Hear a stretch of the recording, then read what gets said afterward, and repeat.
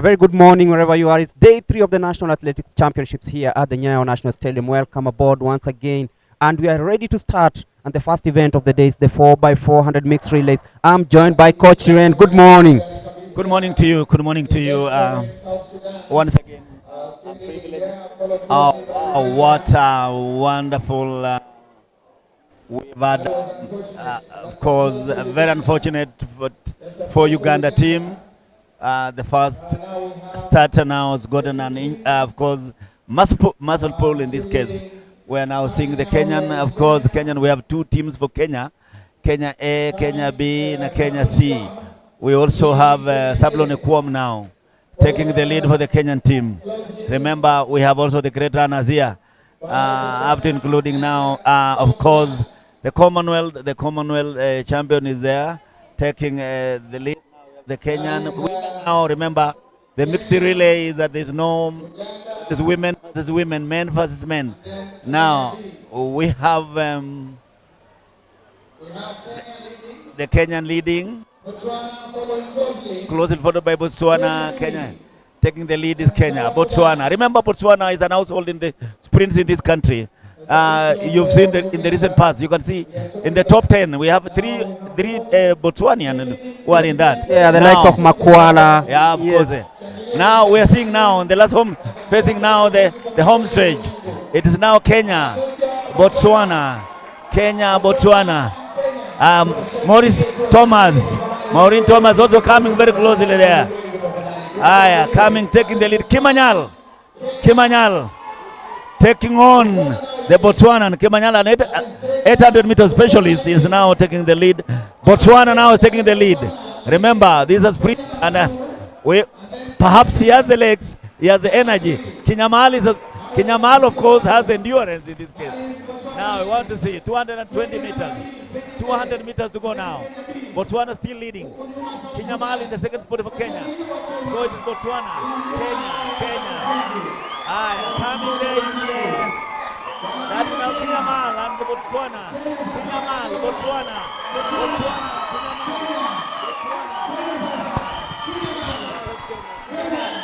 Now taking it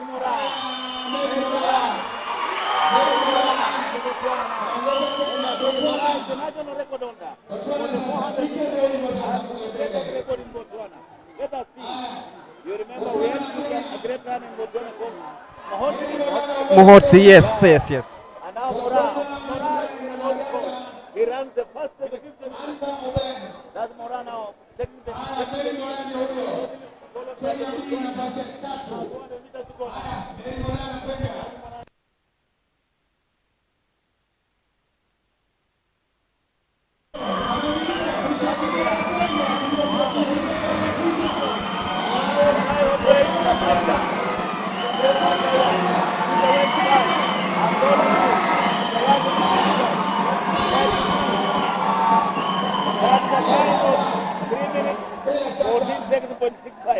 Unofficial time. I don't know whether is that the qualifying. What's the qualifying time? We need to confirm that in a bit. Of course, we need to confirm the qualifying time. But Mora just shows the class she is in, especially on that bend, coach. Obviously, Mora runs the fastest 50 meters. I don't think there's any other athlete who can compare with Mora when it comes to 50 meters. Very unfortunate, the Uganda champion pulled out the muscle. And I think we have seen a great run from the Ugandans, who are also specializing in the sprints, and they've been here for a while. And remember, Botswana now, I think tops in Africa, having the best sprinters, right away from 100 meters to 800 meters. Yes. They are really doing very well. We have the world junior champion, Leslie Tebogo. Yes. We have Isaac Makwala, and now you can see the ladies also coming up really well. She's given Mary Mora a run for her money. Yeah. Sure, sure. Yes. I want to believe this is really, it was actually a litmus test for the Kenyan team, and I think Mora has actually proved. Kimanyal also did his best here, but I think they could have combined the Kenyan team. Things here could have been very different here, and I hope this is a qualifying time, and I think this is a great thing the World Athletics has given an honor to Africa. and particularly Kenya. During the national championship, we have such a magnitude of competition here. You can see the magnificence of the runners we have had here. And even the spectators here, they're all roaring. Cheering Mora When home. Mora And added Mora, the whole stadium went wild. And I think this is great. yes, it's great. And also, we talked about Wiseman Were yesterday making into, like, actually breaking into the qualifying time for the World Athletics Championships in Budapest in the hurdles. What's your take on that? Do you feel that he's now actually like going to do what the late Nicholas Bett did? Remember, we have also the history of the 400 meter hurdle. If you can go back to the likes of the Billy Koskei, who is here. Remember, he won a gold for the Commonwealth in 1970. He won a gold in 1974, and we also have Emmanuel Kemayo. So, to me, I want to say that Were did us proud yesterday for hitting the qualifying mark, and I want to believe he's going to give these guys a run for their money, including the guy from Brazil, the Santos. I'm sure, and the guy, the world record holder. I'm sure. I want to appeal to Athletic Kenya now. They can expose this guy, and I'm sure before the Budapest things will change, and you'll see some. You could be in the medal bracket. That's what I can say. And you've just reminded me of Dos Santos at Casaran in 2017 when Mary Mora actually beat her in the mixed relay. Oh, yes. I want to tell you, even in the World Championship, when Mora is with these people until 150 meters, rest assured she's taking the gold from Kenya, whether you like it or not. Kenya A actually winning the 4x400 mixed relays, and that's Coach Tiren giving us an insight of everything that is happening here. Coach, thank you so much. I think I'll be hooking up with you later on because we have plenty of action going, and I know you are down there doing the stadium announcing, which you are doing a very, very wonderful job. Thank you so much, Coach. That is Coach Tiren telling us more about this race that has just ended, and of course giving us an insight of whatever we expect to happen later on today. And of course, this is the final day of the National Athletics Championships happening here at the Nyayo National Stadium. Wherever you are, welcome aboard. We have this day long until in the late PM hours where we'll be giving you the full results of everything that is happening here. Wherever you are, welcome aboard. It's quite chilly in Nairobi this morning, but then no room for anyone who wants to relax because it's the final day. Plenty of finals today. The 200 meters, the 5,000 meters coming up next. This is Athletics Kenya TV on YouTube and Facebook.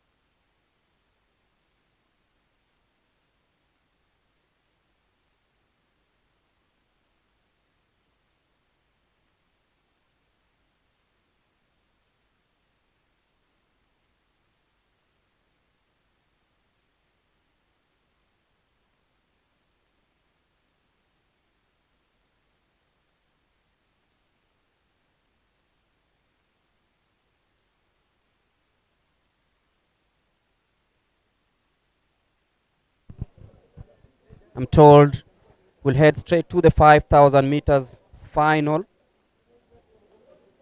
That will be, of course, the next event on the track.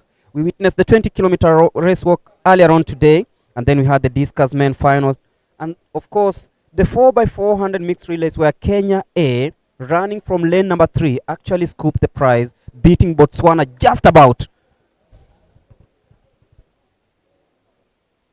As we gear up for the 5,000 meters. Also coming up is the triple jump, the 4x100 meters, which is a World Championships qualifier. We expect the likes of Omanyala, the likes of Mweresa to be in that team.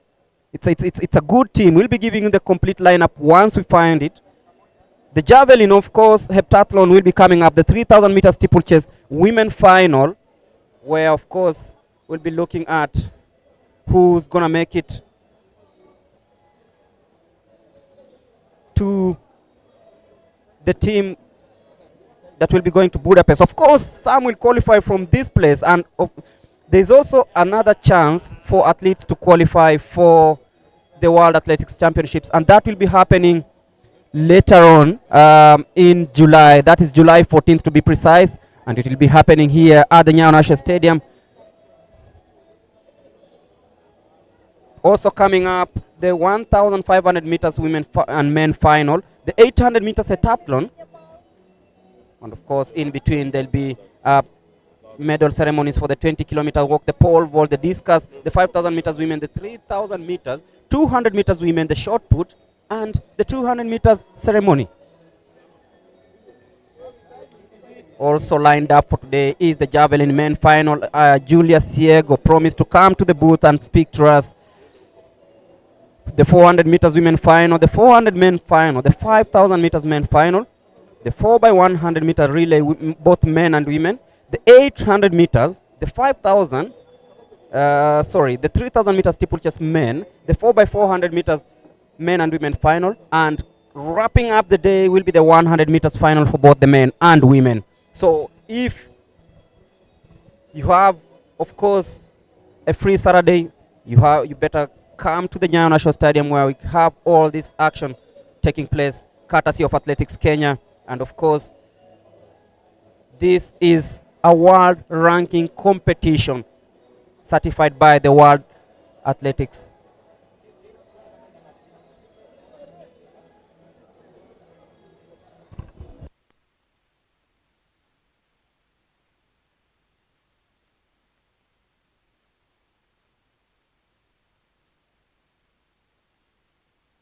And of course, I'm not alone. I'm in the company of Willie Wex, who will be actually giving us what's happening in the 5,000 meters.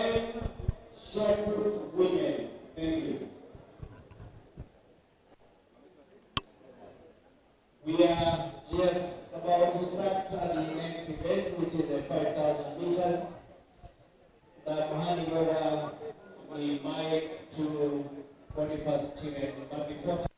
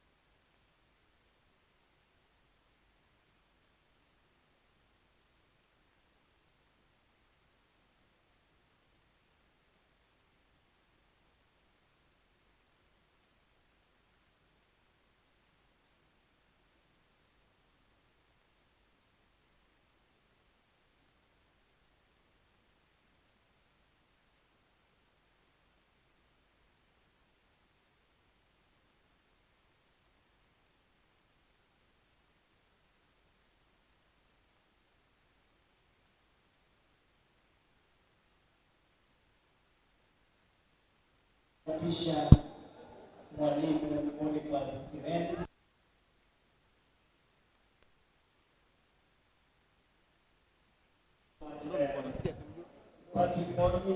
My name is Willie Wex, and just to give you a recap of the 4x400 mixed relay World Championships qualifiers, which had 4 teams. We had 5 teams.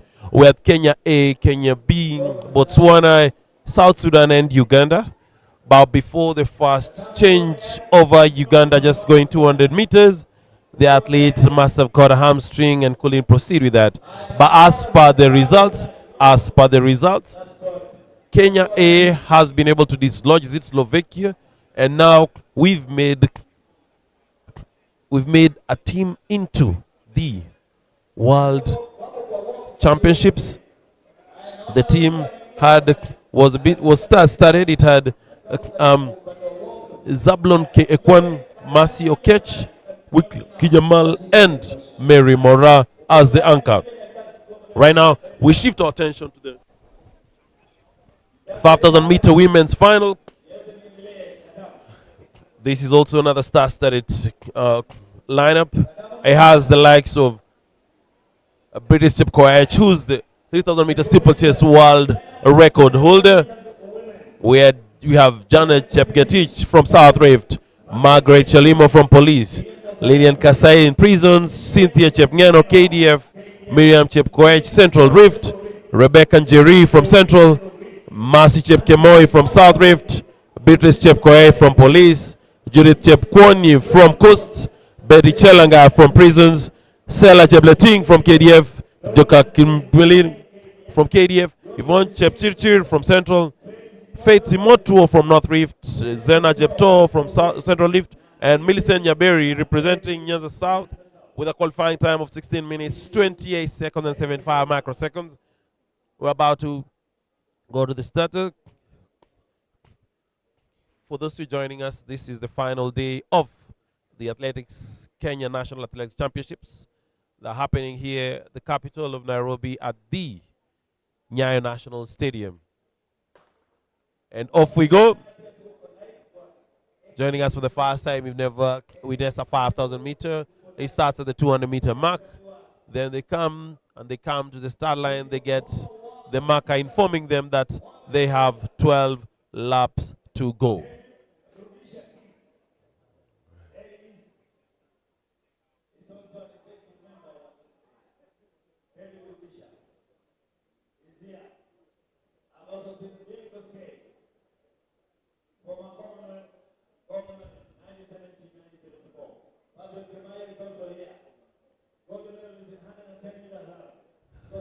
I've noticed that today British Chepkoech is donning a very different look. And I feel like, and she's running from gun to tape. She's in the front row.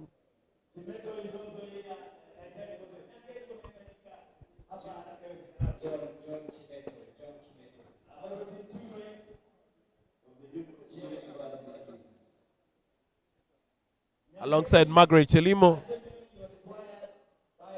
Margaret Chelimo and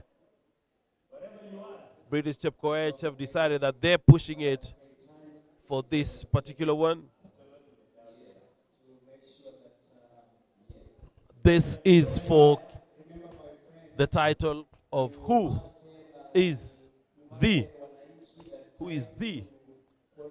national champion for the 5,000 meters women.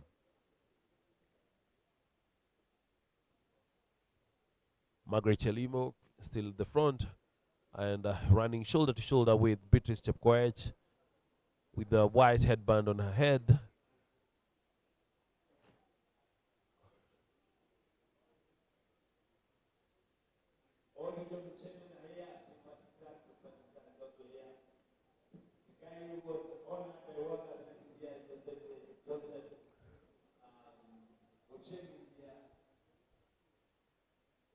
Still the team, the entire pack is all running as one. No one has yet to give a push and give a different perspective into this run. So how well do we go about it? How well do we cover it? It kind of ends up looking like a boring race when there's not much action. You used to, when you're watching it globally, one of the athletes usually spreads out the field, creates a fast time, trying to go faster and faster.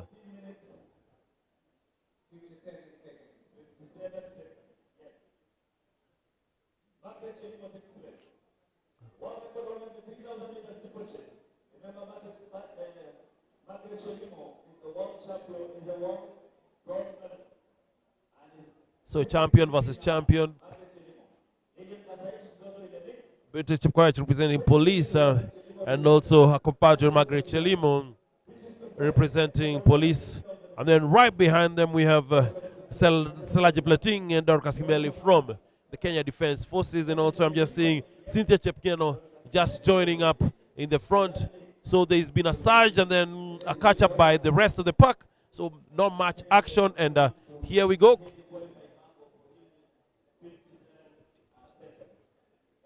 Lilian Kasait from Prisons has joined the leading pack. To just create some tension right there. Beatrice Chepkoech has decided this race I'm not keeping awake.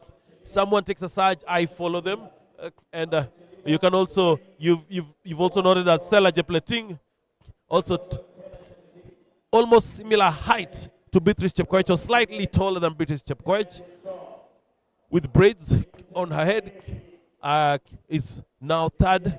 So it's Lilian Kasait, Beatrice Chepkoech, and Stella Jepleting in that particular order. Beatrice Chepkoech does yet another surge, goes ahead, and Lilian Kasait and Stella Jepleting are not relenting and not giving her the reprieve just to let her pursue and go by herself. So they are right behind her. Betty Chelangat also joins the leading pack. She comes right next to Beatrice Chepkoech. Chepkoech pulls another surge again. So it's Beatrice Chepkoech and Betty Chelangat in the leading pack.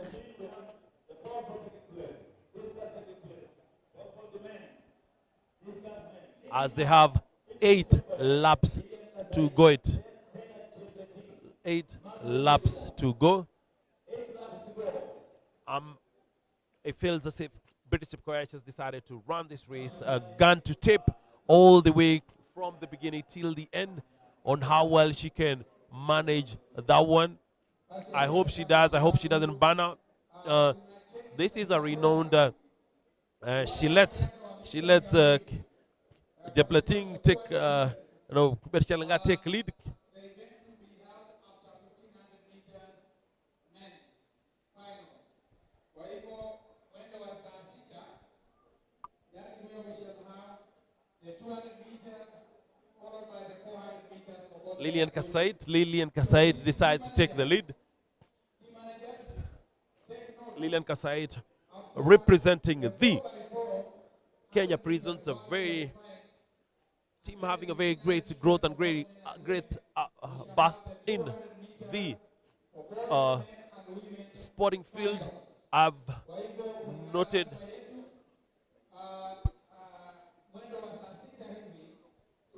so this is the Kenya Prisons who are doing a surge in the sporting field, a field dominated by the likes of the Kenya Defense Forces and the National Police Service. Kenya Prisons, who've always been there, but they're also diversifying to the extent that they now also have a rugby team. Quite impressive. As we go back into this race, Lilian Kasait still on the lead. Beatrice Chepkoech following closely. Then Margaret Chelimo is back in the pack. Not forgetting that from KDF, I can see that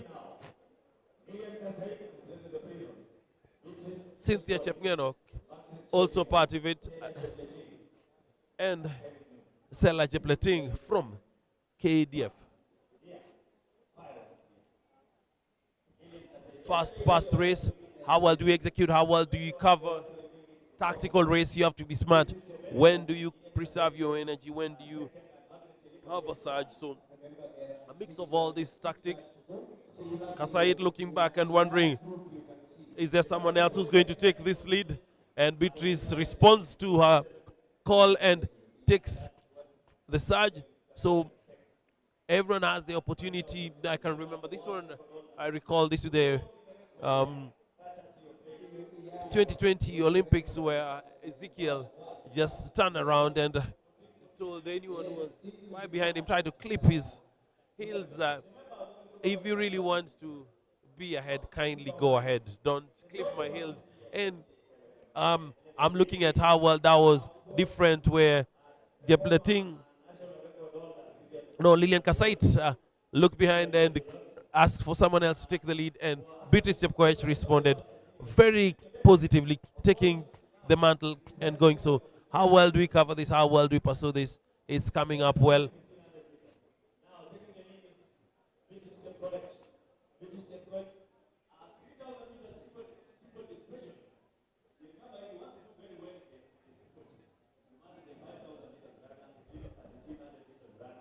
Sela Jepleting right beside, following the pack closely and not keeping away from this surge.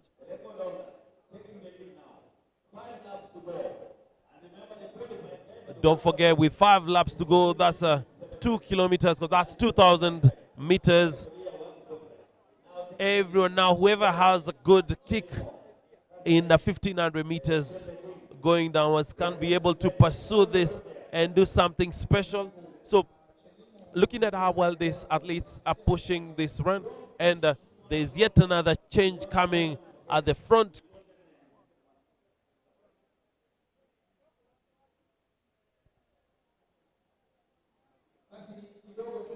Margaret Chelimo, who was leading earlier, is back in front. Margaret Chelimo taking the lead, followed closely by British Chepkoech with 5 laps to go. They're just past the water point, getting into the 100 meters. I believe someone has called it a day, and they just had to step away, but nearly taking off some casualty with them. Heading to 4 laps to go. I'm actually quite impressed by British Chepkoech on what she's doing and how well she's trying to regain form. Don't forget, to be a good steeplechase runner, you have to have a very good flat run in a 5,000, as the steeplechase has all these hurdles that you have to go over. So quite some good practice when you're doing a 5,000. I remember her in the semi-final, where she was actually just right next to Margaret Chelimo, and they finished in a 1-2 format. The other semi-final, I believe, was won by Janet Chepgetich. So going into, as they come round to get the mark, telling them 3 laps to go, it's getting faster and faster and faster. How well do you manage to keep your cool? How well do you manage to stay in your cool? How well do you look at your competition? Do you run an individual race, or do you have to read your competitors' race? Margaret Chelimo still in the lead, British Chepkoech right behind her.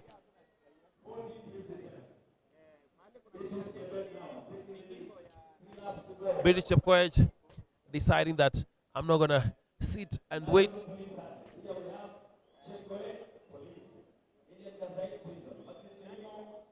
Kasaid following closely and not deciding. Celebrating from KDF, just in terms of description, she has the white jersey. Celebrating. British Chepkoech has the white hairband on her head. The headband on her head. How well going in. Now you can see the pack has 8 with 1 dropping off, with 2.5 laps now to go. 2.5 laps to go.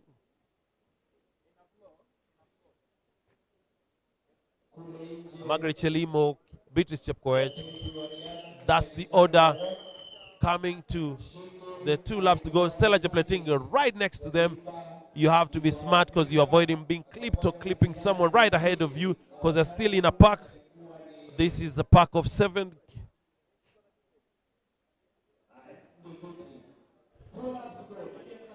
Lilian Kasait has taken lead again. British Chepkoech, Margaret Chelimo, and Stella Jableting of KDF is 4th. So we have now close to 700 meters now to go. Very good running right there by Lilian Kasait. Very good running. British Chepkoech has a surge going right ahead of Lilian Kasait. and now close to 600 meters to go. These guys are coming for the bell. Greg, I'm expecting a very fast-paced last 400 meters. What are you anticipating? These are people coming. They're all just coming for the bell. The order still remains. British Chepkoech is leading. Margaret Chelimo is there. Lillian Kassait is there. Salah Jepleting. And we're coming for the bell. I'm actually quite impressed by British Chepkoech's running. And here we go. There is the bell. Greg, take us into the last 400 meters.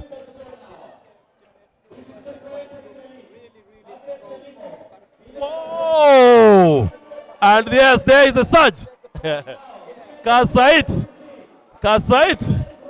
trying to take on British Chepkoech. I'm not sure whether that was smart, brilliant, because now it's the two of them against everyone else. But British Chepkoech showing her class, Greg. Fantastic running right there, Greg. Take us into this last 200.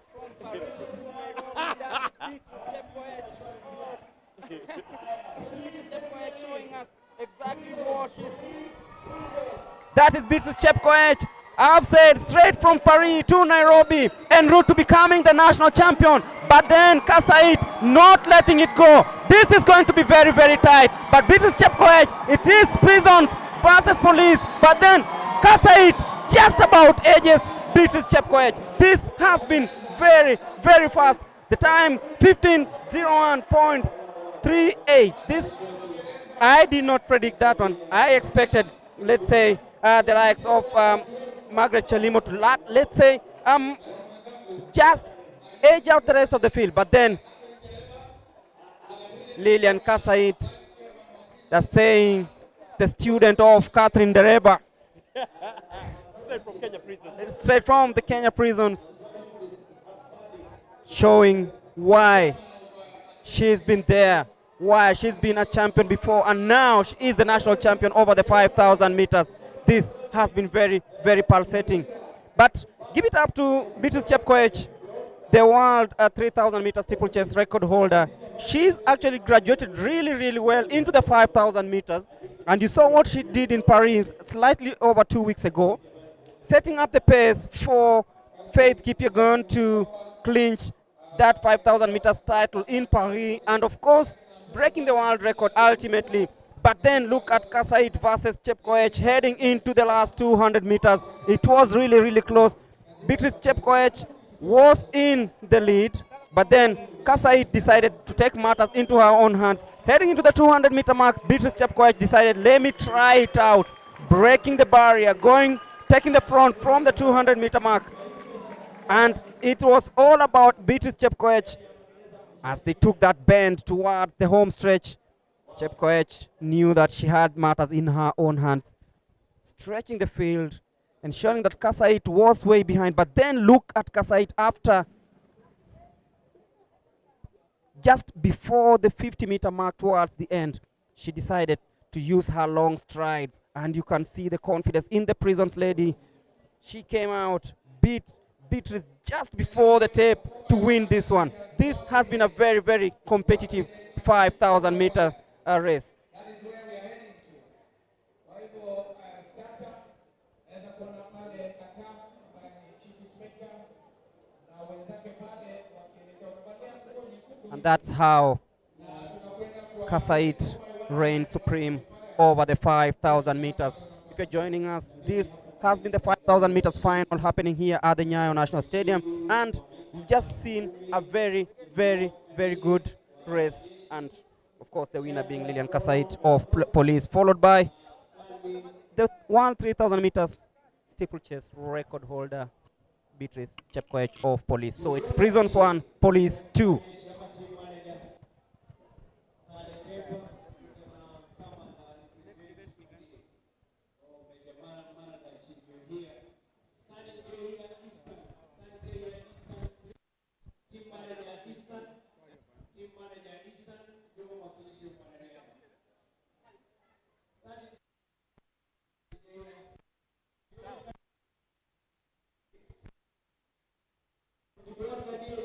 So await for the next race. Already we've witnessed the 4x400 mixed relays. where Kenya A won. 1-2, 1-2.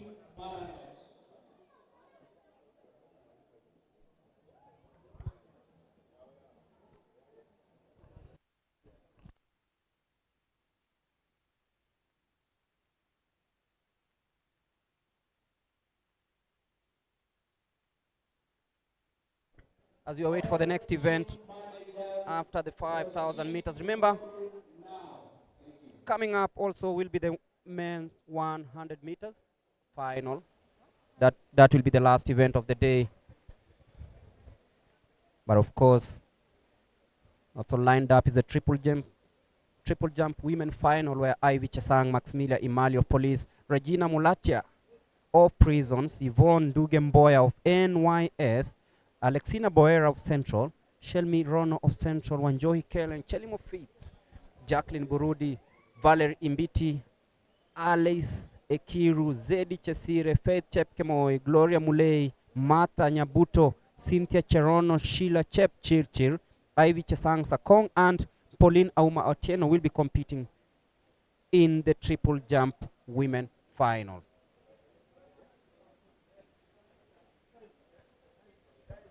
Also, in the men triple jump final, we have 17 entrants. Benjamin Utele of the universities, Eric Maina of prisons, Aaron Kimutai of NYS, Emmanuel Panini Muntolol of NYS, Alex Kagai, Alex Mungai, Gilbert Kwemoi, Dennis Kagongo, Oliver Kogei, Amos Musili, Philip Mwendwa, Isaac Kiro of police, Evans Mayo of police, Nicholas Kipngetich, Albert Kipto of South Rift, Kelvin Wekesa, and Nick Ibra, both of KATTI. That's the lineup for the triple jump men final. We'll have the 4x100 men final. I'll be giving you the lineup. It's really, really interesting. But now, it's the final of the 200 meters, both men and women.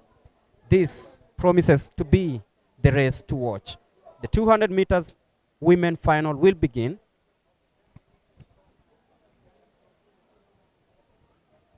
We'll begin in a bit, giving you the lineup. Yes, eight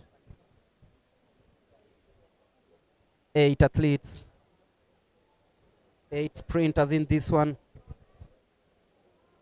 Representing South Sudan in lane number 1 will be Lucia William Morris, qualified in a time of 25.03 seconds. Lois Morara of KDF, 24.90. Linda Kageha in lane number 3, Nyanza South, 24.35. Bogingwe Mahlela of Eswatini finished second in the semi-final yesterday to qualify in a time of 24.23 seconds.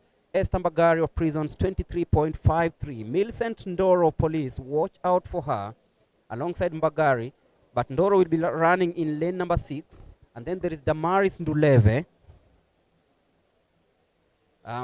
of Police, 23.73 to qualify for this one. And of course, the Uganda and the speed rocket, the pocket rocket from Uganda, Jacinta Nyamuhange of Uganda, 23.82. She'll be running in lane number 8. So we await for the start of the 200 meters women final.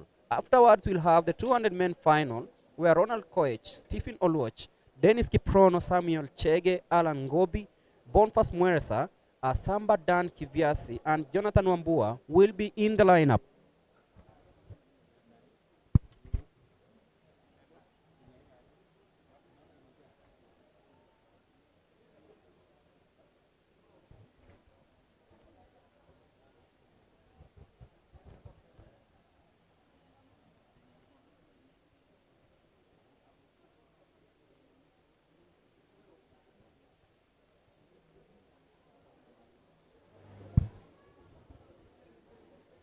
It's now official, ladies and gentlemen, that the next event is 200 meters women and men final. Nimekuwa ama natangazia rasmi kwamba shindano ambalo liko karibu kuanza sasa ni shindano la mita 200 fainali kwa wanawake na wanaume.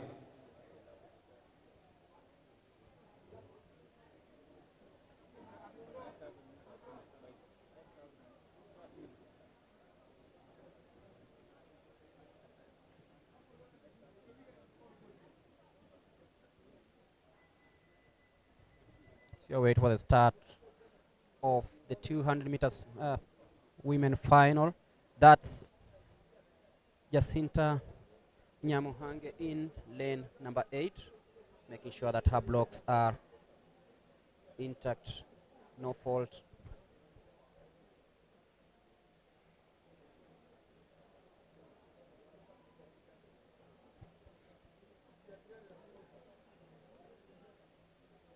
In lane number 7, of course, Damaris Nduleve Mutunga of police. In lane number 6, Millicent Ndoro, Esther Mbagari in lane number 5, Bogingwe Mahlela of Eswatini, Linda Kageha, Luis Morara, and Lucia Morris.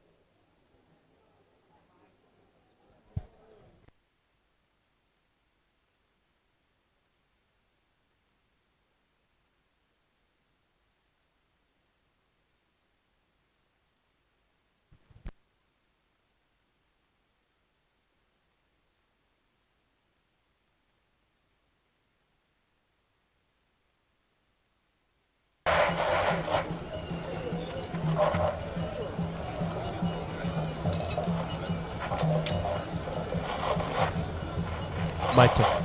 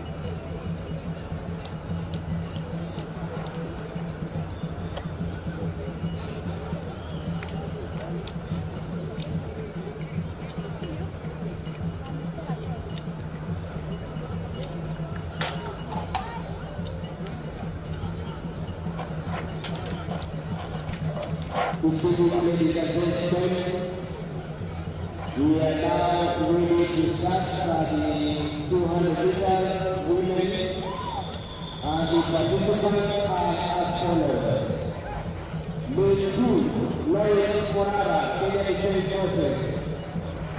Lane 3, Lina Kagena, Rwanda South. Lane 4, Bongiwe Malalena from Eswatini. Lane 5, Heptathlon, Prisons. Lane 6, Military Police. Lane 7, Damaris Nduleve Mutunga, National Police. And lane number 8 is Captain Yamahuke from Uganda. 200 meters final. All clear man.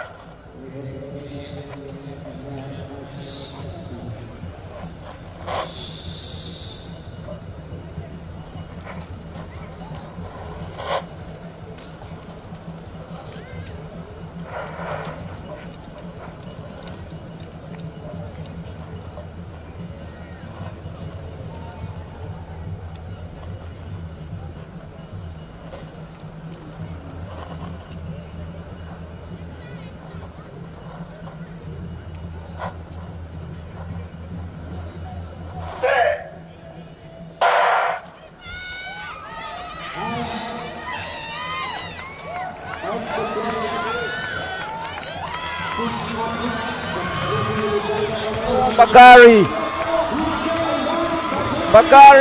of Prisons coming in really well. Mahlela of Eswatini trying really hard, but it will be Bagari, Millicent Ndoro, and of course Nyamuhange of Uganda. So Prisons, Police, then Uganda in that order.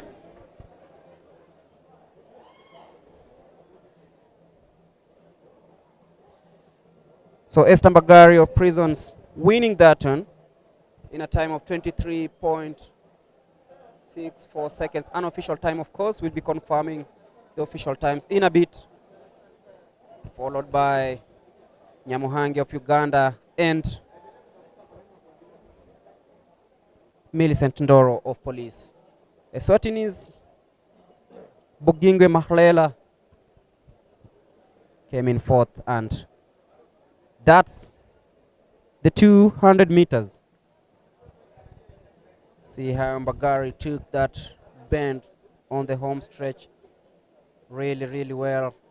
Coming towards the last 50 meters, you could feel that she was in cruise control, but then her closest challenger, Millicent Ndoro Police, tried squeezing in to close the gap. Nyamuhange and Nduleve tried coming in, but then it was Mbagari winning that one. Just confirmation of the times.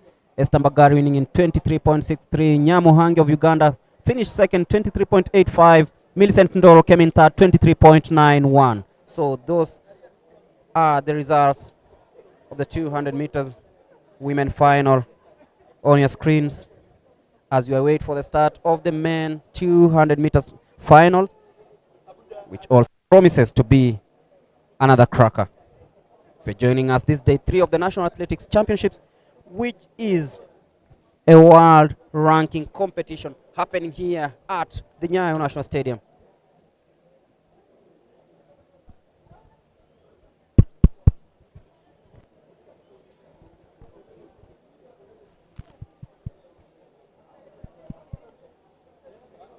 But the qualification time for the 200 meters for the World Athletics Championships is 22.60 seconds. So as it stands, the athletes have like 3 weeks to improve on their timings, if at all they want to board the plane to Budapest, Hungary.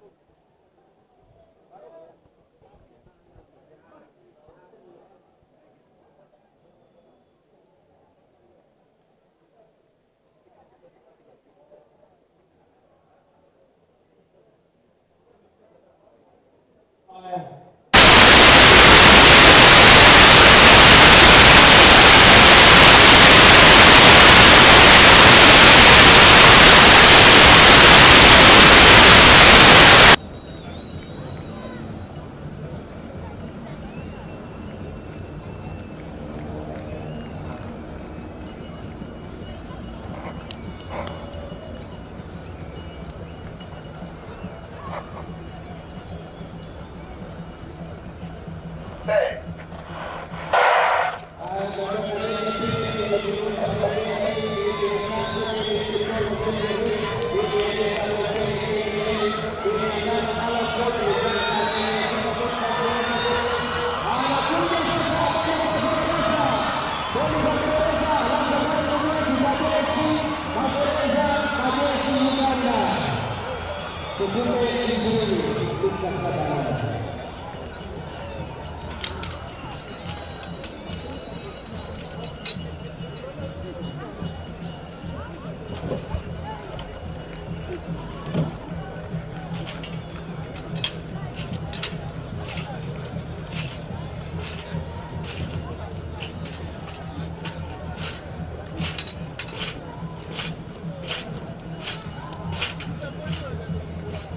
Kumbuka muda wa kufuzu kwa mashindano ya ulimwengu ni sekunde 20.19. Tarehe 7, tarehe 8 kutakuwa na mbio za majaribio kule Kasarani. Tunaombea pia tarehe ya wanariadha waweze kufuzu kwa mashindano ya ulimwengu. Sekunde 20.19 na wamekuja na sekunde 20.78. Inakuwaje? Inapokuja ni sekunde 20.19.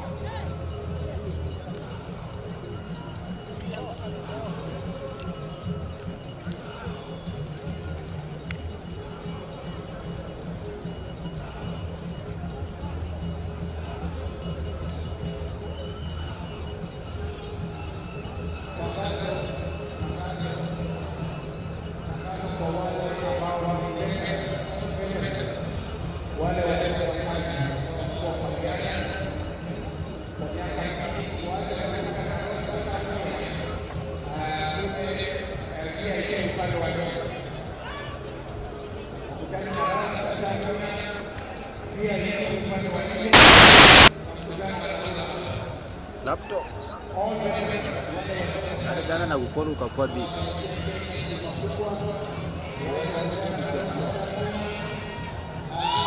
Ukiona hiyo jambo hili brada ya huko unaona nani waje.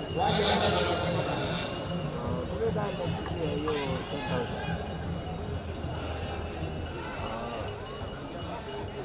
Bwana angalia bwana anaangalia slide. Ndio ilikuwa inaua jambo. Unajua ukichange hiyo kwa mkono mtu ameenda. Alafu bwana jamaa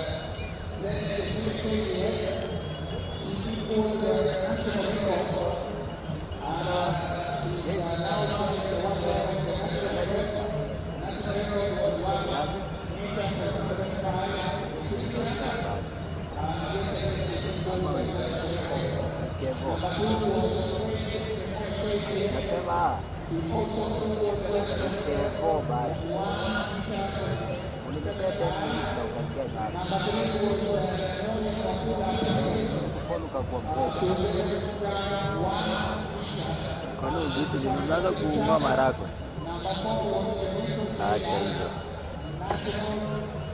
Marako gani sasa hivi unaendesha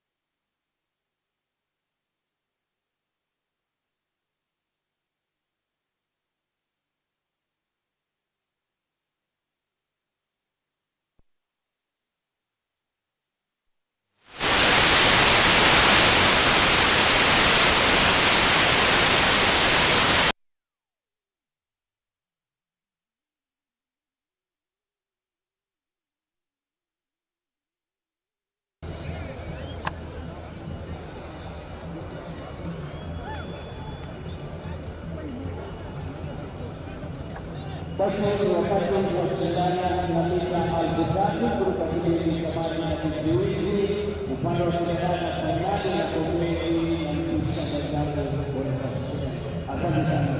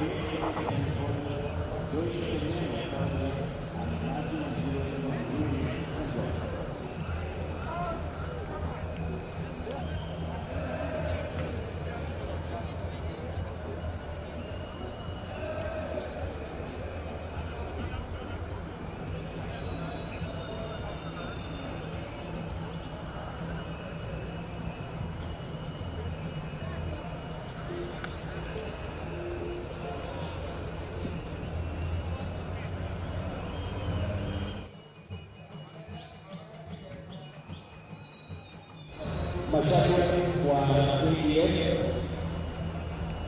kurudi huko na huko. KDF naona ni KDF National Police na magereza. Mpige magwaride kwa nini? Steeplechase women final. What do you expect in this one? Because of course the world record holder is not in this one, and who are you looking forward to maybe causing an upset or rather being crowned the national champion? Greg, going into this 3,000 meter steeplechase final for women, as you stated, British Chepkoech has opted otherwise, and she's going to build the endurance doing the 5,000 meter flat race. She's just gotten, she's the second best in the country this year. And now as we proceed with the steeplechase, the gun has just gone off. We've started a few seconds ago.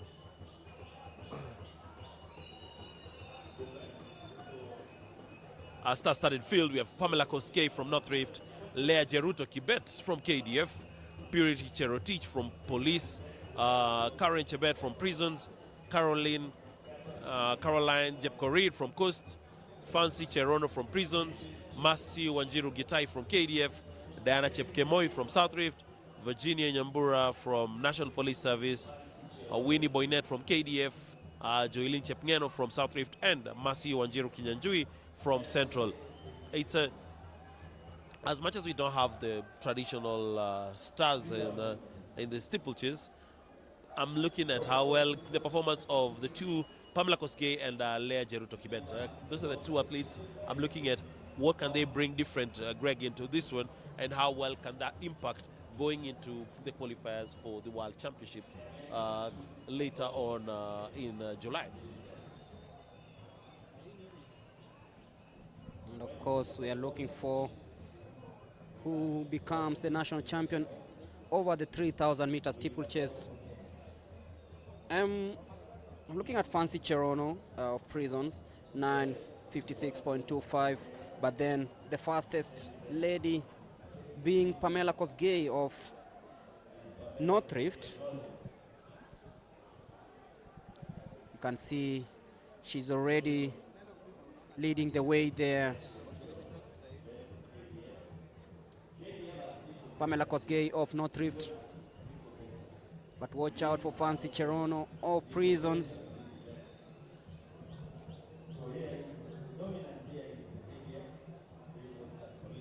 So, as Coach Tiren will always tell you, it's always between KDF Police and Prisons in the steeplechase, but watch out for Pamela Koskei of North Rift. Very, very brilliant athlete here.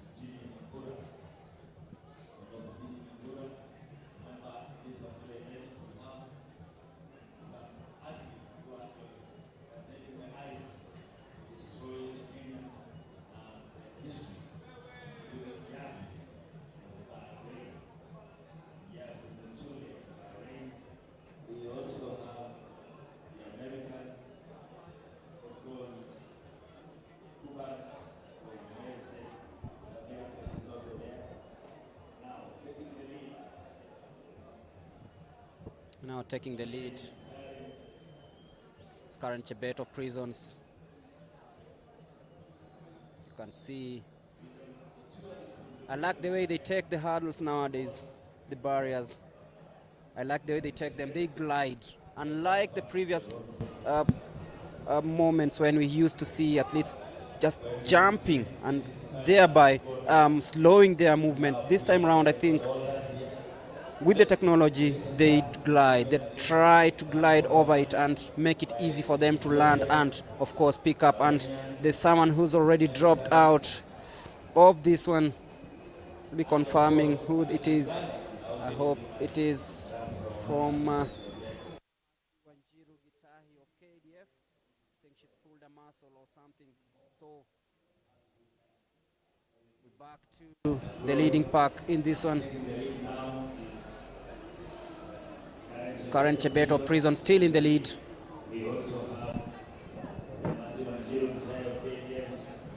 Fancy Wanjiru of KDF is there, but then no Thrifts or Pamela Kosgei.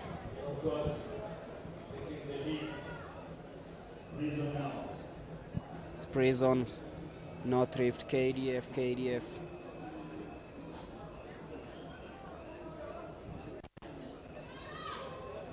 Still early days in this one, but you can feel Karin Chebet.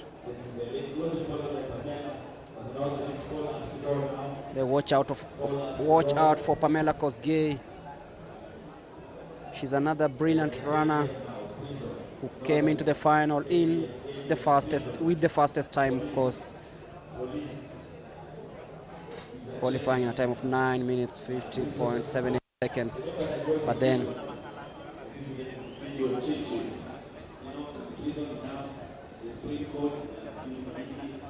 so the winner of the 200 meters, and we have also now the lady Karen Chebet of Prisons, half courtesy of Chichi.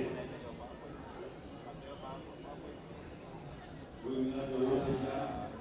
Remember they will go.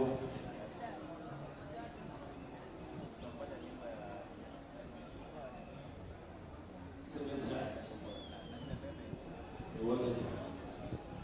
Was 28, that's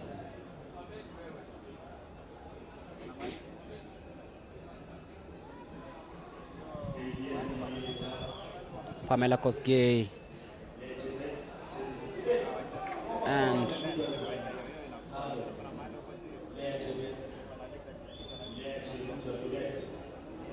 Karen Chebet still battling out on this one. Fancy Cherono in third place.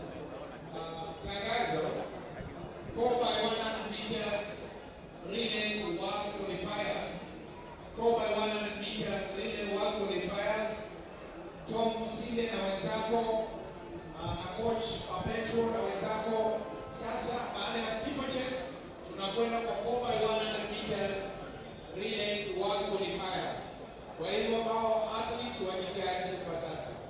Baada ya Steeplechase tunakwenda kwa 4 by 100 meters world qualifiers, na nimefahamishwa kwamba there will be no changes kutoka hapo. Kwa hivyo 4 by 100 meters world qualifiers, we also announced for Sudan, Uganda, Kenya, and even Botswana. 2 laps to go. Still Karen Chebet of Prisons in the lead. Pamela Kosgei of North Rift.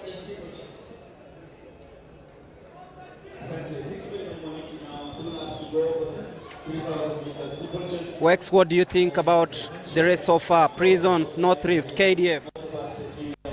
With 2 laps to go, Greg, that's a whole 800 meters.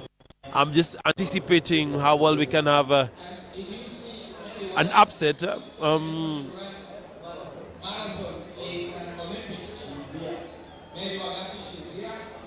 Because now it's Prisons, Police, Prisons, North Rift, Prisons, North Rift, Prisons, KDF. So how well does Pamela Kosgei try and keep up with Karen Chebet and Mercy and Fancy Cherono coming over the water hurdle, the water jump. 500 meters to go now. 500 meters to go. We have the battle here between two prison athletes at the north end. Pamela Kosgei. Karen. We have Karen Quebec here. So still, We also have Francis Gerono. still a closely packed. And there he got the bell. Now whole 400 meters running. Wherever you are. 5 hurdles for them to go. 350 meters to go now. Pamela Kosgei looking to cause an upset to the prisoners team.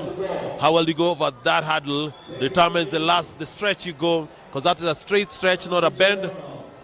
Pamela Kosgei, a student at Mokwa Girls. Here we go again. Over that is my point precisely. As you've seen what Pamela Kosgei has just done right there. She's taking a surge, taking the bend of the 200-meter mark, going into the last water hurdle, and she's done another surge. So how she does that over the hurdle, not the smartest of jumps, over that last hurdle, over the jump. And now this is the pursuit. Pamela Kosgei from North Rift looking to be the national champion in the 3,000 meter steeplechase over the last hurdle. And now it's just her and the tape. It's just a battle of her and the tape. You can see a surge from prisons. She needs to be smart with how she does the finish. Oh, fantastic. If I'm not wrong, that was a CU being done by her, reminiscent of what Cristiano Ronaldo does once he scores a goal.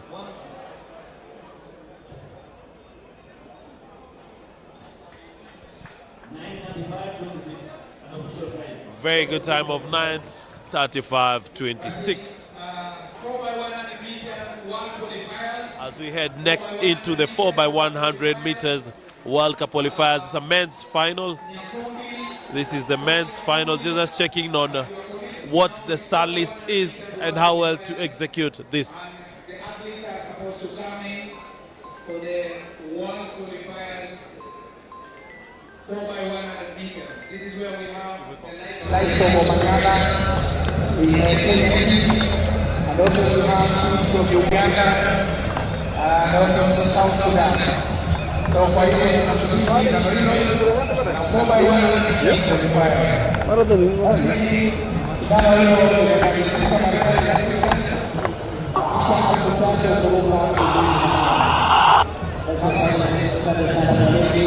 muda mzuri wa kupita za kilomita 6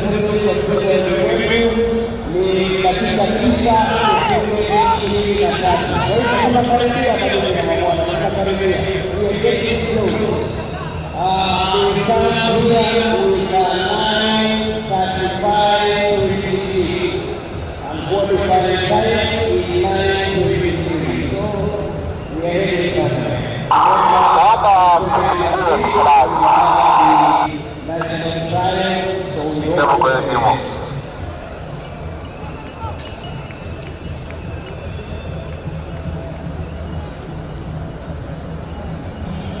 Kama ambavyo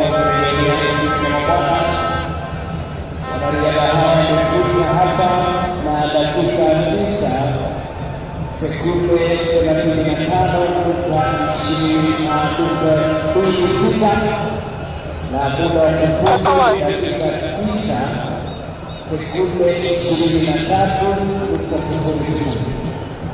Kwa hivyo mambo si mbaya.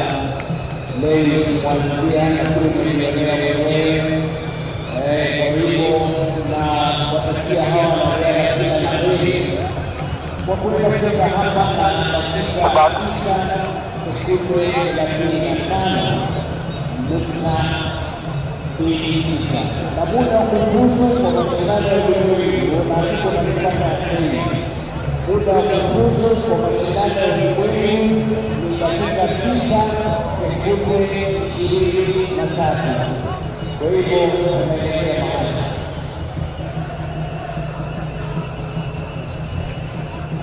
Mobile One wale kwa Ulaya. Mobile One wale kwa Ulaya. Ni wakati wetu sasa kwa hiyo bora tutendee hawa washiriki ili tuweze kukamilisha jambo hili.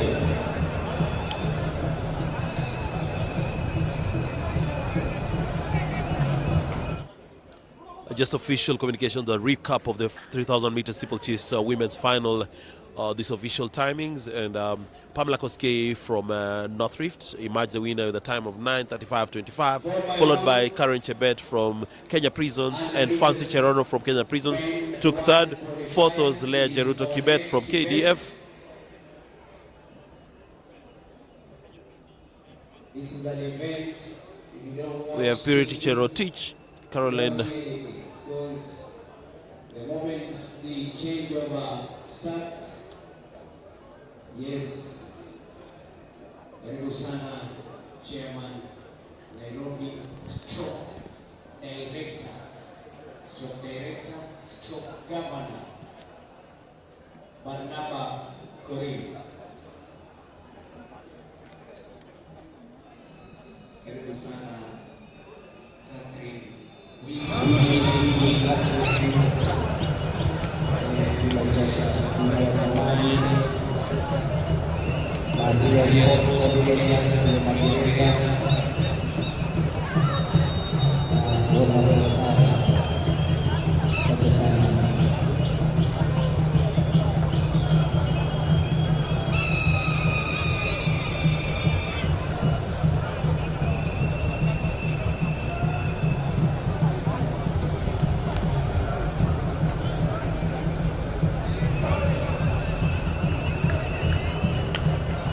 now will be taking a executive shot at the 4x100 meters relays men, 145 as one for my team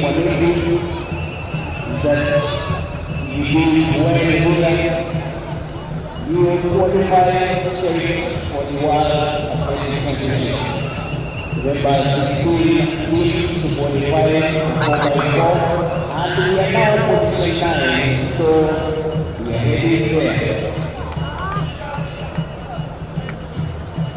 Asante sana la meza kuliko Mayala. Uliokuwa uongozi kamera mnaona ule ndio wake bingwa wa Commonwealth, bingwa wa mkono. Ule ndio wake bingwa wa Commonwealth, bingwa wa taifa hadi na Mayala. Atashiriki fainali ya miaka 100 hapa leo. Yes, napenda mama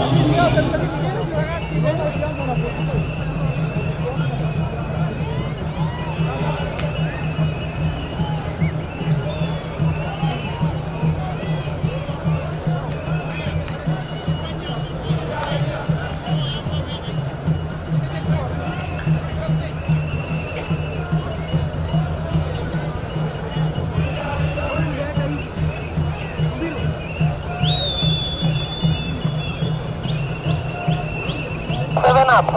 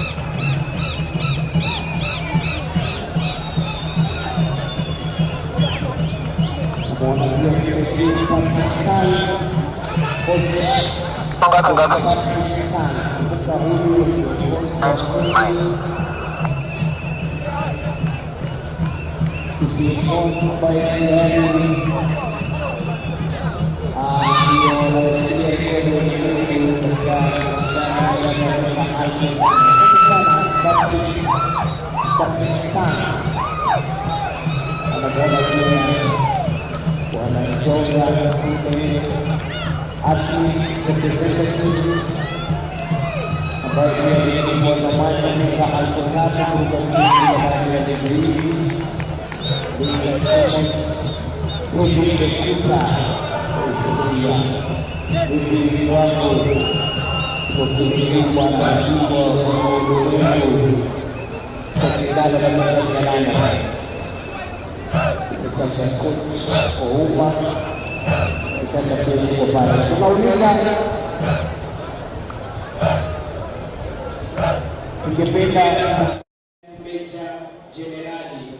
Welcome back as we await for the start of the 4x100 meters men final.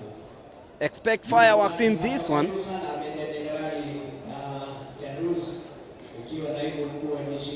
Expect fireworks in this one. In lane number 2, we'll have Kenya C, Duke Ogoti, Daniel Simiu, Hesbon Ochieng, and Sylvester Simiu. South Sudan will be racing in lane number 3. Expected to take part are Andrea Abiem, Ring Agot Ngot, Semithiel Deng, and Kun War Liem. Kenya A, Robinson Motende, Richard Ogutu, Wiseman Were, Stephen Onyango, and Ferdinand Omanyala will be running in lane number 4. In lane number 5, Benson Okot, Alan Ngobi, Musa Isabirie, Benson Okot. Okay, that is Team Uganda running in lane number 5. And Kenya B, lane number 6, Geoffrey Babu, Stephen Oluoch, Samuel Chegi, and Dan Kiviasi. Isaac Omurwa, Richard Ogutu, Moses Wasiki, and Tyson Juma will be representing Kenya D. So that's the lineup for the 4x100 meters final that is coming up. Watch out of Kenya A, and of course the Ugandan team will be running both in lane number 4 and lane number 5. If you're joining us, welcome aboard. This is the Nyayo National Stadium, and it's day 3 of the National Athletics Championships. Remember, this event is a World Athletics ranking, and of course the standards set here are the ones used by the World Athletics Championships. And of course on the 14th of July we'll be having the national trials for the World Athletics Championships to be held in Budapest, Hungary. So we are here today for the final day of this one.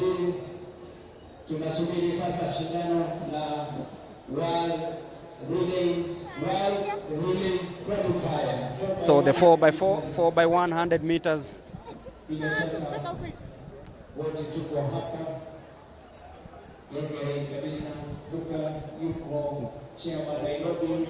I really love what the South Sudanese are doing, trying out in the sprints. It's just a matter of time before they announce themselves to the world stage. And also on your screens is the high jump.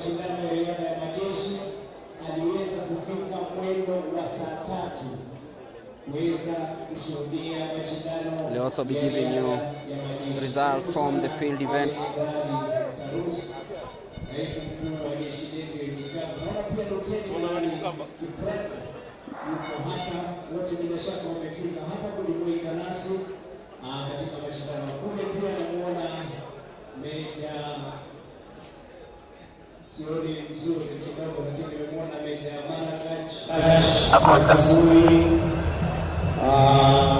Wote wamefika hapa kuweza kujumuika nasi katika mashindano haya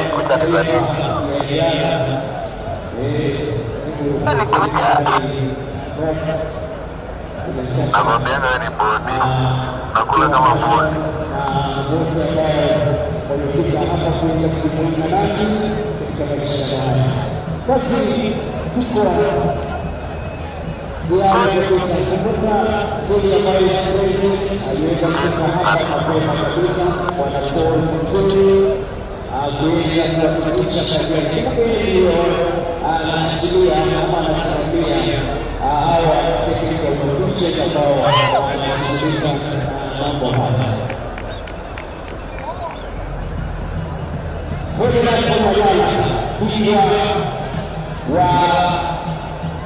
Jumuiya ya Dola, bingwa wa Afrika, bingwa wa taifa.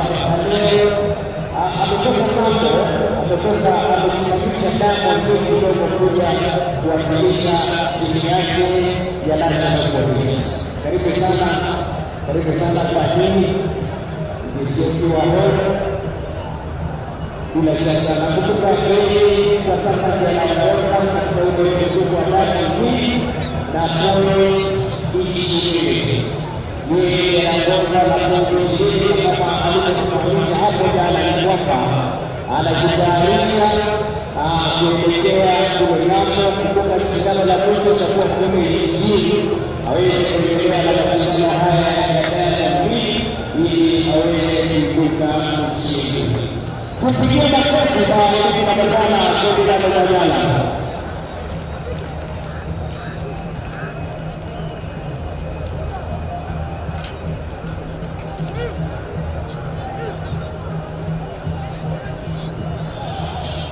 Ya kupa yana meters qualifier men 4x100 meters. Kufanya vizuri hapa, we qualify for the round.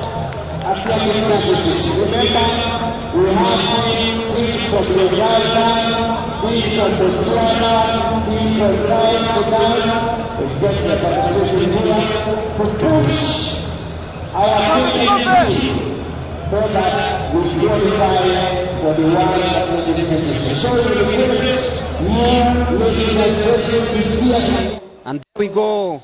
We are almost ready for the 4x100 meters final, which is a World Championships qualifier event. That means you miss it, you miss out. So this is the 4x100 meters final, and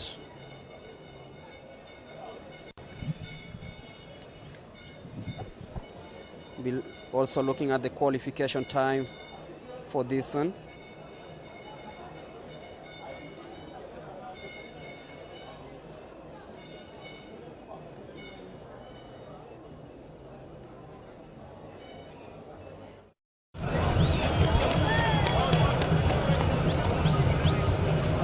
Yes. Yeah. The four. Yes, we're looking at dislodging a team and of course it's all about rankings, the 4x100 meters. So this will be against time. So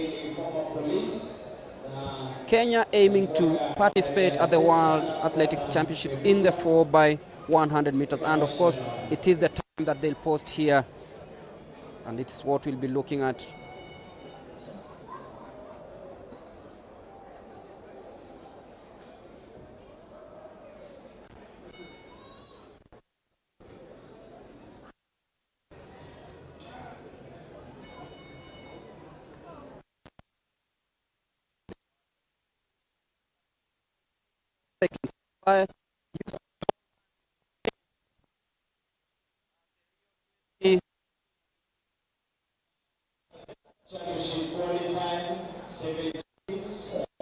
Actually, it was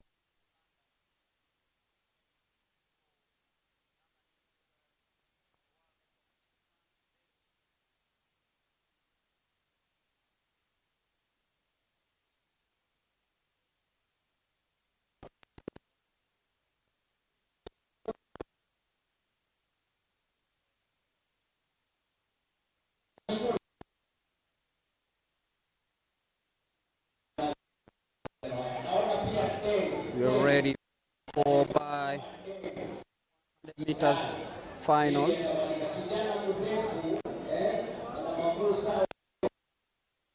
National Stadium on day 3.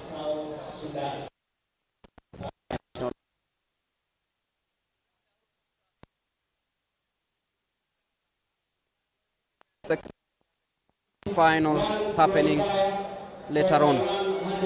So in lane number 2 is Kenya C in blue.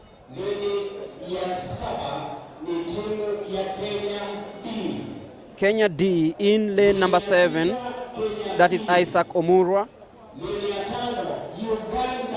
Uganda in lane number 5. Kenya A. It's Kenya A in lane number 4. South Sudan in lane number 3. And Kenya C. Kenya C in lane number 2. So we're ready for the 4x100 meters men final, a World Championships qualifier event. Just one of the 3. Greg, who are you looking at in terms of this? Watching out for guys in lane number 4, that is Kenya A. Robinson Motende, of course, kicking this out, and Wiseman Were, Stephen Onyango, and of course, on my left is Ferdinand Omanyala. It will be Omanyala Okot versus Tyson Juma. So there we go, smoothly, and that's a nice one from Uganda, but watch out in lane number 4. That is what Richard Ogutu, the 10 over there smoothly. This is really, really impressive. It's Kenya A in the lead at the moment, bringing it home. This is fast. This is really, really fast. Watch out for this one. Uganda take it fast, but it is Kenya A. It is Ferdinand Omanyala. We'll be looking at the clock. What is the time here? 38.83.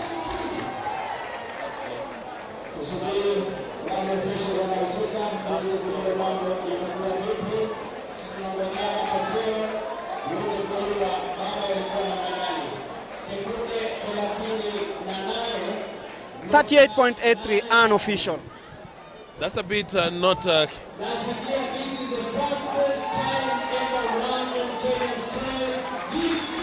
This is just it's in terms of Kenyan soil. This is fast, Greg.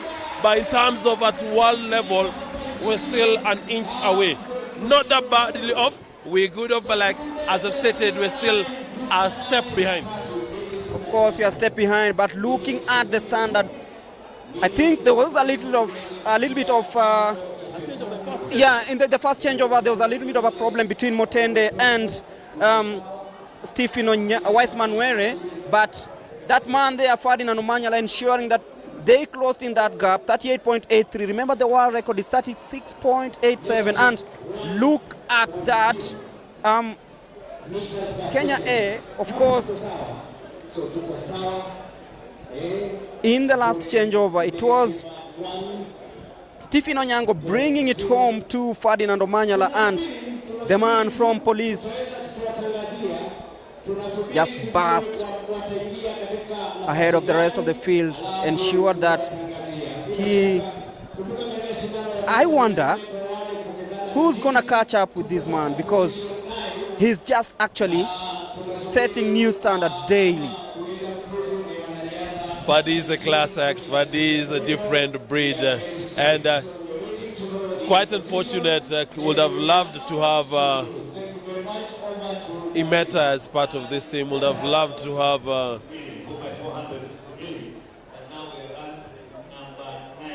Would have loved to also have Mark on this one, but for Imeta, it's a bit off for now. Mark will have been a good addition to this, but also we've not seen his practice and all, not seen his performance over a period of time. Would love to see, but we are getting closer. I believe right now in Africa, we're the African champions. Continue with this pace, Greg, we may start causing upsets across the globe. Of course, this result means that Kenya is in pole position of making into the World Championships slated for August in Hungary. Ferdinand Omanyala, of course, will be leading charge to ensure that that happens. Wiseman Were, Robinson Motende, Stephen Onyango, and Ferdinand Omanyala ultimately finishing that, ensuring that Kenya A takes it home.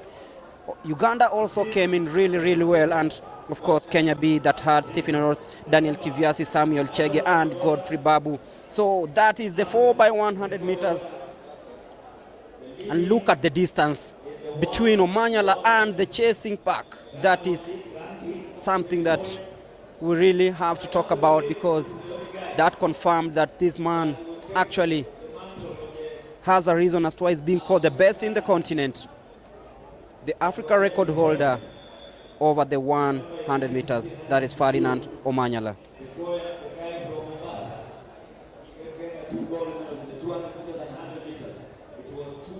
So coming up next, I believe, will be the 1,500 meters final for both the men and women. Already we've witnessed the 3,000 meter steeplechase women final, the 20-kilometer race walk, the discus, the 4x4 mixed relay where Mary Mora led her team to clinching that one, of course retaining the national title. The 200 meters men and women final, the long jump, the 5,000 meters and the triple jump already done. So we are almost halfway on day 3 of the National Athletics Championships happening here at the Nyayo National Stadium. So if you're at home, you feel you want a day out, this is the place to be. Yeah, a few seats remaining, by the way. I'm counting around 500 or 600 seats remaining. Greg, you know better than to lie to people and say few seats. The stadium is quite allowing for anyone who wishes to join us. We have much enough space for anyone who's sitting at home and feels like they can join us for these national championships. Don't forget, just a reminder to all of you is that we will still also be having the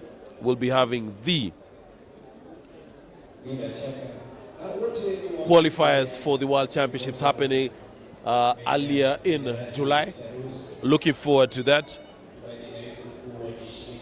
Just some statistics. I had my good friend Tiren trying to give statistics to the audience that's here, and he was mentioning a guy from Coast. Let me just make some clarity that the person is referring to is Serafino Antao, who represented Kenya. He was from the Goa community earlier in the 50s and the 60s when Kenya was still a protectorate, and he was the fastest man in the world in the 100 yards and the 220 meter yards.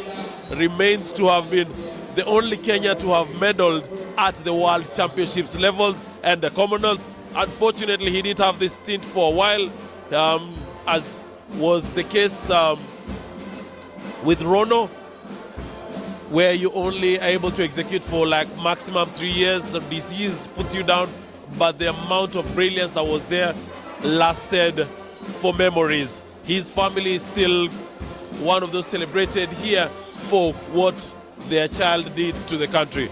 As you can hear from the background, and this one, we can let everyone enjoy, even the viewers who are watching. That's the Kenya Prisons Band giving us some of their best hits.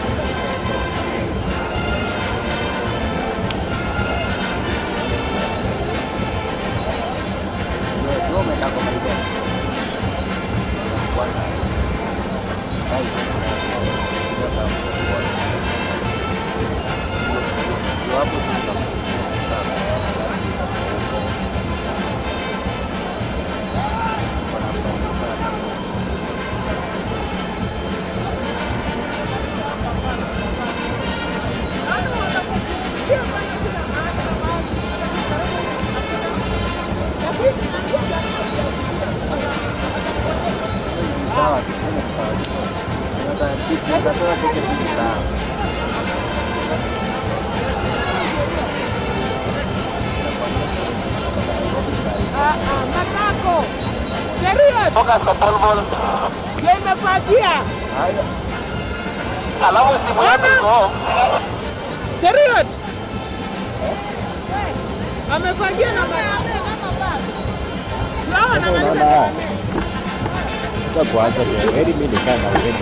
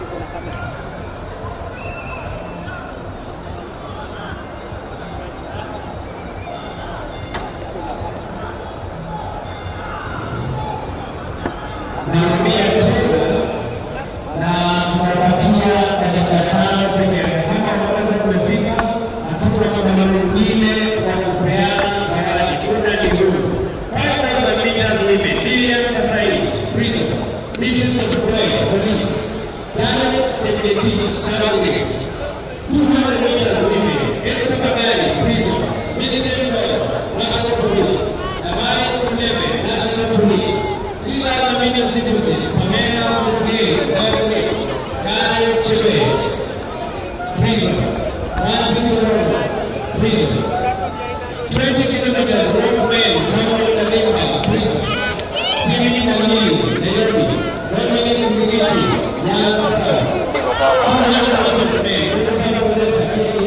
Tawaje?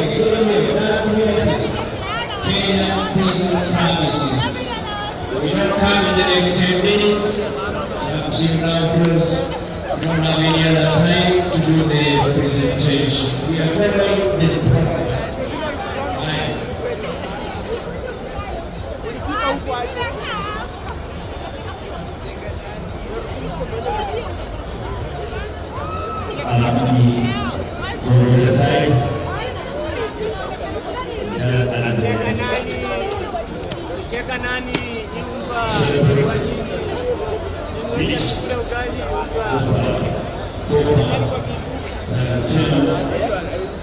Kenya leading to 0.02 meters, 14 meters, 2 centimeters. She's leading so far in the women division. Well, they are organized.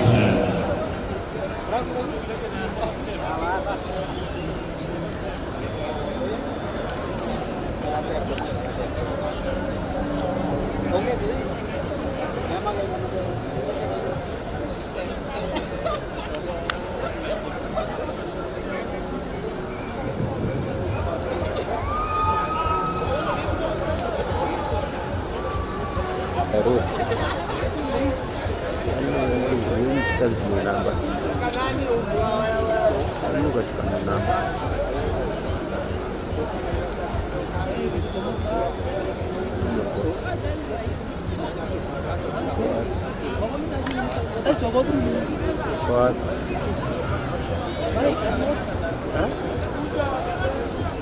Aduh, kok kapsoan?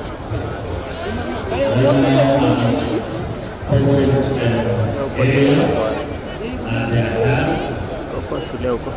The leader here scored 3 for 3 meters, 9 centimeters.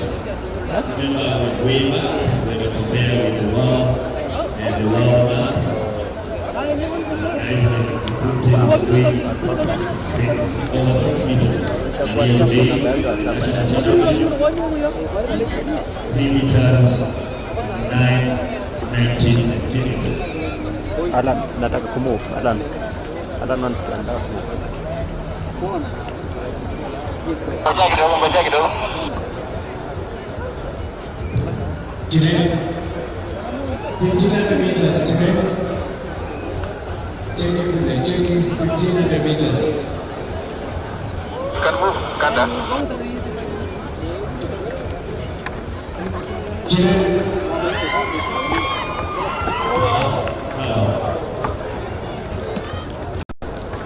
Checking 1500 meters. Working over myself.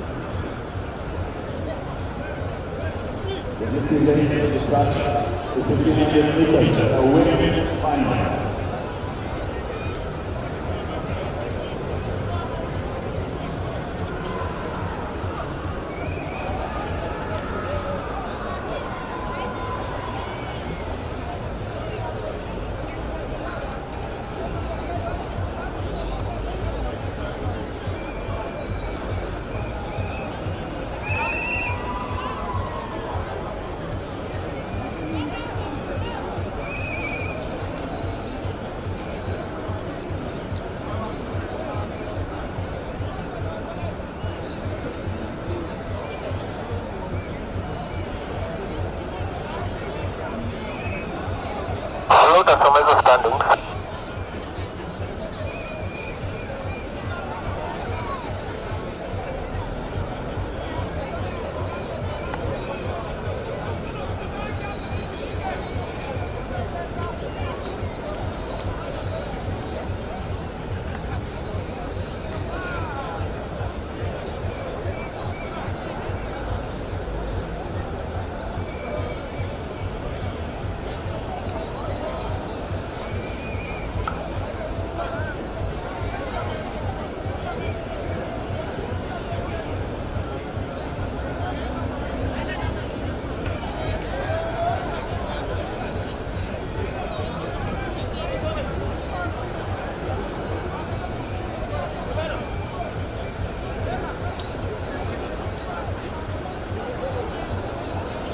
Basi uhakikishe ukiwa kabisa mita 15 ili nitembee.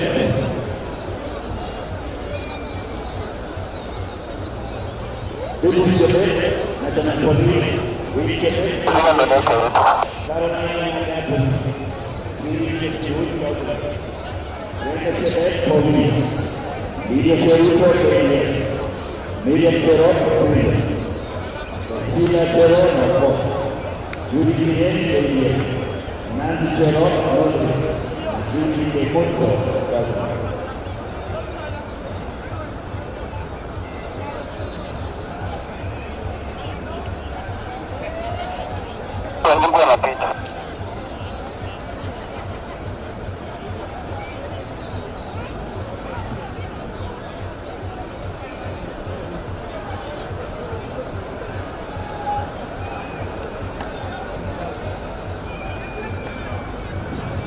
Tunaomba tafadhali wale watu kwa uwanja, naona jambo la kufanya waondoke, naona wengine tafadhali kama kuna Steeplechase. Steeplechase ni kuna zaidi ya kujua mwanariadha ni nani na wewe. Sasa tuweze kufundisha.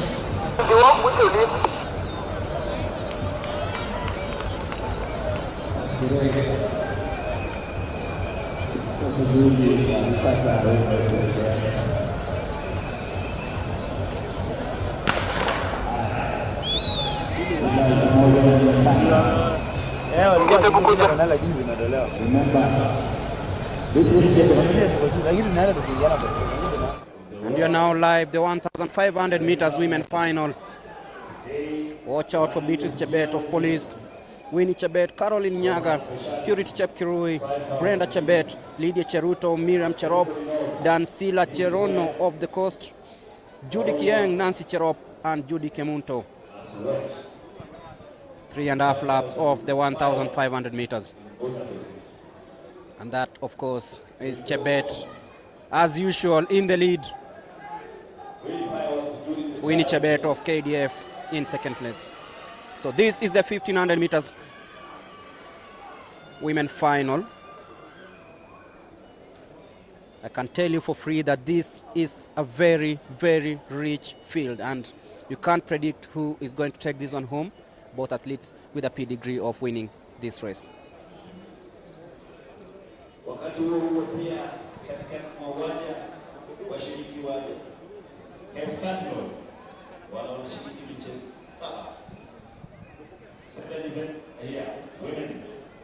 For men is Heptathlon, but we are having now the women taking place here. Javelin also visited the short put. Still tight. Powerful area. I'm yet to go to the long jump and the triple jump area. So what's going on here?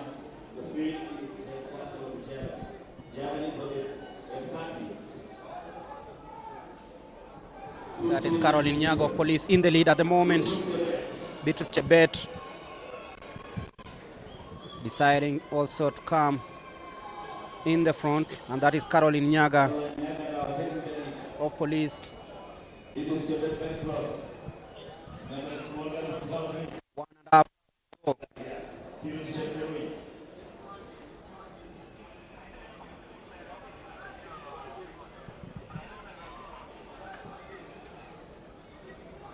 Here is Chepkirui now taking the lead. Remember, this is where we have Now that's Purity Chepkirui of South Rift. champion gold medalist and the record of, and not the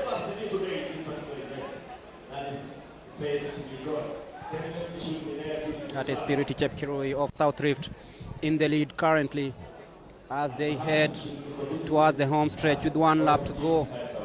This is very crucial for all these athletes, each wanting to emulate Faith Kipyegon, the current world record holder over the distance. And that's Purity Chepkirui in the lead, facing stiff competition from Winnie Chebet of KDF, also Miriam Cheropo for Prisons, but Purity Chepkirui just showing us what she's been doing over the last few years, leading from the front. Will she hold on to this one? 300 meters to go.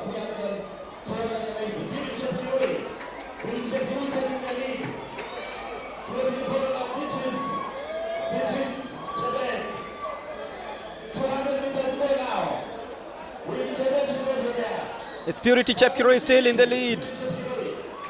The world under-20 gold medalist. She's the world junior champion. She's trying so hard. But then, watch out for Beatrice Chebet, the world cross-country champion. She's taking the lead. Purity Chepkirui is still hanging there in second, but it will be Beatrice Chebet winning this one in a time of 4 minutes, 6.10 seconds. Just edging Miriam Cherop of Prisons and Purity Chepkirui of South Rift. That's the 1,500 meters women final, and straight on we head to the men's event where we'll be looking at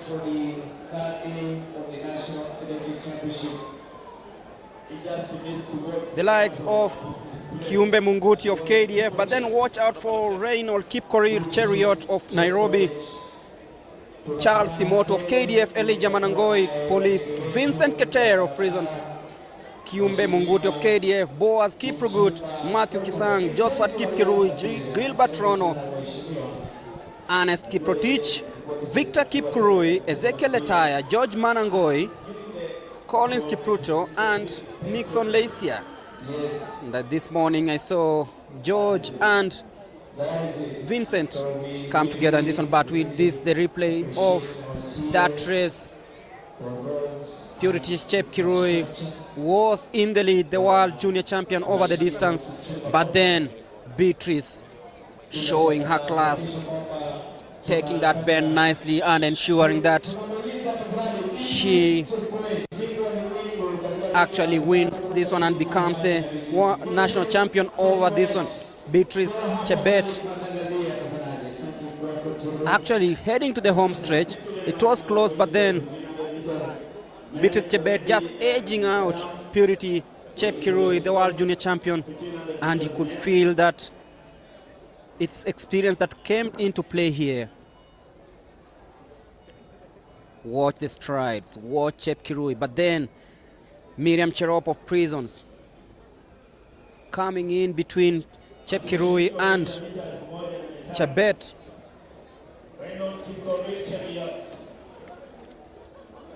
And Chebet confidently going home and winning this one. So, Beatrice Chebet of Police, the winner of the 1,500 meters women.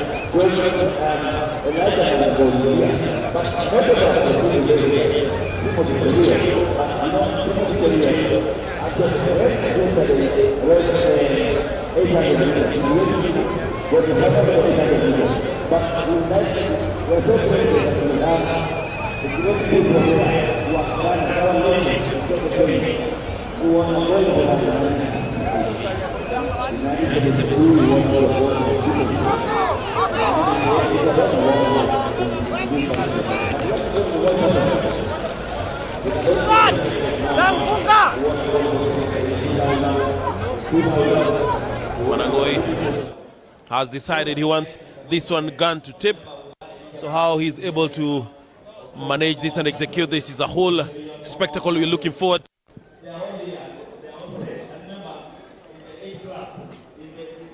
Slight change up front. We call them the club of sub 328. We begin with the Moroccan, Shabel Kruj, Baran Nagar, Asbel Kebrok. With two laps to go. And of course now we have 2 laps to go. in the prison yellow of Very good start right there by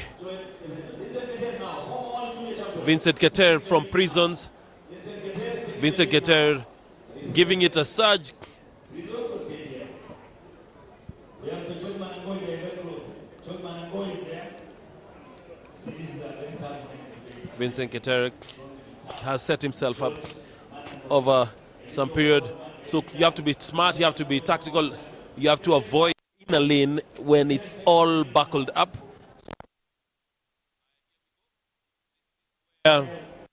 Chief from the shaft is separated once the bell goes. 400 meters to go. You have to stay within the track. Stepping out of the track is a whole different scenario. Vincent Keter has decided to really Quebec Mungu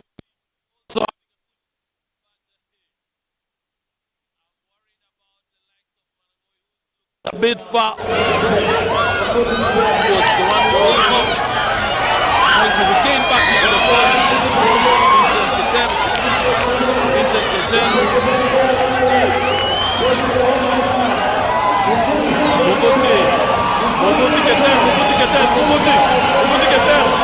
Muguti already having one of those scenarios which we've been trying to avoid over the past. Muguti takes it for KDF, followed by Vincent Keter. And if I'm not wrong, somebody's been pipped at the end.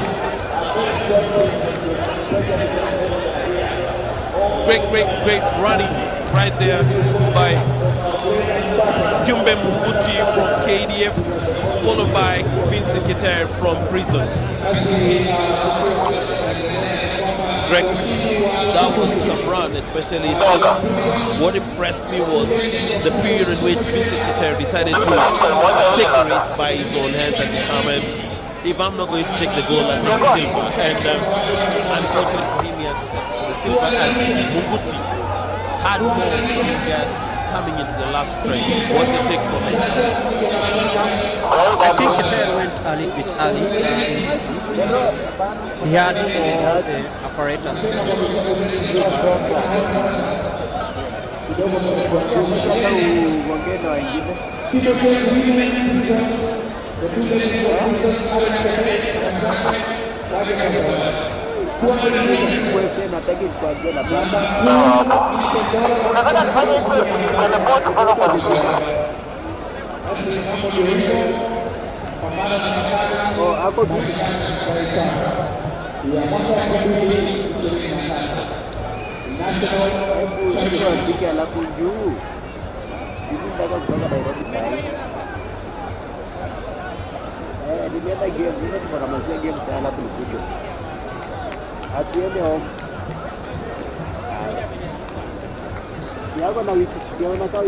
Come the national champion.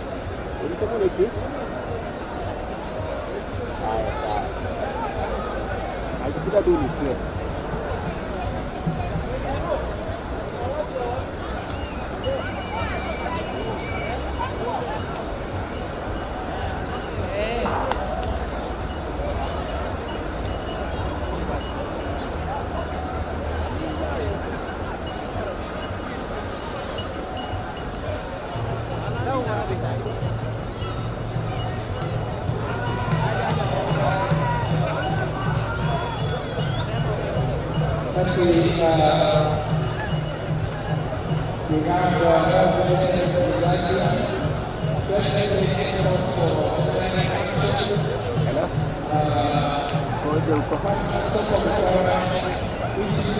wamekuja hapa.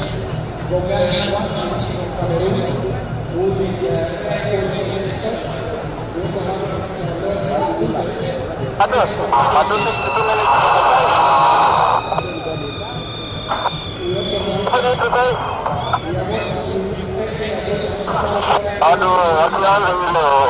Ndio tutakwambia karibu. Sawa.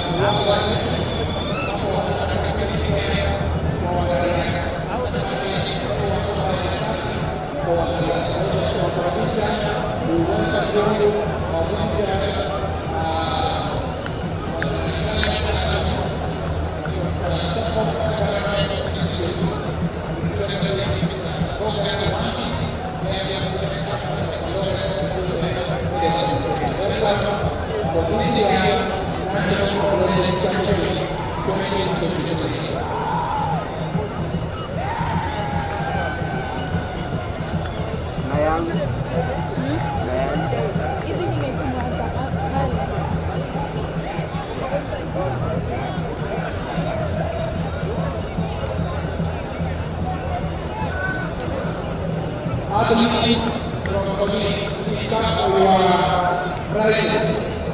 Ladies and gentlemen, 211 from other communities for the children of Somalia. Now I'm going to waje wapewe for the children from national communities. Mimi Kejoro pamoja na Tulele waje mara moja kwa awali. 200 meters winner.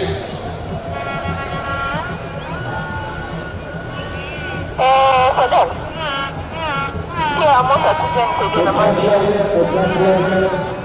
Heptathlon to be doing practice for 800 meters before 400 meters. Kabla ya kuanza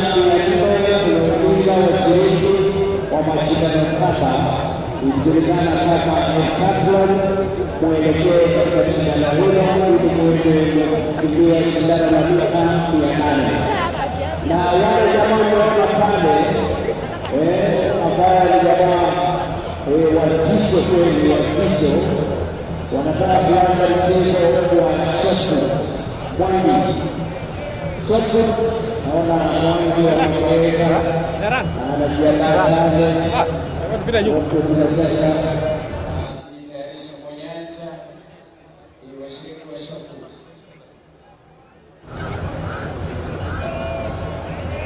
washiriki au washiriki kwa mtandao.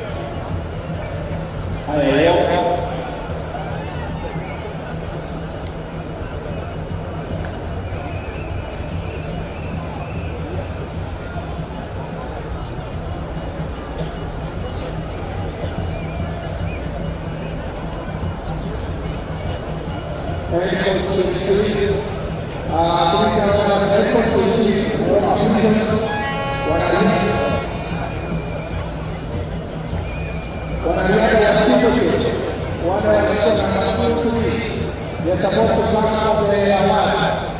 Kwa hivyo walikuwa walikuwa na hali ya kusambaza waje haraka kwa wanawake wa Steeplechase. Mkawana Indonesia na Papua na Kabadili. Kutoka Brazil, uwezo ulikuwa kama Tesoro na Dumele waje haraka kwa wanawake. I hope my voice is sound clear. 200 screen is off. But the screen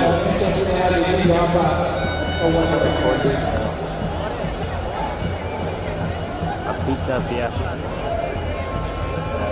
Kwa sasa tunakwenda kwa mita 800 Heptathlon, 800 meters Heptathlon. Kumbuka hapa wanariadha wameshiriki kwa mashindano saba.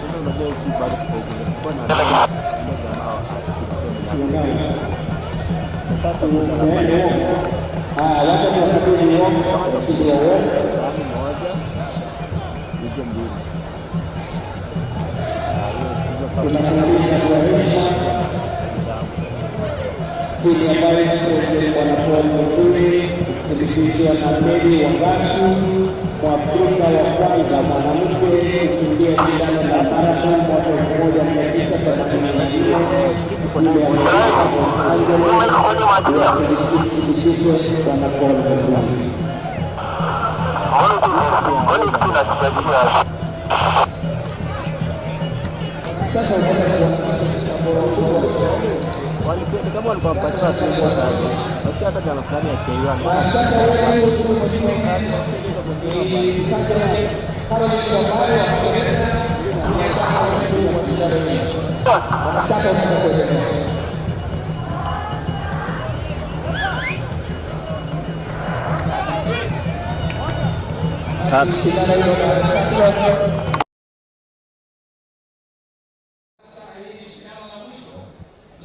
This is the ladies' heptathlon 800 meters. They've done the javelin already, so now this is the final event.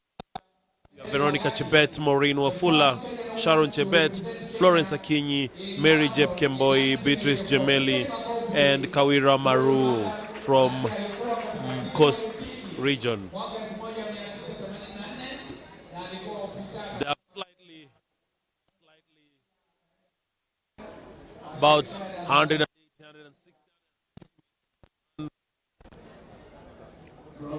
And don't forget, this is a collation of results from the other 6 events that they've done. This is their 7th on this the final event. They had the javelin slightly earlier today. How well they can just finalize it. 800 meters. There goes the bell.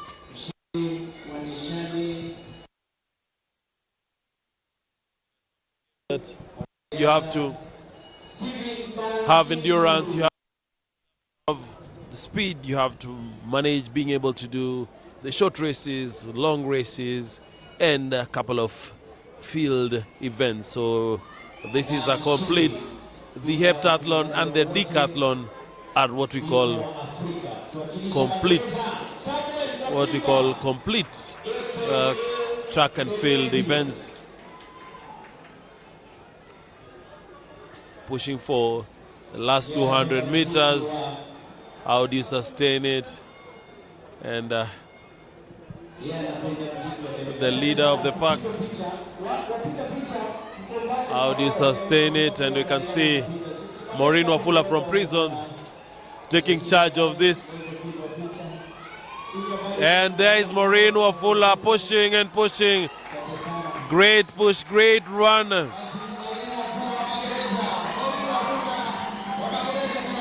Was able to go at a very good time of 2:22, 2:23:25.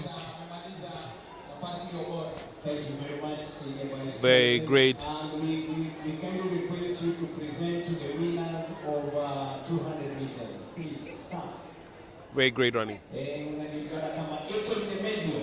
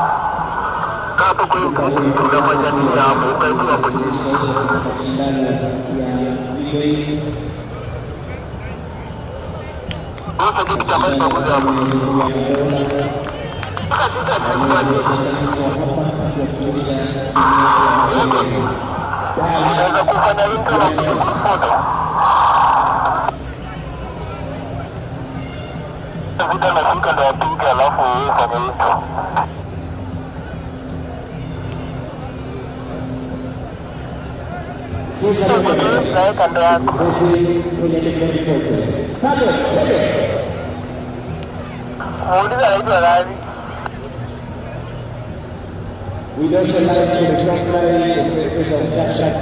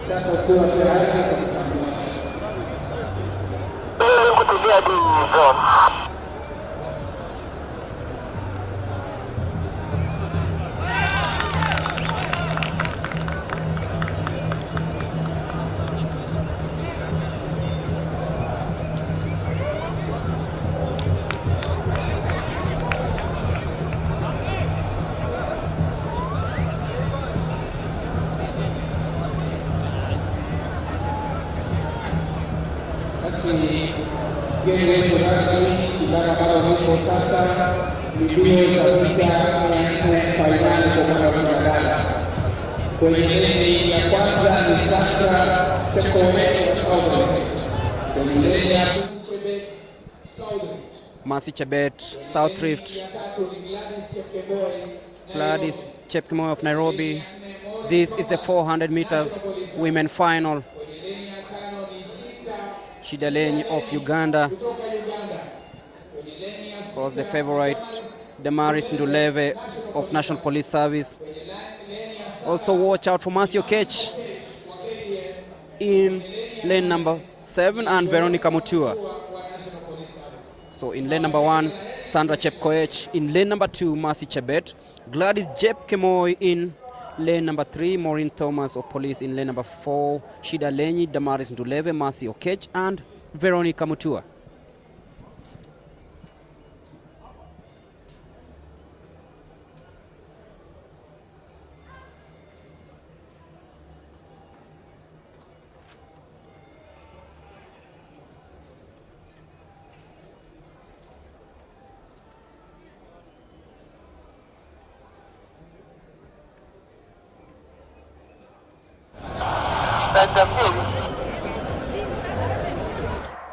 And there you go, the 400 meters.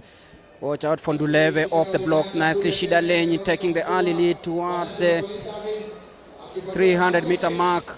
Mercy Okech of KDF also doing well in lane number 7.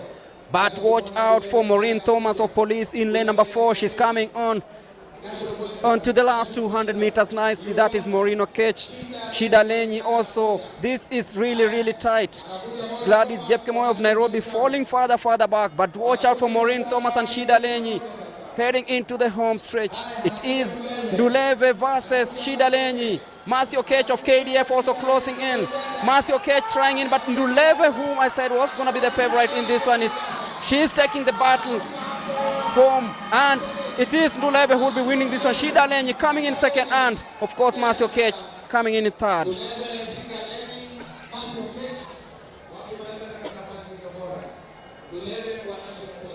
51.88 is the unofficial time. Nduleve of National Police Service crowned there. Mercy Okech, the youngster, coming in third place. Shida Lenyi, Uganda, in second place.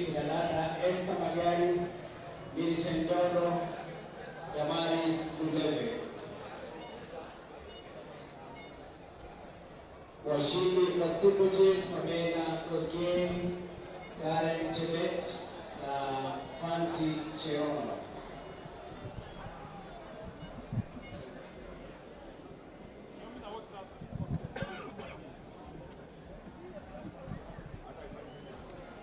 As we head straight to the 400 meters men final, Joshua Ndombi of KDF in lane number 1, David Sayaneki Pirante of Prisons, Samuel Toili, Laban Kipkorir, Kennedy Kimeu. Watch out for Zablon Ekwan of KDF in lane number 6, Calvin Tauta of Southern, and Emmanuel Mutua of South.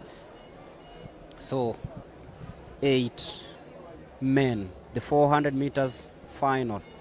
In the ladies category, of course, Nduleve has won that one. She was followed by Shida Lenyi of Uganda. Watching out. And Lenny shrugged off competition from KDF's Mercy Okech, the upcoming youngster over the 400 meters.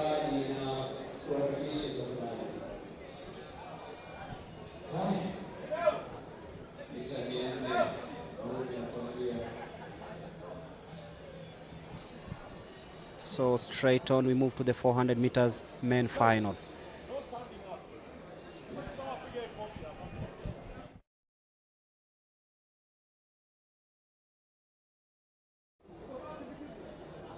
Of course, Nduleve, winner in the 400 meters, posting a time of 51.87. Shida Lenyi of Uganda 52.11, Mercy Okech of KDF 53.33, with Mercy Chebet of South Rift 53 point. Asante. Basi shindano ambalo liko tayari sasa ni mita 400 fainali kwa upande wa wanaume. Kwenye leni ya kwanza Joshua Ndobi KDF. Kwenye leni ya pili David Sanaye Kabirante Kenya Prisons. Leni ya tatu Samuel Toili Northridge. Leni ya nne Laban Kikori Southridge. Leni ya tano Kennedy Kimeo KDF. Leni ya sita Samuel Nekwa KDF. Leni ya saba Kelvin Tauta Southern. Na leni ya nane Emmanuel Mutua wa South.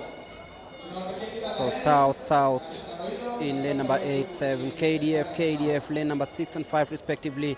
South Rift, lane number 4. North Rift in lane number 5. In number 3, of course, we have Samuel Toili of North Rift, David Sayaneki Pirante, and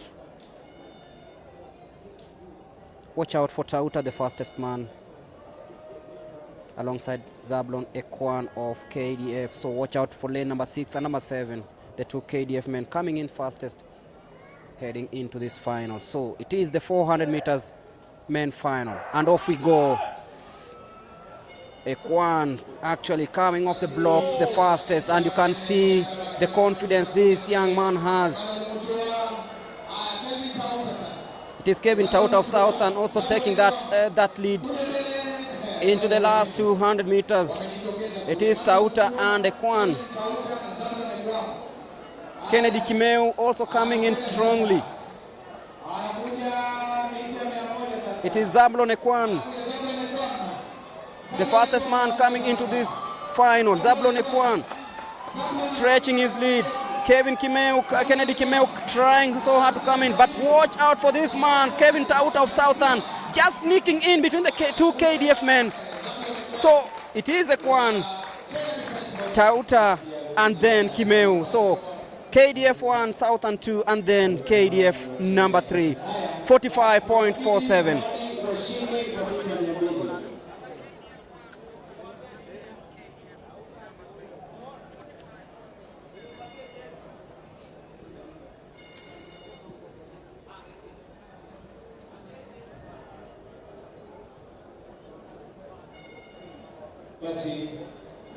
That is the new national champion, Zablon Ekwan of KDF. Just won the 400 meters. You can see his reaction there, celebrating after what is otherwise a very good performance.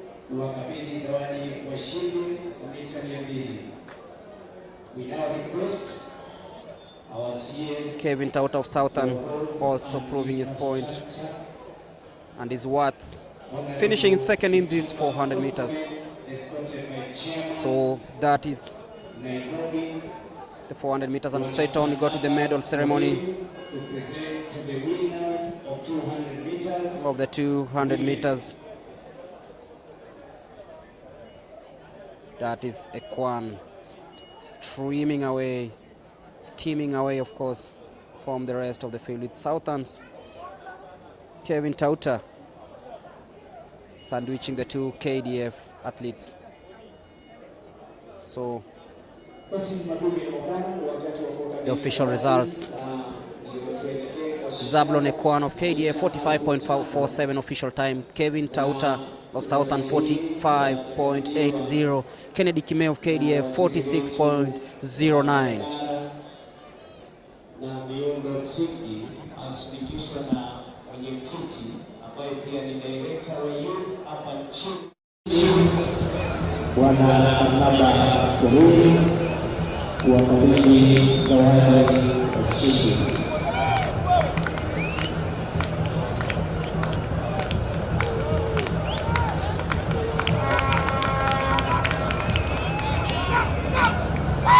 Kundi la mishale ya saba akiwakilisha National Police Safari Suplente.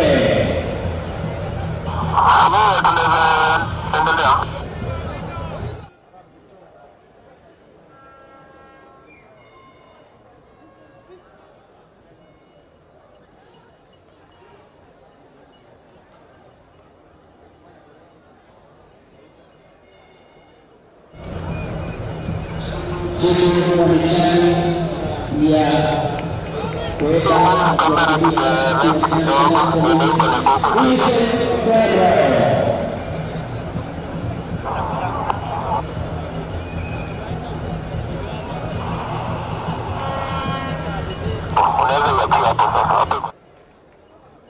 Na bingwa mita 200 katika mashindano ya riadha mwaka wa 2023 hapa uwanja wa taifa wa Nyayo, akiwakilisha magereza Esther Magari.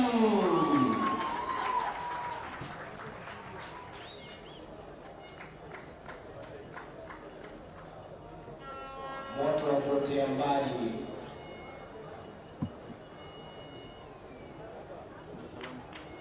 Haya, wapiga picha maridadi, picha kwa waziri wetu wa as we head to the 5,000 men final.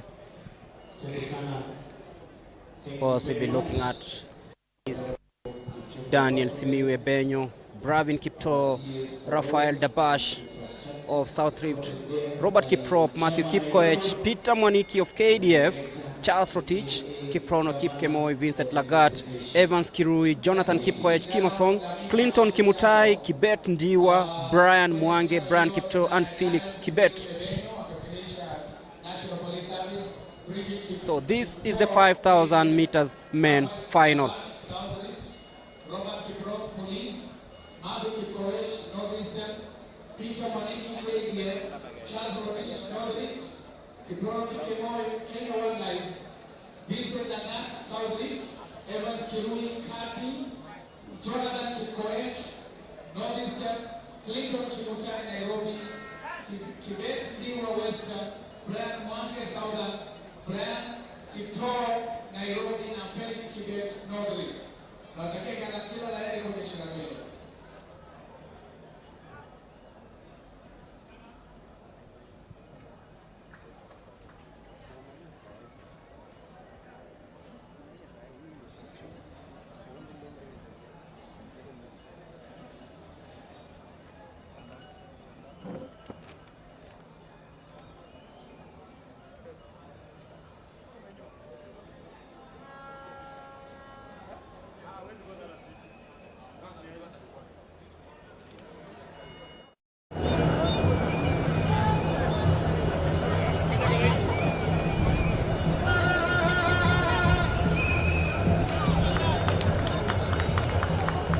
Getting ready to start the 5,000.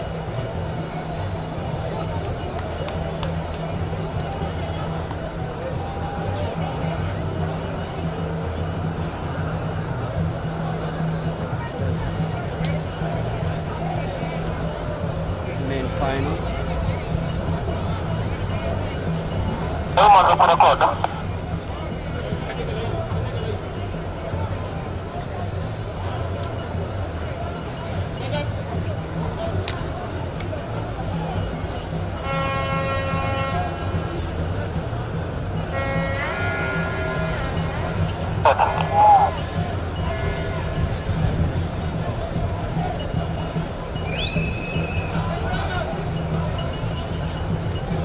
Just to give you some of the results. And that's the start of the 5,000 meters. I was just about to give you the results of the 1,500 meters.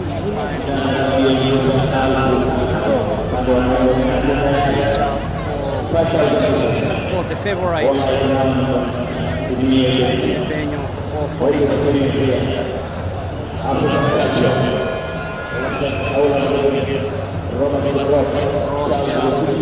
Also here representing Police.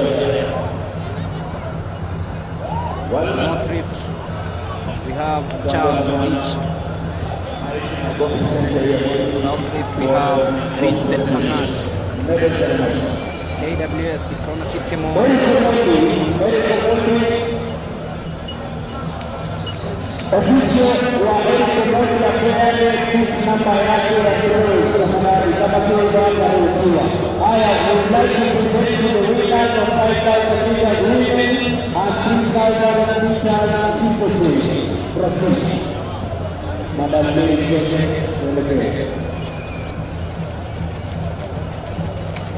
Official wa Eni Kokoji, tafadhali pelekee timu namba yake Koro ili aweze kushiriki ama kurusha.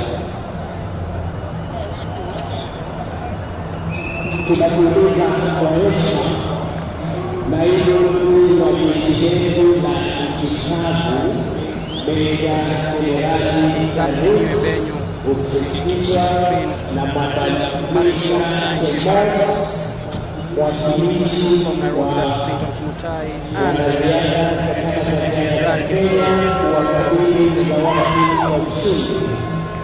Tunawapeleka executive service commander Meja Tarus, accepted by Mr. Temos, our athletes, representatives, and athletic team. Dance.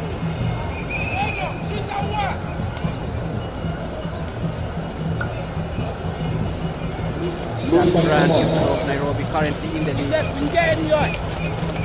Just ahead of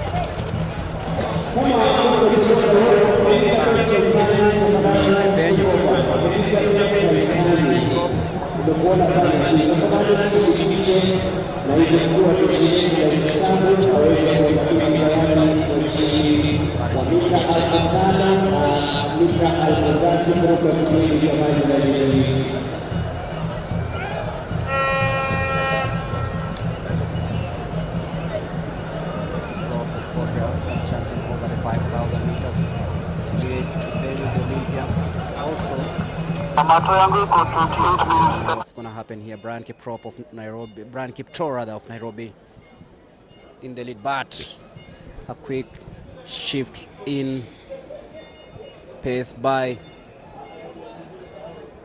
the KDF man, Bravin Kipto.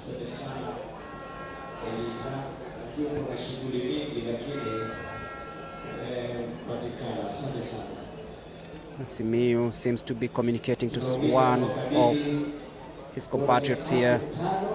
It's really tactical. Still a long way to go, but as you can look at events happening here, it's really tactical. No one has committed. Two North Rift athletes shoulder to shoulder here. I'm talking about Charles Rotich and Felix Kibet. Representing South Rift, Janet Chepngetich. Also on my far right, on my far left rather, is the medal ceremony.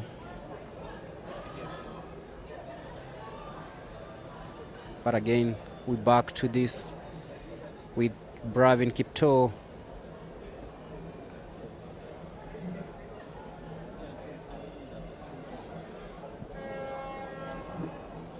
Of KDF. National Police, also the world record holder, 3,000 meters steeplechase, Beatrice Chepkoech.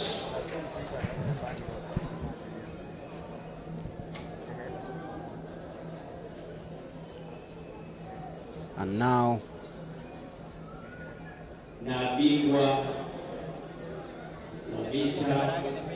is Clinton Kimutai,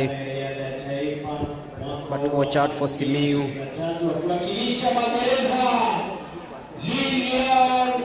He's fallen quite back, and two athletes from the North Rift occupying the outer side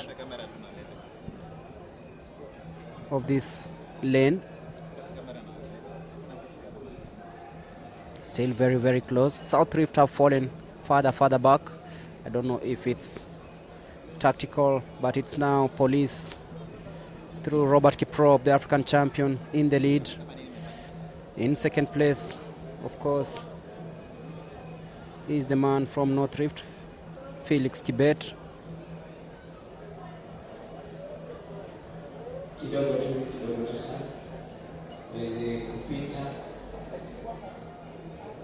Charles Rotich, also Charles Rotich, Felix Kibet, and of course Robert Kiprop leading the rest of the field. From Nairobi, we have Bravin Kipto still hanging in there. Simiyu Ebenyo deciding to take the outside lane. Still too much of shoving and pushing in that field. Surprisingly, nobody has fallen behind in this one as we head into the half, as we head into the 6th lap, of course. It's Police, Robert Kiprop still leading. 2 North Rift athletes, that is Charles Rotich and Felix Kibet, in 2nd and 3rd place respectively.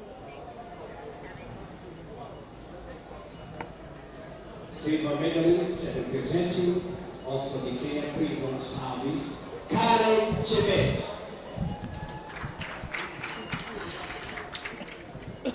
Brian Kipto of Nairobi also giving a good account of himself. These athletes are not letting this go anytime soon. Very packed up to this level.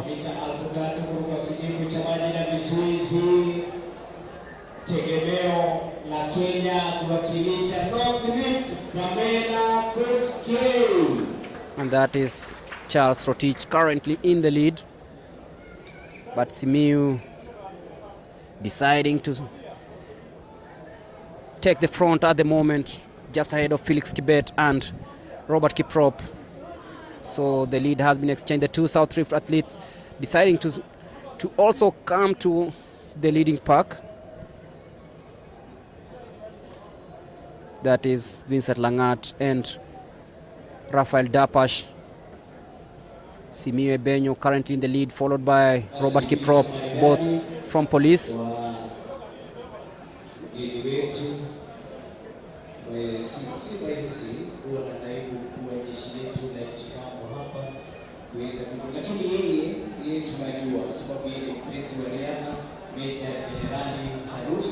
Remember, afterwards you'll have the 4x100 women final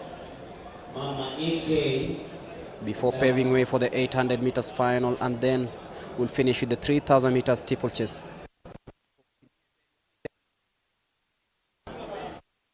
Now the chaff being separated from the grains. Bib number 584, Simiyu Ebenyo.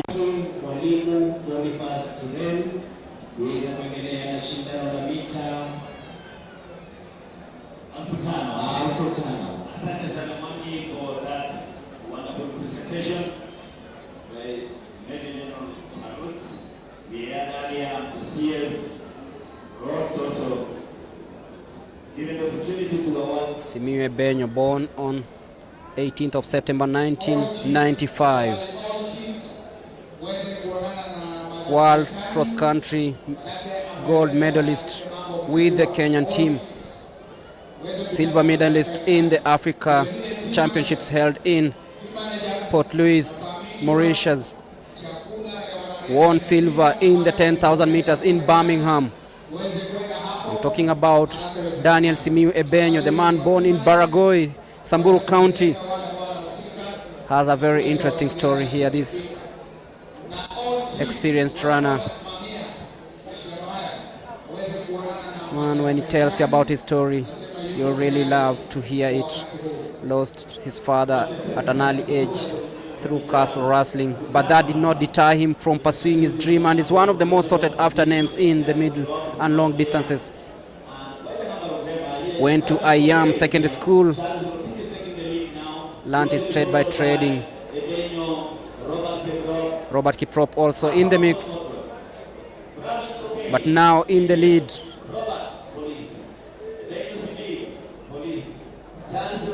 Is Simiyu Ebenyo of Police.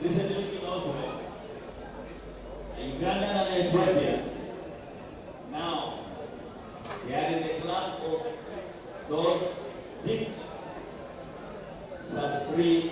Still anyone's race as we head into the latter stages of this one. So, will it be Simiyu, Kiprop?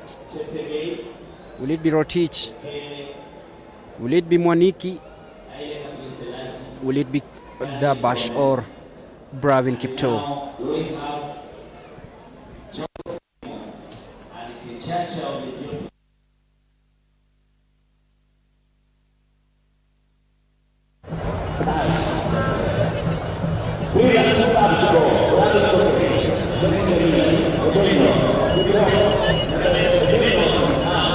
Bravin Kipto in the lead currently. Simiyu Ebenyo exchanging the lead with Bravin as we head towards the last lap of this one. Now taking the lead, Bravin in second place. Things are tough here. Remember, telling you, the young guy Charles here, Charles Rotic, Robert Kiprop seems to be communicating with Bravin. I don't know what's happening there, but they watch out for this man from South Rift. Ebenyo now taking the lead. Bravin Kobe in the second. Rafael Dapash. Robert Kiprop, reigning All Africa Games gold medalist.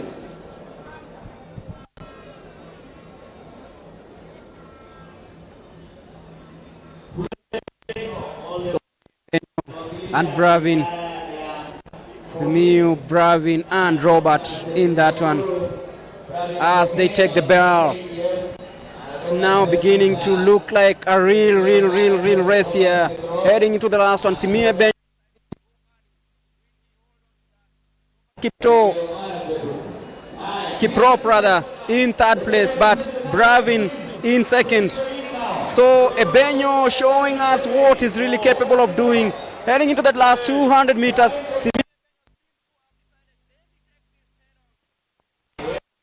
African champion Robert Kiprop in second place right now. Bravin falling to third, but Simiyu Ebenyo looks really strong. He's not going to run the fastest time, but he's actually showing why he's been the national champion, and he's now en route to becoming the next national champion. Very confident in his strides, knowing that nobody's gonna catch him. The new national champion over the 5,000 meters, the man from Baragoi, Daniel Simiyu Ebenyo. The African champion Robert Kiprop comes in second, and of course South Rift Vincent Langat coming in third. We'll be confirming about that in a bit, but Daniel Simiyu winning the 5,000 meters final.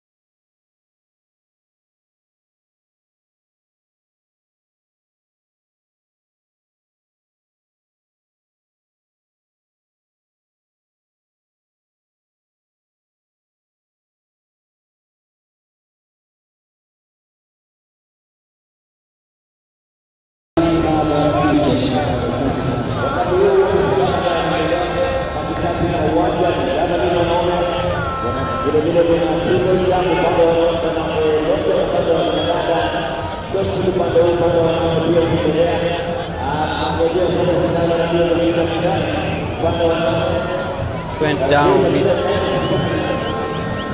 Basti to win that one. And of course we are looking at the 4x100 meters women final, and I know Ariana Jazz Willie Wex will take us through this one. He loves the sprints.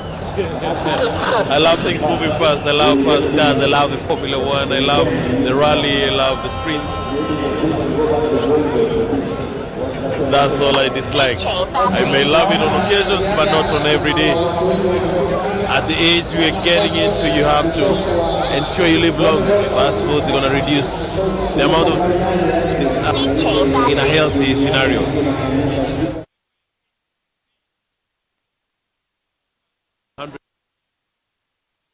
Final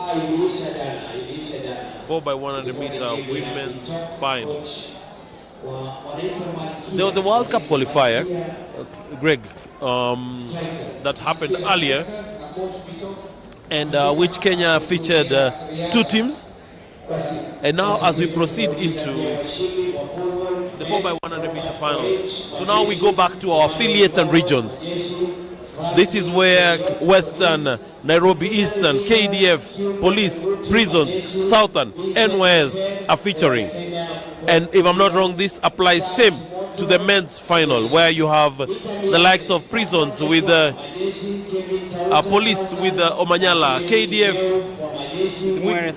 Mweresa, Wise Manuere. So a whole balance of those.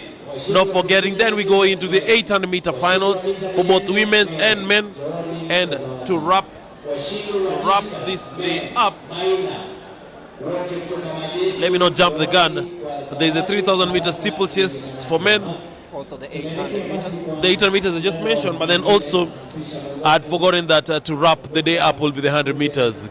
Can't wait for that. Definitely. You know, we had a scenario where there was a shift in how these things go. Back in the day, the ending of such a meet would have been a steeplechase because of Kenya's prowess and dominance in it. But now the Omanyala effect has brought a very unique variance to it, and how well it's presented. From the far end, I can be able to see Laventa Kuzbik representing, which team is she in? Because I'm sure she's not in the police with her husband. But how well we go into this one, let me try and grab to see whether we can be able to get the start list. See whether we can be able to get the start list.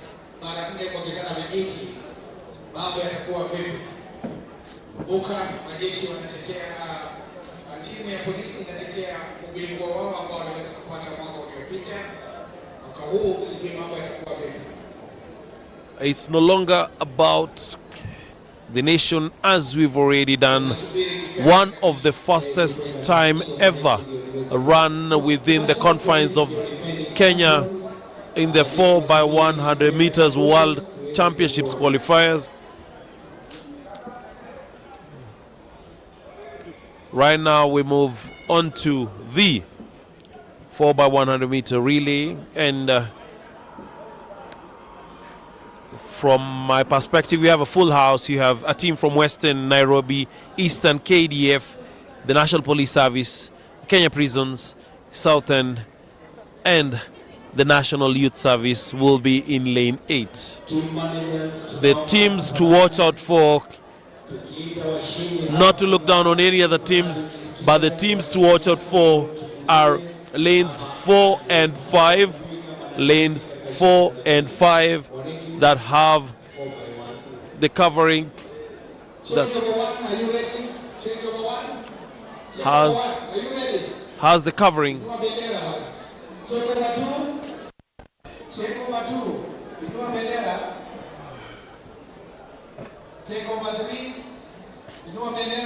Has the covering of KDF going against the Kenya Police. Greg, I know you set me up stating the way I love my sprints. Like in the middle of the field, we have the javelin, and the Julius Diego has just thrown something heavy. We'll go back to that.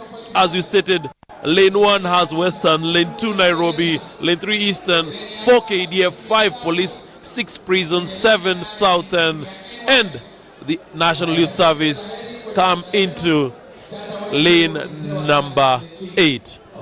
Greg, I've already told the viewers just to expect magic between lanes 4 and 5, which have the Kenya Defence Forces and the National Police Service. And don't rule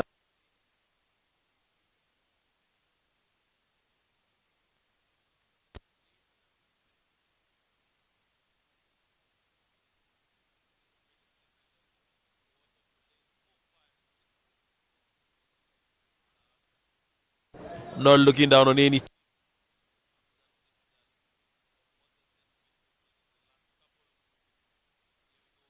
going into the block.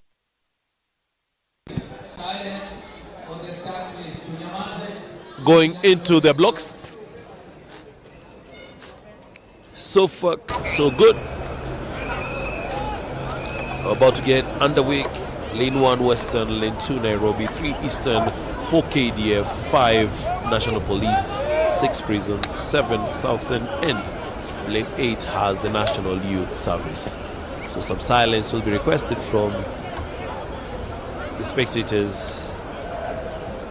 And off we go. As stated, watch out for lanes 4 and 5. Not the greatest of changeovers. Great learning there by Laventa. I'm impressed by how she's been able to execute. As I told you, the race would have been National Police Service going against KDF, and not much has changed from that. And here we go, police and performance all the way. And KDF were not going to be left out, as you can see. KDF taking their silver Maximilla, pushing it well for the National Police Service.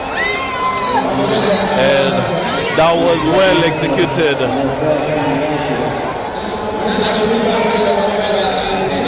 The National Police Service maintaining and being able to defend their title.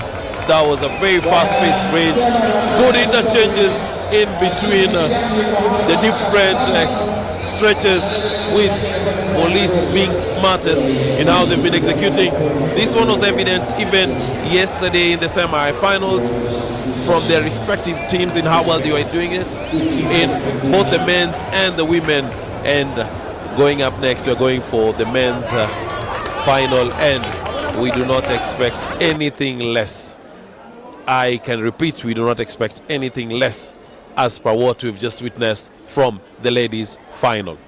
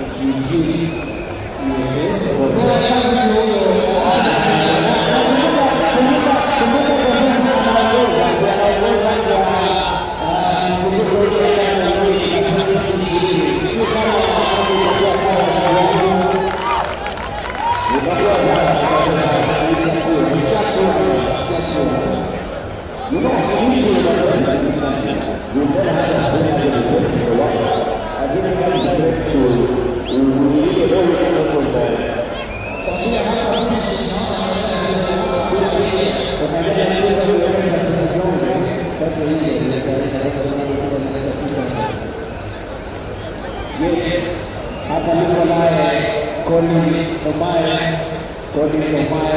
kutoka alikuwa mwanamchezo wa rugby. Sasa yeye ni wa kimataifa katika mambo ya sana kutoka mimi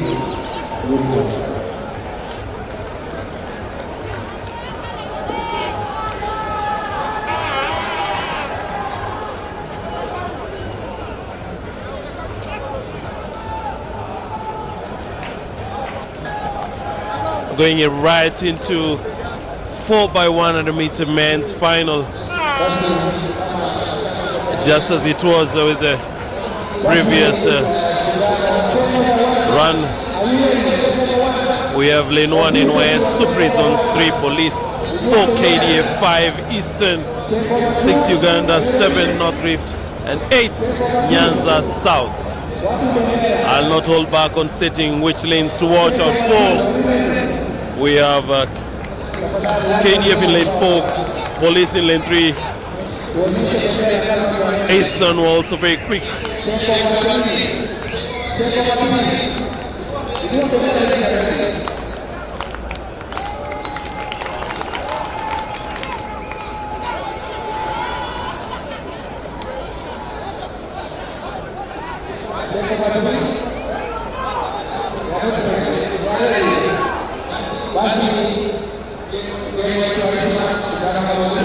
We're about to hit it off. The 4x100 meter relay.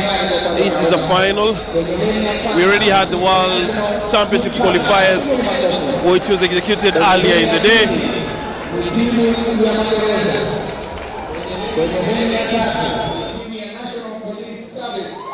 Lane 1 in West, lane 2 prisons, lane 3 National Police Service, lane 4 KDF, lane 5 has the Eastern team, lane 6 was supposed to have Uganda but they didn't show up for this one, lane 7 has North Rift, and in lane 8 we have Nyanza South. Don't move away from your screens, ladies and gentlemen, you may blink and miss out on a lot, so just look straight.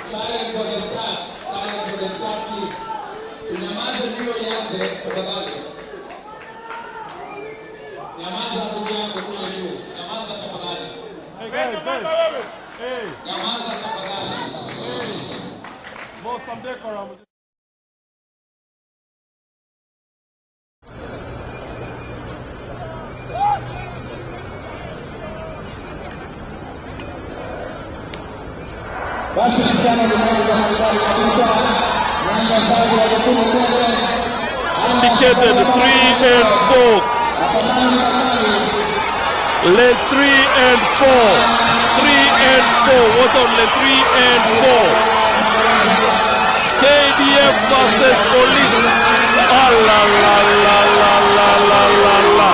KDF who are leading have just dropped the baton. KDF who are leading have just dropped the baton. And here is Ferdinand Omanyala.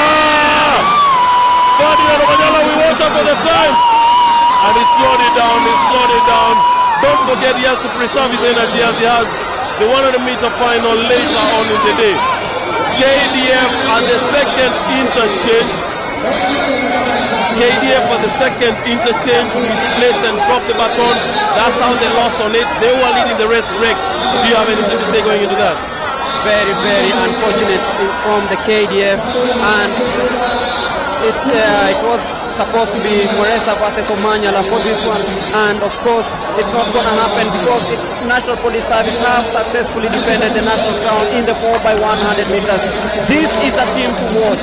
They always say, as Daniel Ohoma always puts it, the police love chasing, and they actually showed it in this one. They started slowly, but then when it was time to separate the chaff from the grain, you saw what they were capable of doing.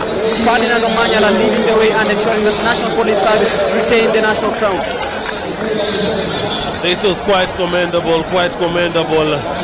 But if you look at the back bits and pieces of each of the different representatives from police, you can see, and the police and KDF, you can see what makes up the best of the Kenya team. And hopefully by the time we're going to the world, or whichever way we can be able to do, you can see the interchange on how Omanyala picked the last baton, and the interchange was clean, picked it up well, went into top gear in very few seconds, and off we went, and they completed it well.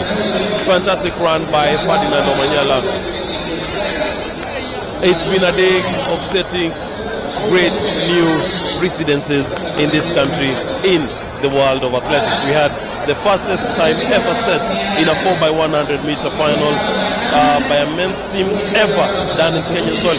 Not forgetting that Kenya has just made it into the 4x400 meters to be among the teams that will participate at the World Championships later in the year. No, not later in the year, in August in Budapest, Hungary. It just shows you the shift in balance, whereby we can now have a team in the sprints, in the relays, representing the country at a global event. These are some of the things we didn't witness, let's say a decade ago. We couldn't even imagine that such things could happen, but right now we have teams that are capable of, even 2 or 3 teams which are capable of competing in the world stage. So this is very, very interesting, and of course looking at the police team, they're showing the resilience, they're showing the class, and they're showing the action of actually dominating the scene in the 4x100 meters. And the ladies might also follow suit as we see them prepare for the 4x100 meters relay. So it is time to see what the ladies can do. I can see a team from South Rift. I can see a team from Prisons, KDF, National Police Service, and of course Kenya Prisons in this one. So this will be very, very interesting. Let's wait and see. National Police Service, the favorites in this one.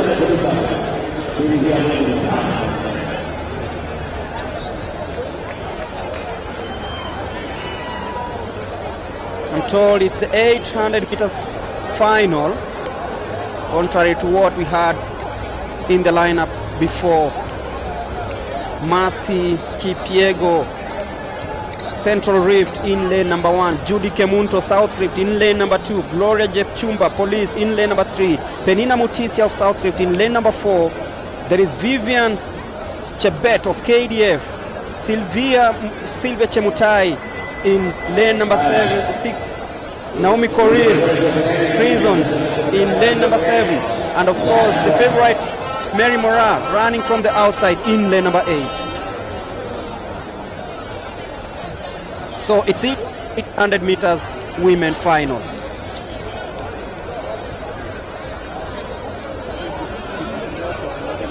Watch out for Mary Mora. She's the clear favorite to win this one.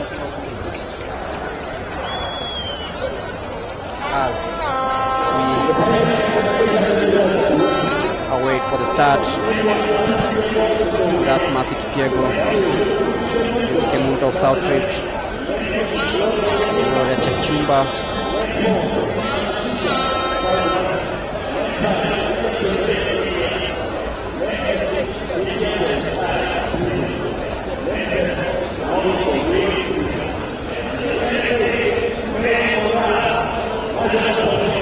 So it is the 800 meters women final. 2 laps of this one. Let's see who qualifies. Mary Mora, 2 minutes 6.94 seconds, the fastest coming into this one. And there we go, Mary Mora as usual taking the lead, waiting to take that bend before cutting on the inside.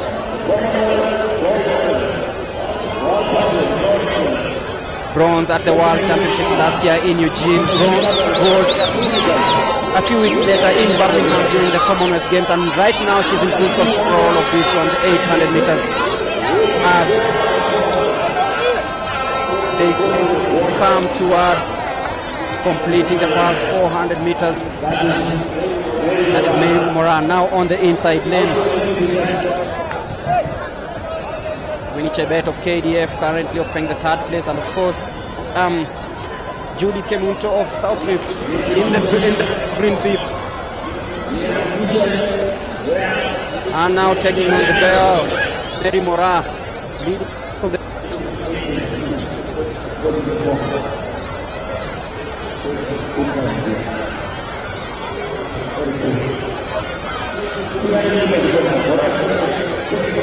Mora seems to be in cruise control of this one. She hasn't really taken the race as she always does.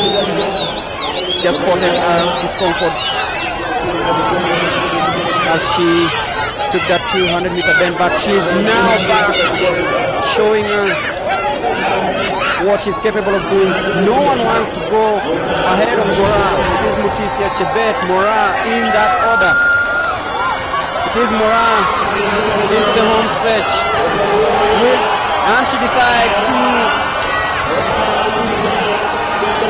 tell Mutisia and Chebet what she's capable of doing.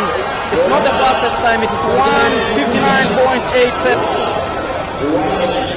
Mutisia and Chebet settle for second and third. So it's Mora retaining her national crown as the 800 meter champion.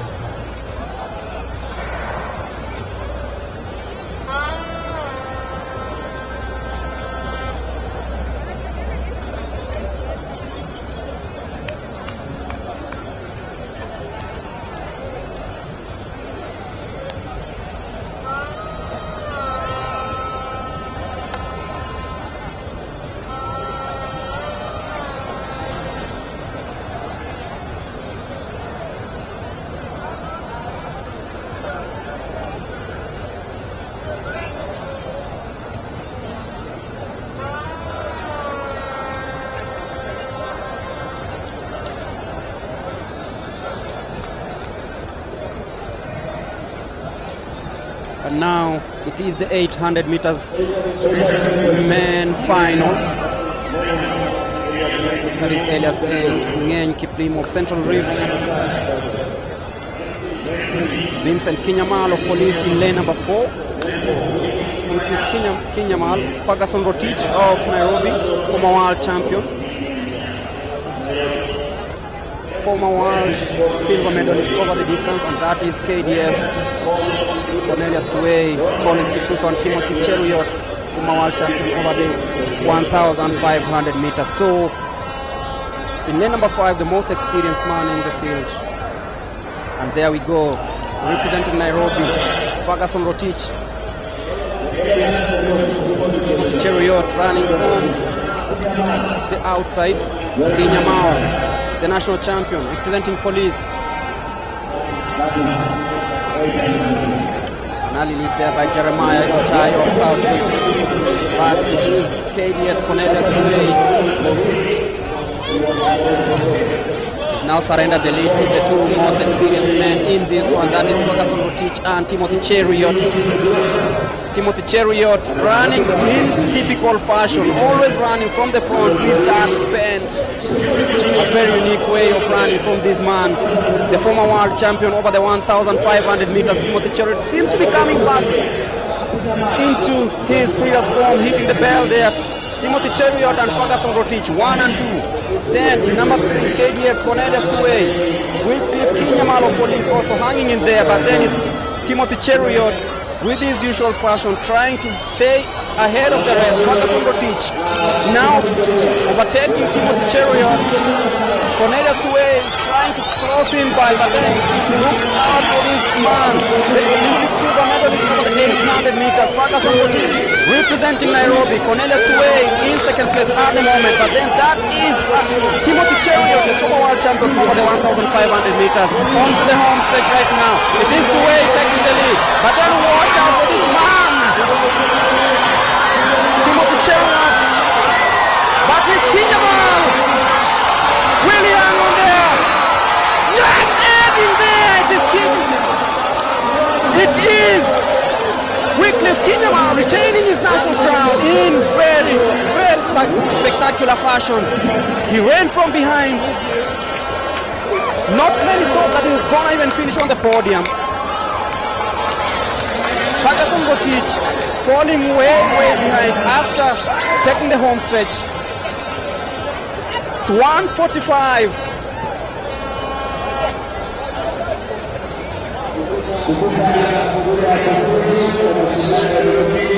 Tuwei thought that he had won this one.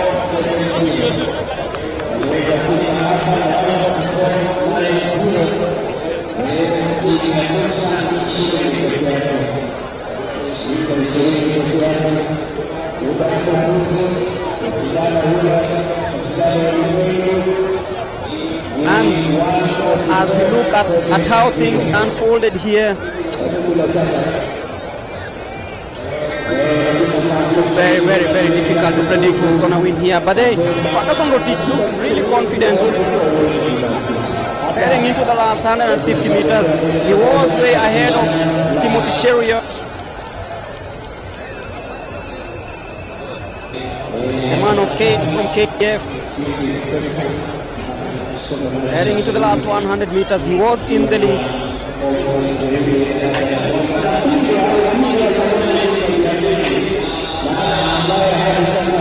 And look at that. Look at this man, Kinyamal. He was fifth. Came out of nowhere. And that is Elias Ngeny of Central Rift. Look at him coming out from the outside with Tuwei that he's won it, breaking away from Ferguson Rotich and Timothy Cheruiyot. The true prisons men thought that they had this one, but then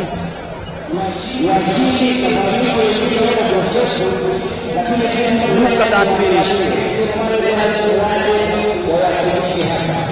Very, very tight. We will get the official results in a bit.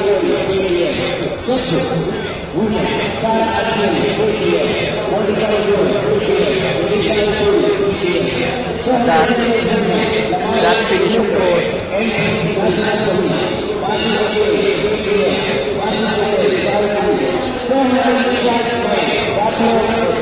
as we shift focus to the 3,000 meter steeplechase.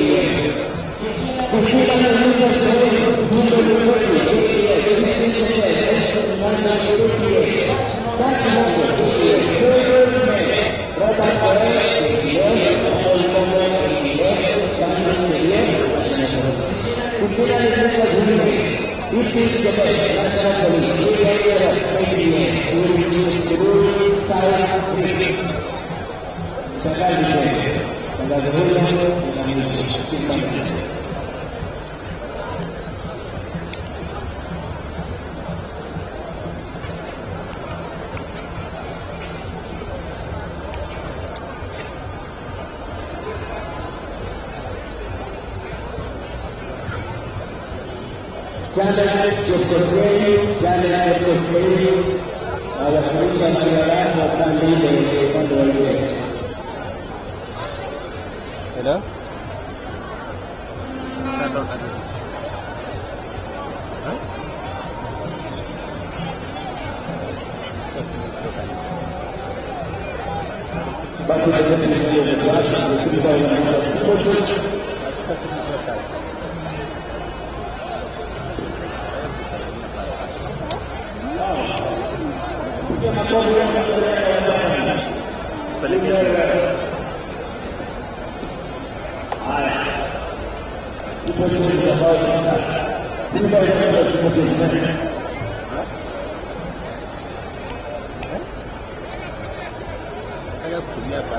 For men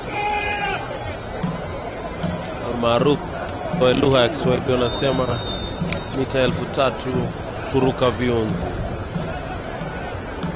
Greg, I think there I need some credit on how well I've been able to execute a Swahili phrase on that one. I don't think I've ever used Swahili in any of the commentary days that we've been here. I've been discredited for covered one bit of it, I ought to say, because 1000 mita kuruka viunzi na maji. So for this steeplechase final, we have Haron Kibet from South Rift, Leonard Bet from South Rift, also Matthew Kipkoskei from North Rift, Edmund Serem from Central Rift, Simon Koech from KDF, Peter Rono from South Rift, Collins Kiprop from Central Rift, Benjamin Kigen from KDF, Vincent Watsley Kiprono Langat from Nairobi, Elkana Cherop from KDF, Abraham Kibiwa from Police, and Gideon Kiplimo from KATTI. And we're just about to commence for this run. Starters are ready. Bit of some discomfort. This set being done there. Javelin is ongoing in the middle of the field. Have interest in that. We'll bring you some of the results from that as the Kenyan champion Julius Siego is still active on this one.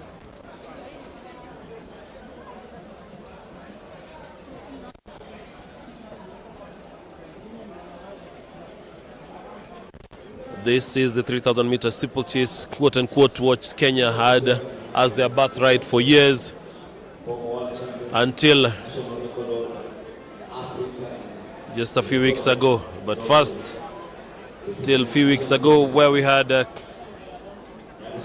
Girma from our neighboring country up north, Ethiopia, taking charge of the world record that was being held by Stephen Cherono, later referred to as Saif Said Shaheen after changing his citizenship to being a Qatari. And we have El Bakali, who's been dominant. And here we go. It's the steeplechase. 3,000 meter steeplechase.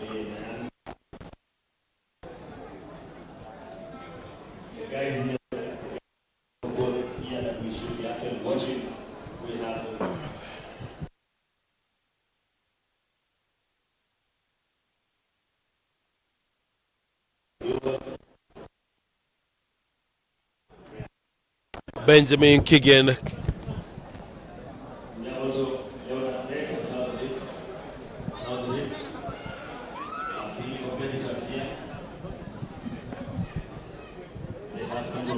And here we go. Now we have 7 laps to go.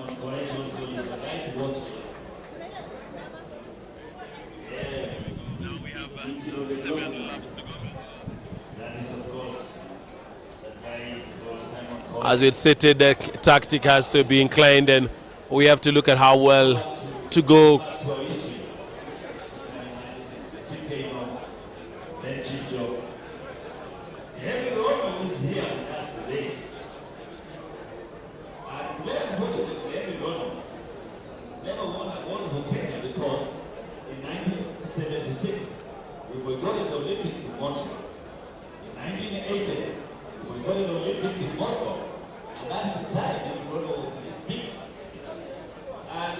And in the lead pack,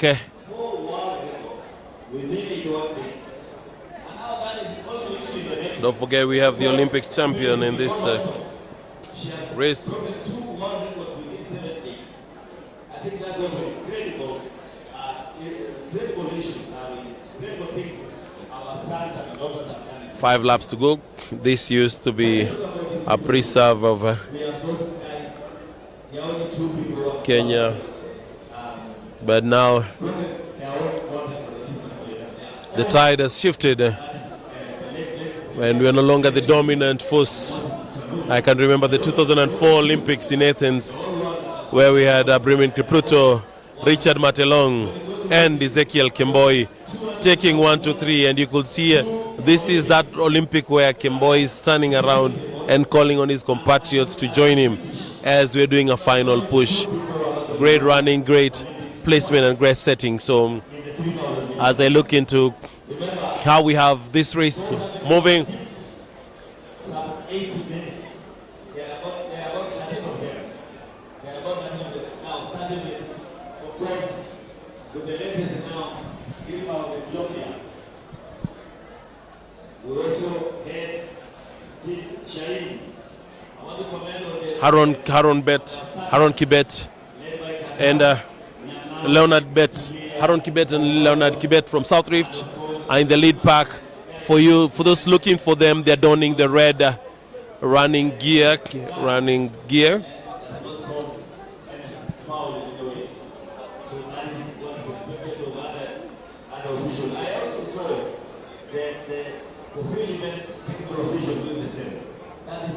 Five laps to go. 5 laps to go.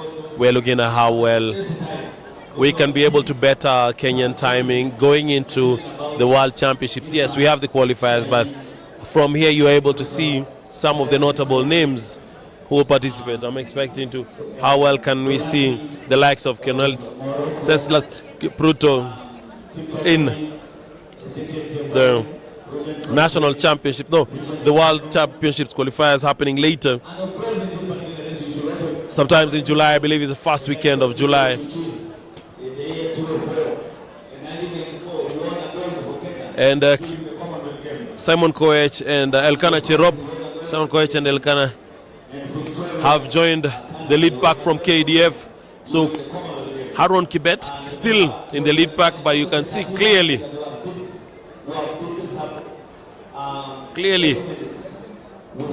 that Simon Koech and Benjamin Keegan falling slightly behind.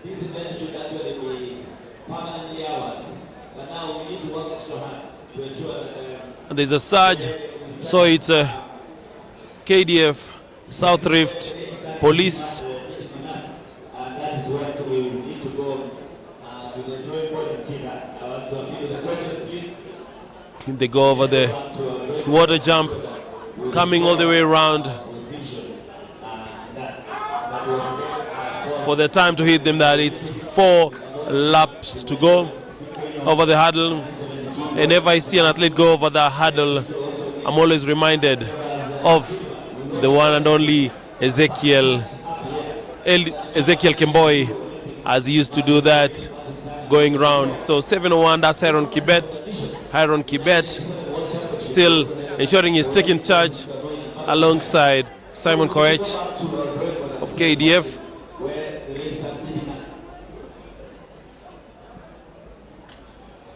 Five hurdles with one water jump. Four of them are just clear on ground, clear on track hurdles, yet the fifth one you go over the hurdle and into a water. Yes, that's where they've just crossed. So there's a surge right there.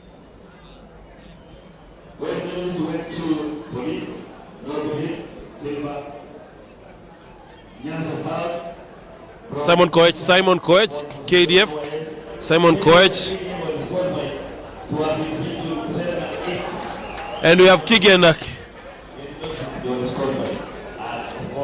pursuing, so with 2 laps to go.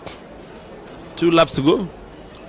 This is rather cagey. No one has been given a very big margin in terms of distance that cannot catch up. But yes, there's an athlete, not sure whether they're from KATTI, but as we have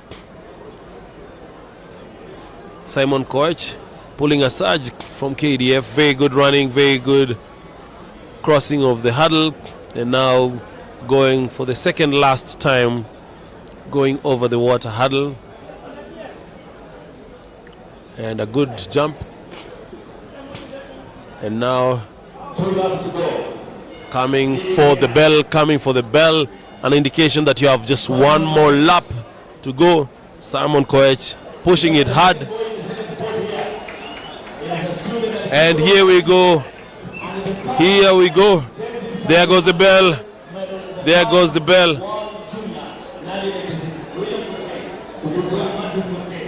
Harron Kibet of South Rift has ensured he stays within the pack and is second. Climbed.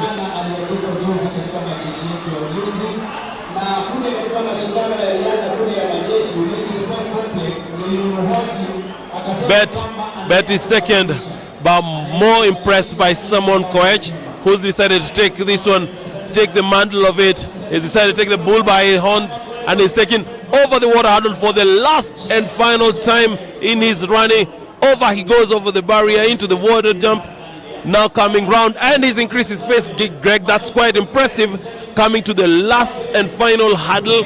I'm looking at the time on the clock. It's 8:14. Nowhere close to a national record or the world record. Simon Koech very well doing it. Bet coming in second, and Keegan wrapping it up. Fantastic running right there in the 3,000 meter steeplechase. Simon Koech from Kenya Defence Forces takes charge and is able to capture the win and become the national champion in the 3,000 meter steeplechase final in a time of 8:26:59. As we look back into the schedule and what we're expecting to be coming up next, since we had cleared up, we are going into the 4x400 meter relay for women, followed by 4x400 meter relay for men, then the 2 final sprints, which will be the 100 meter women and 100 meter men. Is there going to be a shift, or is there going to be a retention on the national champs as per the last rankings that were done late sometimes last year?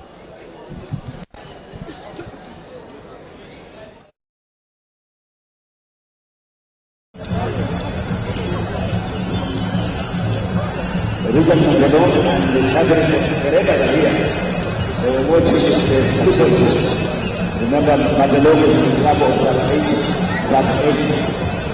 Madeline is the club of club 8 and management. And he's running number 11 now.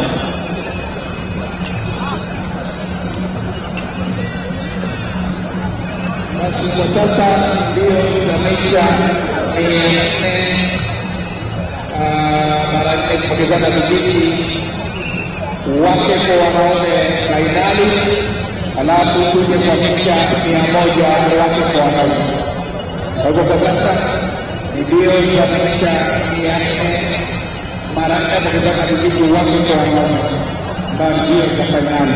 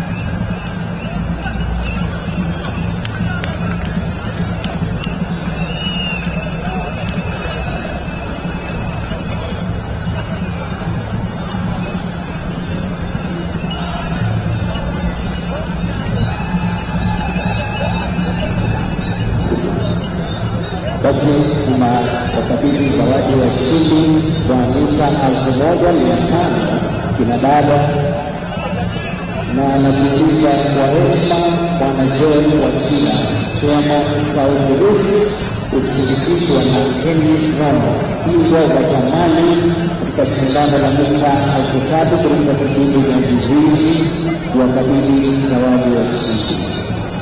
Now inviting the winner of the 300 meters women and athletic reporting the chairman South East, Bwana John Wakila, accepted by former champion Henry Roller to present to the winner of 1500 meters.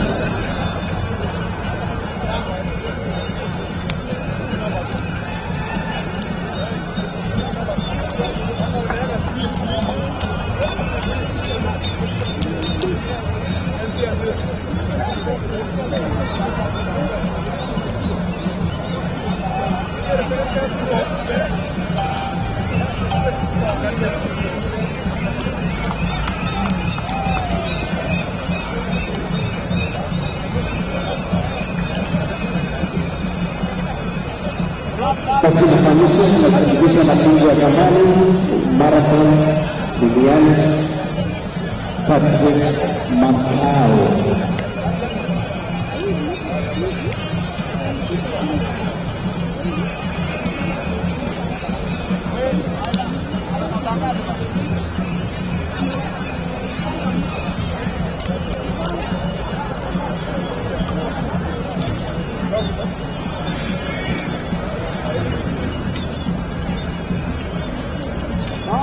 Hajamaliza.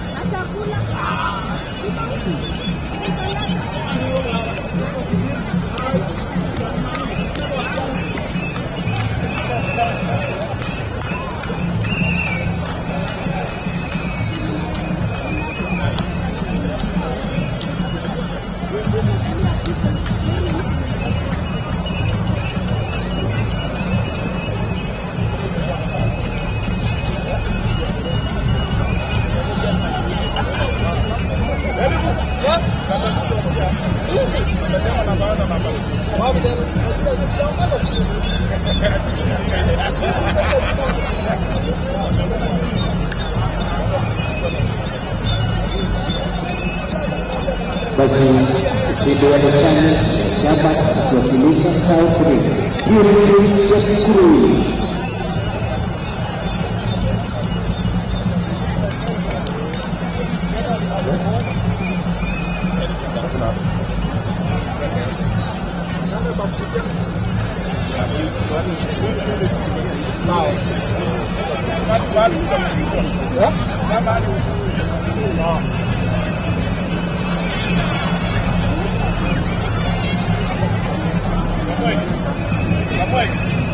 Mshindi wa nishani ya fedha kuwakilisha magereza Miriam Suraya.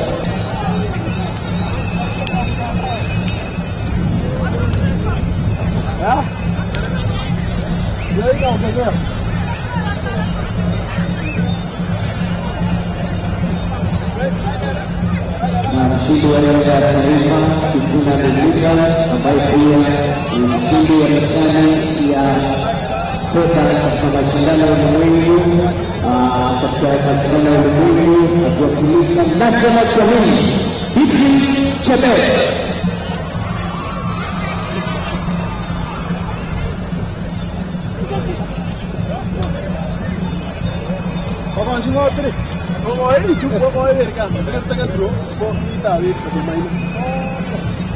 Picha maridadi kupitia zawadi pale na mwenyekiti wa chama cha riadha South Rift Bwana John Wachina akithibitisha mabingwa wa zamani marathon Patrick Makao.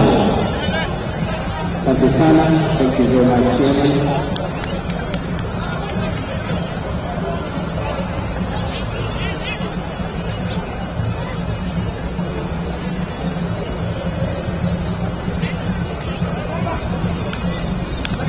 Tunaelekea moja kwa moja kwa shotput women. Tuelekee shotput women.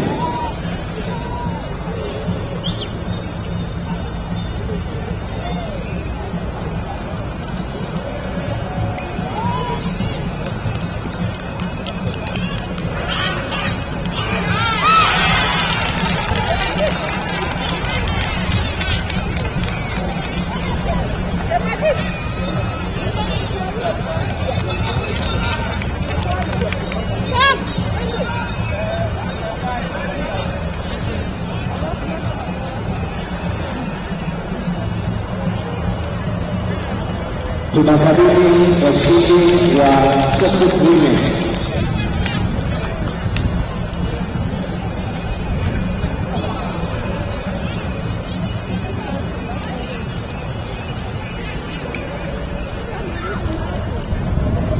Na tunakuuliza kwa heshima mwenyekiti wa chama cha riadha idara ya taifa ya polisi Bwana Steeplechase AIG ukisindikizwa na Daktari Rose Katambuya ambaye pia ni bingwa wa mita 400 taifa, wakabidhi zawadi ya ushindi, na hali kadhalika yeye ni katibu wa macho Daktari Rose Katambuya.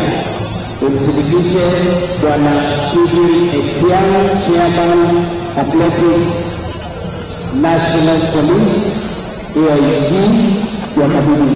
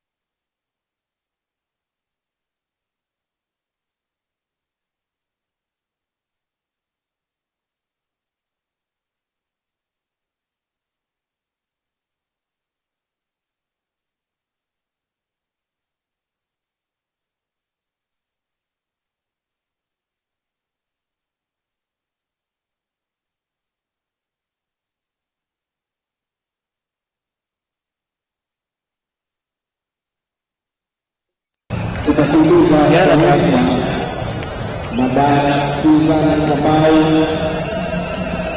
Chief Administrative Officer katika chama cha riadha cha Kenya, ikishirikishwa na coach mzito, coach wa nguvu Patrick Sang, wakabili zawadi Aishiki. We now presenting the winner of the 300 meters. Now the great of Madam Susan Kamau, the Chief Administrative Officer at Athletics Kenya, escorted by the coach of our world record holder, the coach of Madam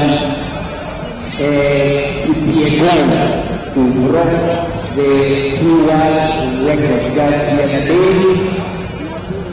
Also the coach of Kabuaro, the coach of Subiso. Mimi ni kidogo lakini coach mwenyewe ni Subiso. Ile kakapata sana. Asante sana. Yeye ni coach wa wote. Hata mshiriki. Sawa sasa.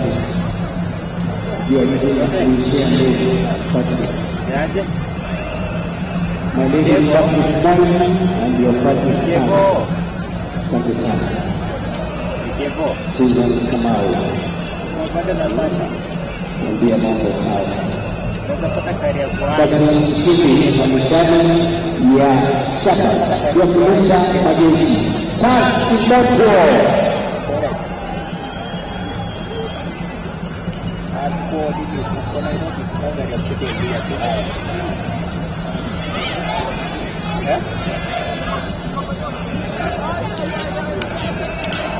Sai tunatoka.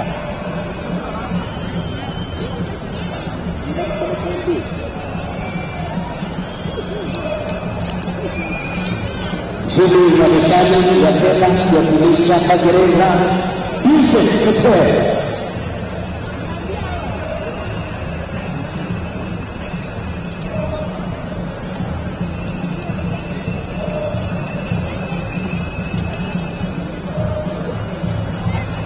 na mshindi wa mwaka 2023 mashindano ya riadha ya taifa ya kulisha majeshi Upendo Nguvu.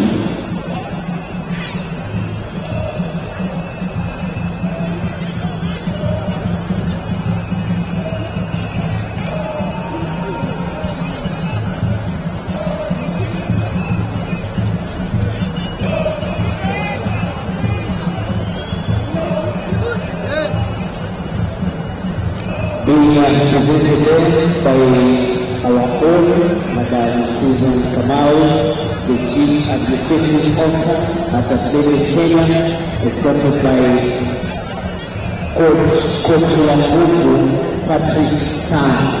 Thank you very much. Akiwa umesema coach wa nguvu Patrick Sang, yeye ni coach wa nani? Pamoja na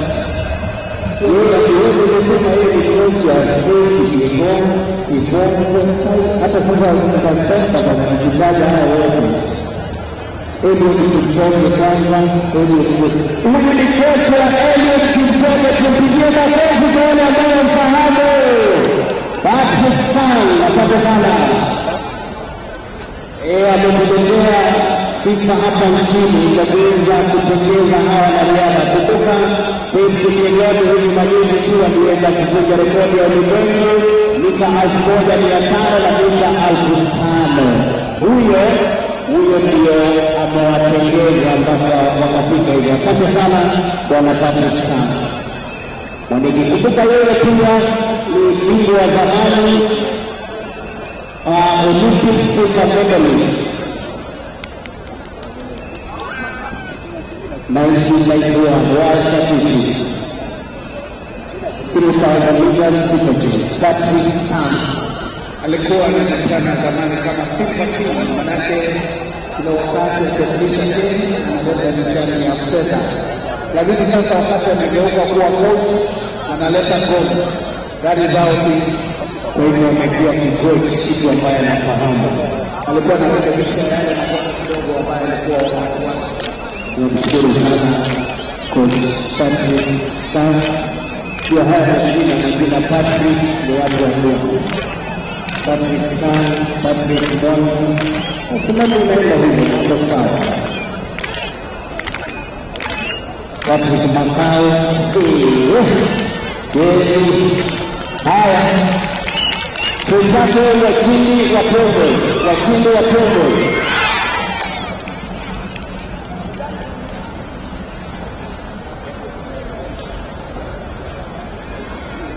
Haya wakili wa Kongo.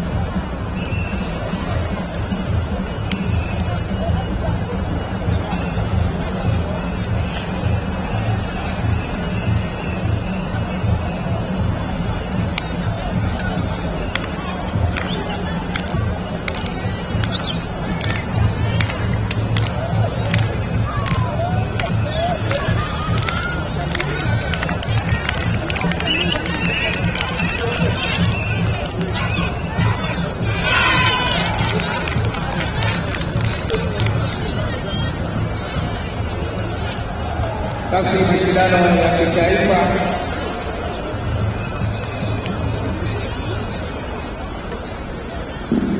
bagi tunakuuliza kwa wema para debutmen toka Adam ikishirikishwa na Madam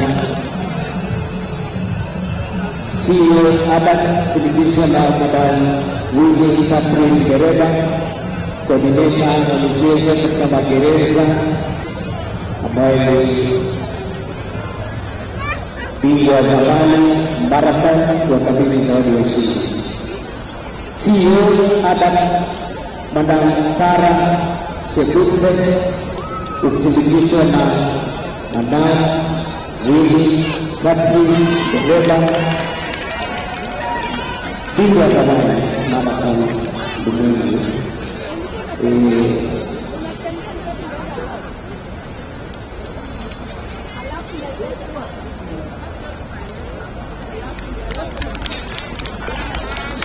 Huyu Madam Sebutbe anawaambia rasmi mkimbie hiyo sasa. Hiyo ni maana maanisha msitumie yoyote kuongeza misuli kufanya nini uiongeza hiyo, na nafikiri akiwapea zawadi atawaeleza hivyo.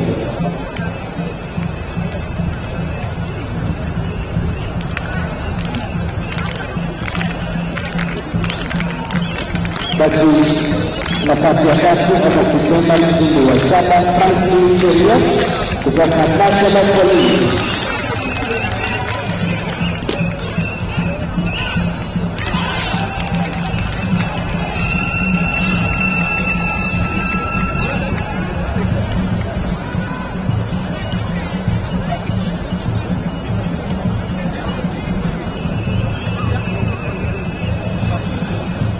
Simba Emmanuel Babo kutoka Majeshi.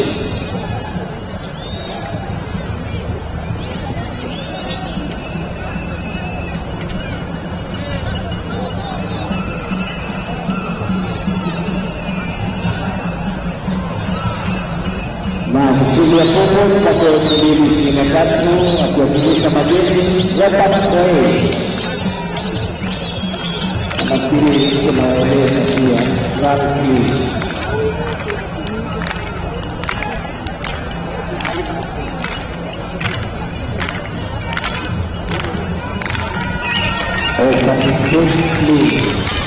asante sana mshirika maridadi kuangalia mambo hii ya kuweza kupata picha katika picha. Asante sana, thank you very much. Madam Sarah Sebutbe, CEO Adam and Madam Willy Catherine Gereda, leo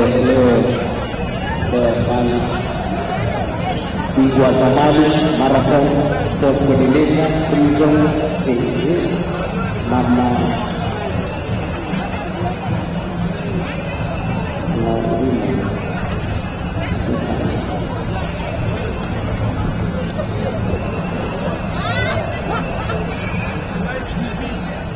washindi wa 1500 meters.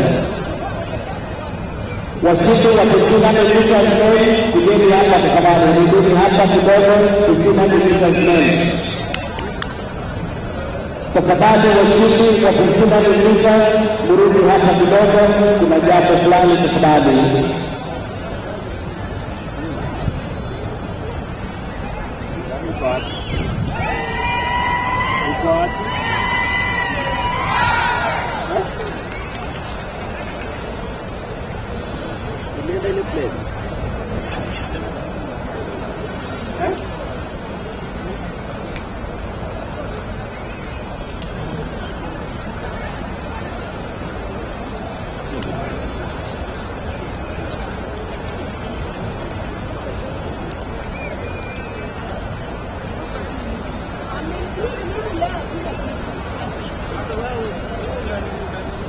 Kiumbe mbinguni Interlude cha moto mnahitajika hapa. Kiumbe mbinguni Interlude cha moto KDF njooni hapa tafadhali. And let's go down to the team manager here. The team manager.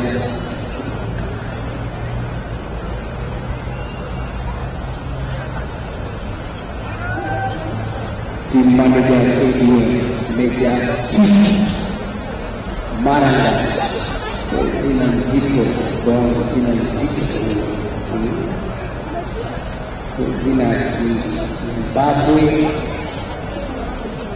lakini duna mkweli kwa sababu wewe Meja kama jinsi hii washindi katika 1500 Daniel Kidi National Police, Robert Kipro National Police, Rafael Tapach Saudi, 4x100 meters relay, National Police, North Rift, Yanga South, 800 meters men to the PCL, KPS, Canadian, KPS, and people Korea.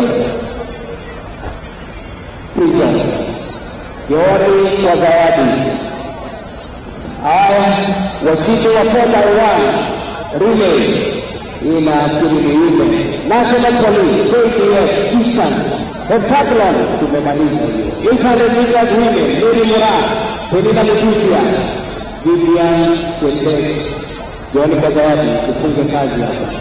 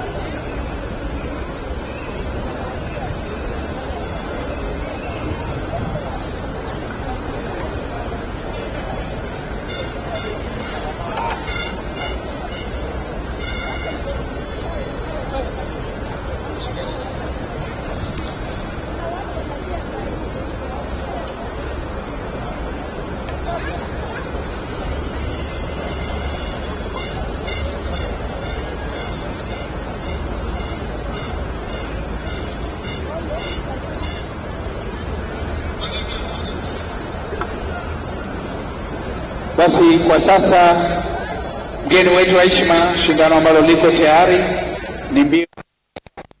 Ready for 100 meters. In lane number 1 is Southern National Youth Service. In lane number 2, South Rift. In lane number 3, that's KDF. In lane number 4, in lane number 5, Botswana and Kenya Police. It's prisons, I'm told. Yeah, and Coast. In lane number 6 is police. In lane number 6 is police. Lane number 7, prisons. In lane number 5 is Botswana KDF. In lane number 4, in lane number 3 is South Rift NYS. In lane number 2, and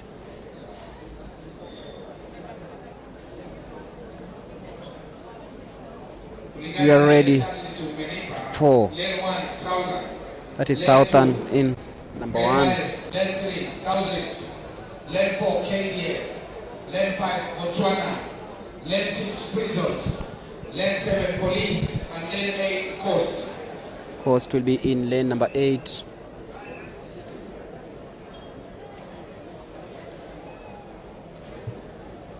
Just waiting the confirmation. A few mix-ups here and there. So I can see police have been excluded from this one. I really don't know the reason why. So prisons will be in lane number 6, Botswana in lane number 5, KDF in lane number 4, South Rift in lane number 3, NYS in lane number 2, Central in lane number 1, and of course Coast in lane number 8. So police will not be taking part in this 4x400 meters.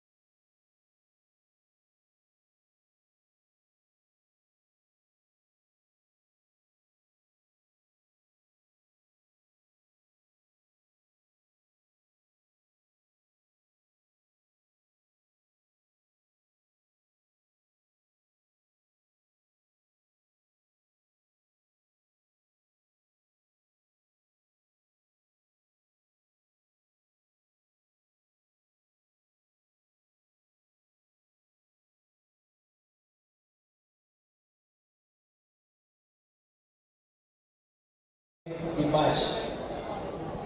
Rafael Dibash.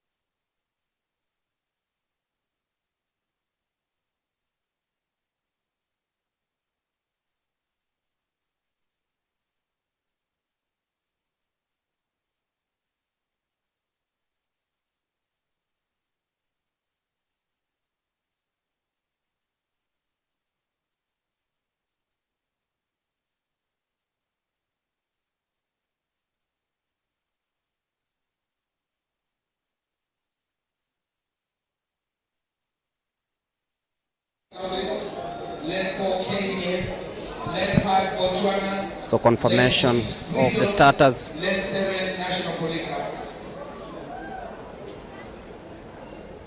So you're ready to begin this one, and we are ready for the 4x400 meters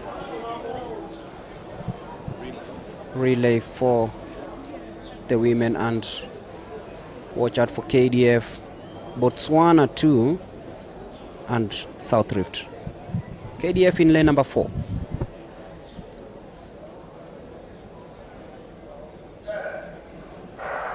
There goes smoothly this time round.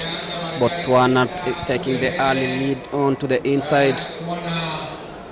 Central and NYS struggling a little bit, but then watch out for this lady from Botswana.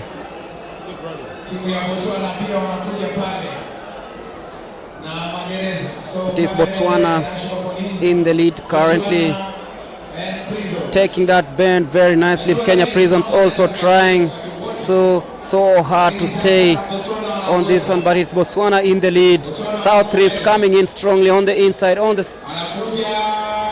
but it's right now Botswana versus Prisons, and National Police, it's Police taking the lead right now. They'll be handing over. The exchange is smooth from both Police and Botswana Prisons in 3rd place, South Rift in 4th, NYS in 5th place, and of course Central trying so hard to catch up with the rest, but now it's Botswana in a comfortable lead. Police in 2nd, Prisons in 3rd, South Rift in 4th, taking the inside lane right now, very comfortable. The Botswanans coming in very strongly on the inside. Kenya Police in 2nd and Prison in 3rd. South Rift trying really hard to stay afloat. They are currently in 4th, KDF in 5th place.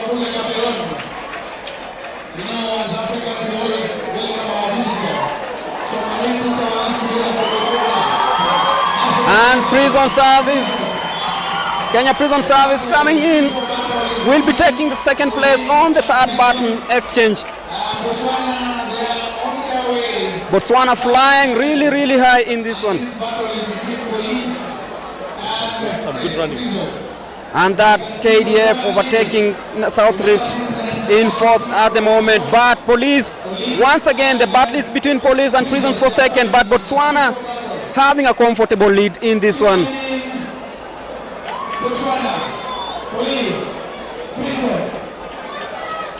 It is Botswana currently leading, and they should be taking this one as it stands, heading into the last exchange. Kenya Police, what will Nduleve do? She's currently waiting for her compatriot who's in 2nd place. Prisons trying really hard, but Botswana flying away with this one comfortably. This will be really interesting. And Nduleve comes in for Police in 2nd place, Prisons in 3rd, but Botswana taking that lead. That is really huge. Wow.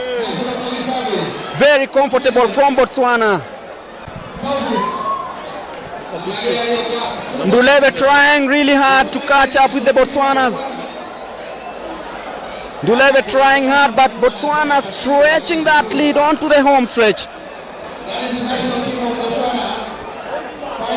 Remember Coach Ren saying in the morning that Botswana have invested really well in the sprint, and they are the leading country in Africa, and they've shown it here today, winning the 4x400 meters in a time of 3 minutes 28.80 seconds. Nduleve of Prisons comes in 2nd, representing the Police rather, with Prisons coming in 3rd and South Rift in 4th. KDF finishing in 4th place. So it is Botswana, Kenya Police, Prisons, South Rift, KDF, NYS, and then Central. That is what we are witnessing in 2023 National Championship. Washindi wa discus, tuwakabidhi washindi wa discus.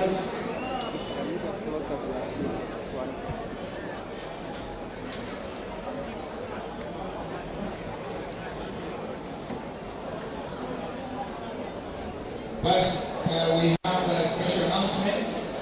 1500 meters. The winner was So we shift our focus to the 4x400 meters men. Number 3 was Victor Kurui. Afterwards, we'll have the 100 meters final for both men and women. So Number 5 is Eleke Manangoi. Number 6, John. get ready for the 4x400 meters men final.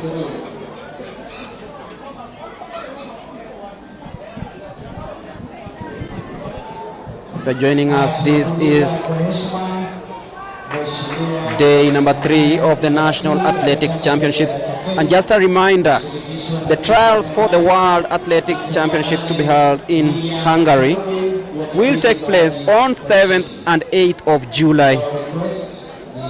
It will either be here or at the Kasarani Stadium. So in less than 2 weeks' time, we'll be back here for the World Athletics trials. I believe it's also fit to say that the Commonwealth Youth Game trials will be held on the same weekend.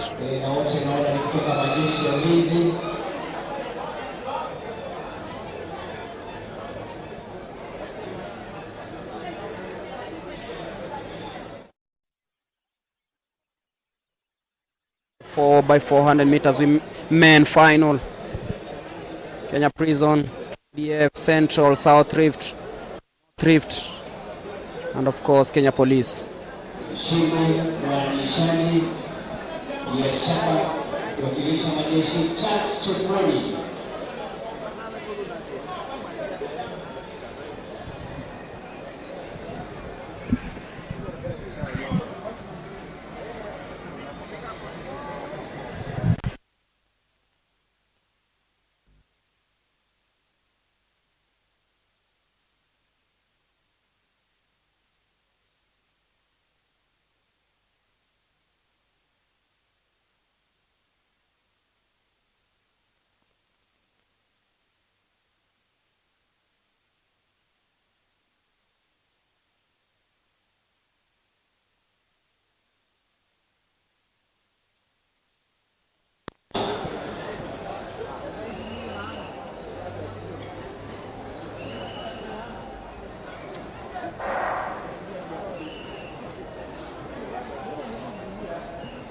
Wanakabidhiwa pale na Mheshimiwa Luteni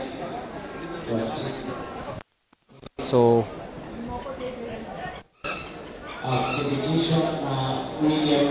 Prisons in lane number 2, South Rift in lane number 3, South Sudan in lane number 4, I believe, Kenya Police in lane number 5. Lane number 5 actually is North Rift. In lane number 6 is Kenya Police and KDF in lane number 7.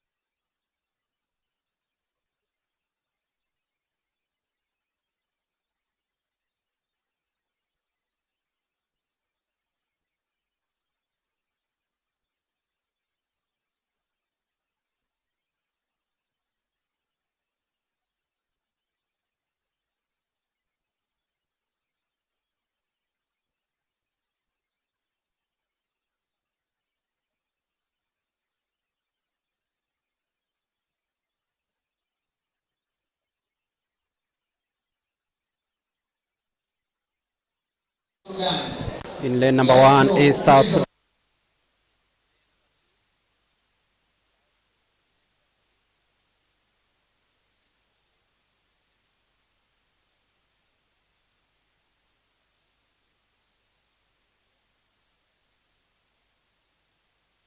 In lane number 8, the 4x400 meters men final. So South Sudan in lane number 1, Prisons in lane number 2, South Rift in lane number 3. Watch out for the battle between KDF in lane number 7 and of course Police in lane number 6. Don't write off lane number 5 being occupied by North Rift. So this is the 4x400 meters men final.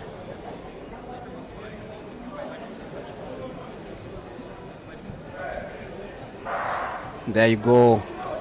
KDF off the blocks very, very smoothly. KDF and Police. Police right now in second place. Eastern coming very, very, very strongly. North Rift also trying so hard. Central Rift falling way, way, way back at the moment. South Sudan trying to catch up from the inside lane, but it's KDF versus Police. It's KDF versus Police in these early stages heading into the changeover. It's now National Police Service in the lead, heading into the first exchange. It's KDF in second place at the moment. Swift change over there by Police and KDF. Central Rift taking it in fourth, but Prisons also trying it out on the inside lane. And you can feel that it's already smoking hot. KDF falling way, way back. It's Police versus Prison Service. Easing into the inside lane is Police in first place. Prisons in second place. Central Rift falling way, way back, and now KDF taking the third place as they now officially occupy the inside lane, heading to the home stretch on the second changeover. It's Police versus it's KDF dropping the baton. That is very, very swift from KDF, and Wiseman were picking it up from there. It's Police versus KDF. That was miraculous. Dropped the baton, picked it up on the stride. It bounced on the ground. Unbelievable scenes here at the Nyayo National Stadium. And back KDF in second place, Prisons in third, Central in fourth, Eastern coming in fifth place. But it's Police. Look at Wiseman Were coming in, closing that. Wow. It's Police. Look at that. Heading into the exchange. It's Prisons, Police. But this is really, really interesting. Police still in the lead, but KDF. Wow. It is still in the lead, but KDF and Prisons trying to catch up with that one. It's Police versus KDF. This has been a very, very interesting race. Police of course in the lead, heading into the bend. On the last 150 meters, Prisons coming, trying to punch and reach the leading part, but they are not going to get there. Either Police or KDF in this one. Watch out for KDF coming from the outside. This KDF trying to get Police, but Police are on that to win this one. The 4x400 3.02 is the time. 3 minutes 0.2 seconds. That is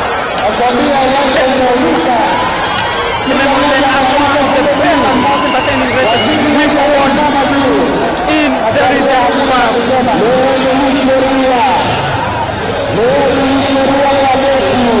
You can feel the crowd already up in their feet.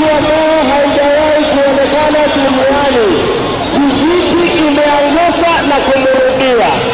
Wow. Kijiji imeanguka na sheria zinakubali kijiji kianguka unaweza kwenda na kuendelea. Imeanguka na kumrudia kwa mkono. Hiyo ni maajabu mtu wangu. Akaambia maji unaenda na samanda kundi wa crowd here at the National Stadium. Even some of them tried pushing me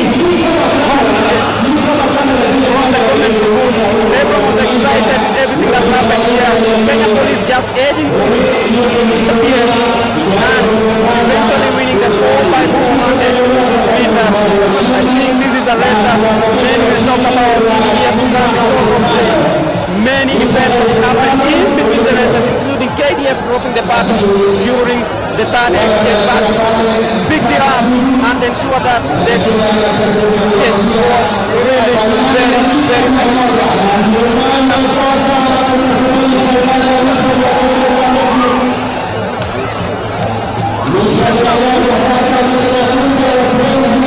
police hanging on the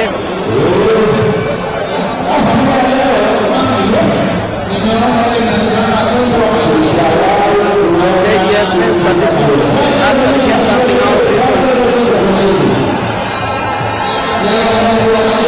But the quality of 400 meters here has been, I cannot even describe it well because it's immense to say the least.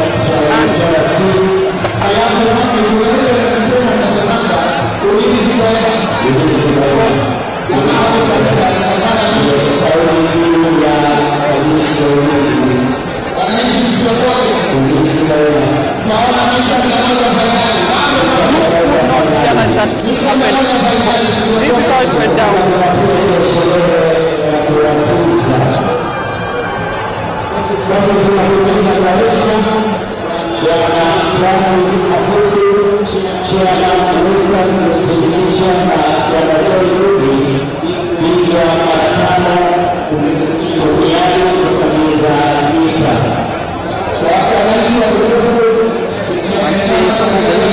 Once getting into the shot, almost making it impossible to then how close this was, but this is how it went down.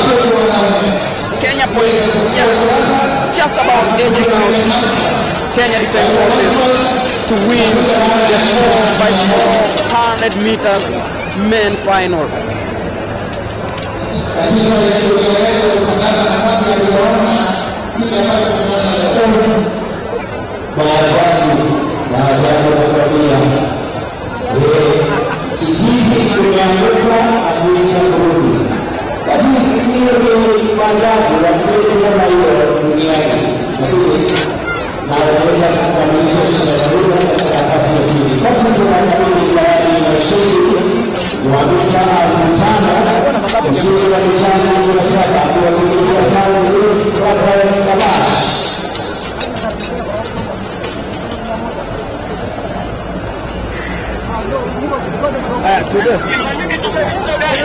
Today ni pale.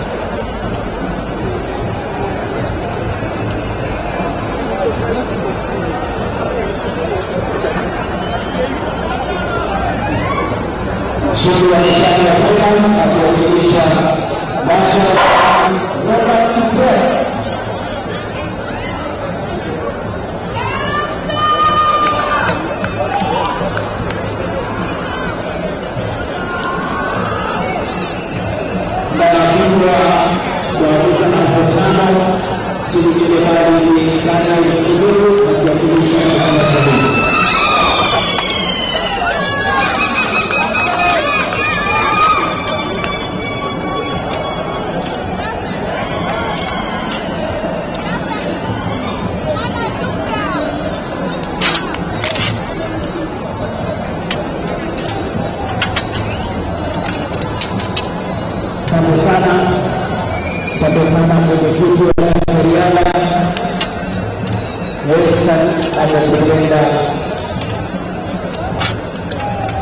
Magharibi iweza kuwakabili tayari kushirikisha mapigwa mara 5 duniani, bingwa mara 5 duniani atakayofanyika na pia bingwa wa lita 5,000 John Gogi. Yeye ndiye akiwa katika ulinzi akiwakilisha timu ya Kahawa Garrison, akiwa sajili mkuu bingwa wa Olimpiki.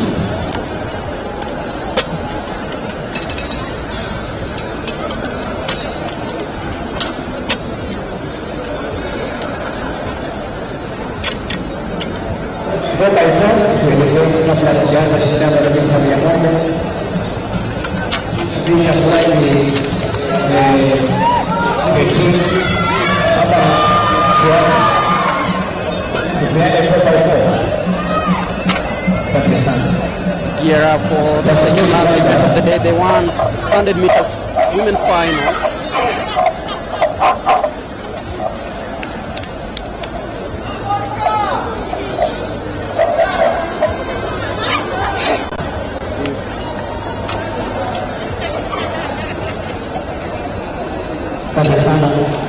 The second last event of the day.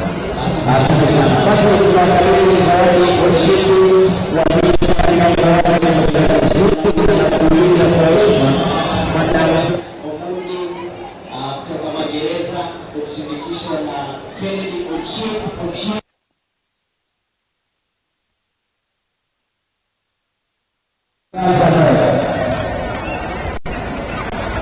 Kwa benki ya kusema tena kwa magereza ambayo wewe ndio shirika la kujifunza sasa kwa jamii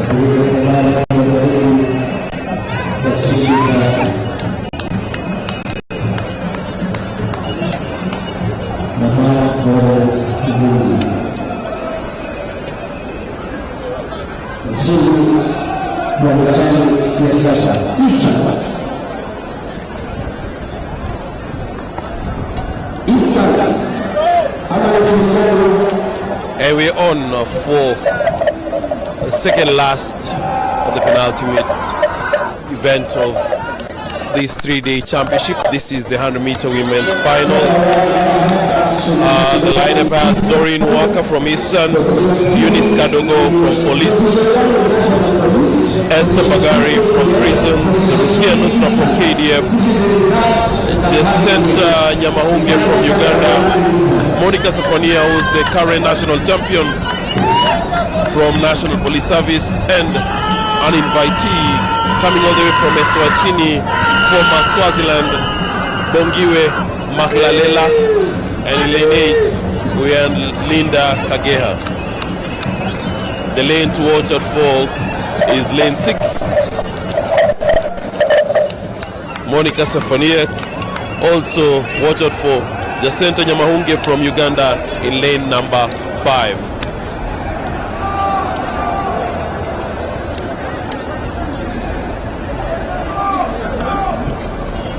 From the initial day being a Thursday, we had the start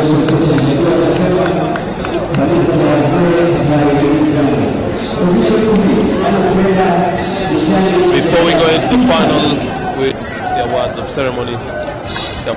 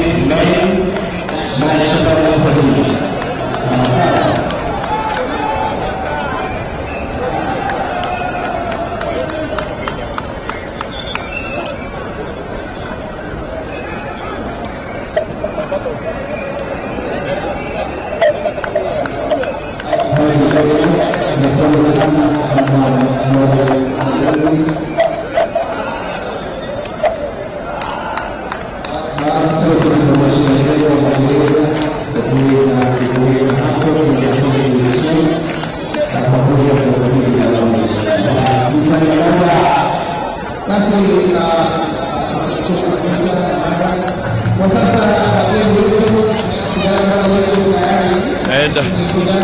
we are all set one more time for the 100 meters women's final. Doreen Walker representing Eastern is in lane 1. Lane 2 has Eunice Kadogo, National Police Service, qualifying time of 12:10. Lane 3 has Esther Bagari from Prisons, time of 11:75. Lane 4 has Rukia Nusra from KDF, time of 11:96.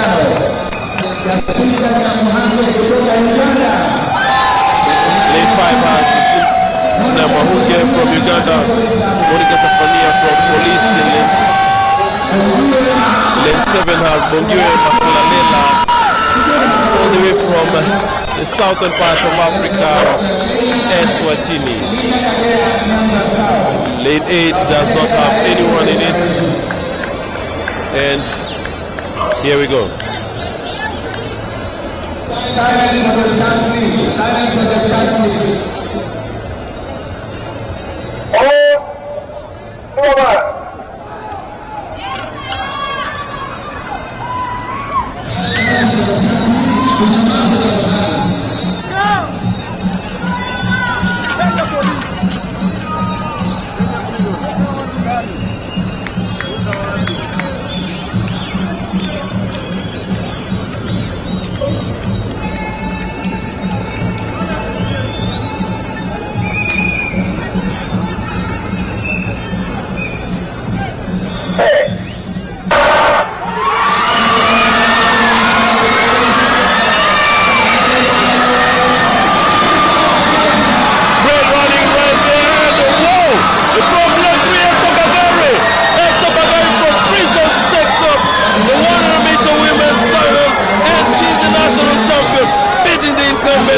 Monica Safania.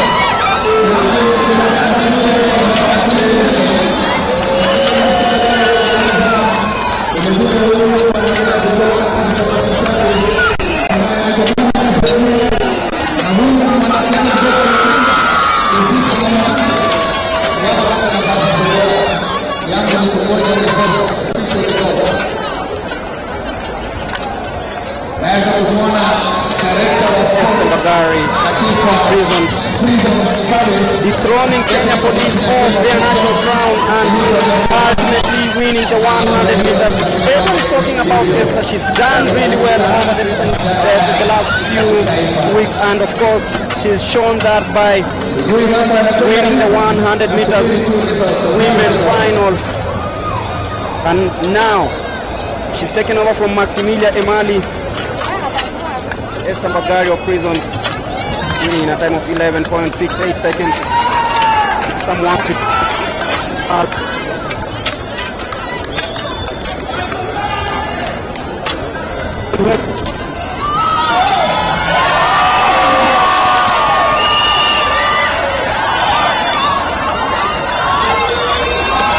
already everyone common chance African.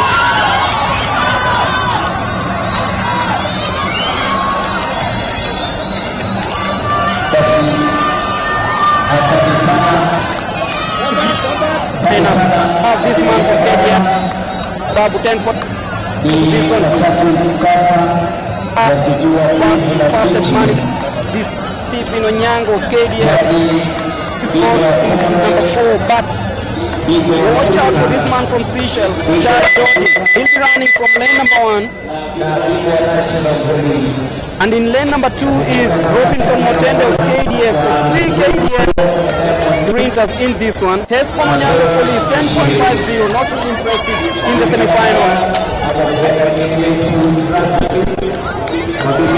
And then we'll have Stephen Onyango of KDF 10.49 in the semi-final.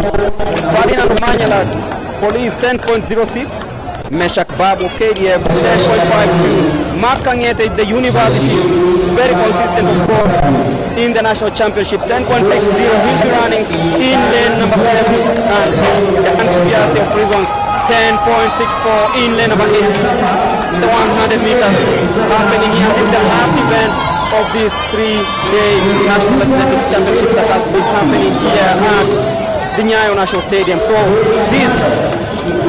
that's Ferdinand Omanyala on your screens with his usual jig and of course the dab, the Commonwealth champion, the African champion, the African record holder, and of course the national champion over the distance. That is Ferdinand Omanyala for you. He's in lane number 5. And that's Stephen Onyango for you. Esconochien second in the last national championship. And Robinson Chende of KDF. And the only man from Seychelles in the event, Shari Dodin. So it's the 100 meters final.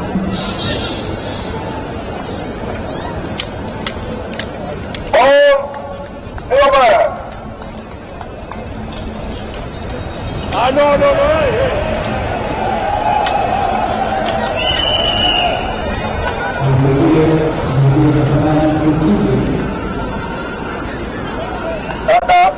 Stand up.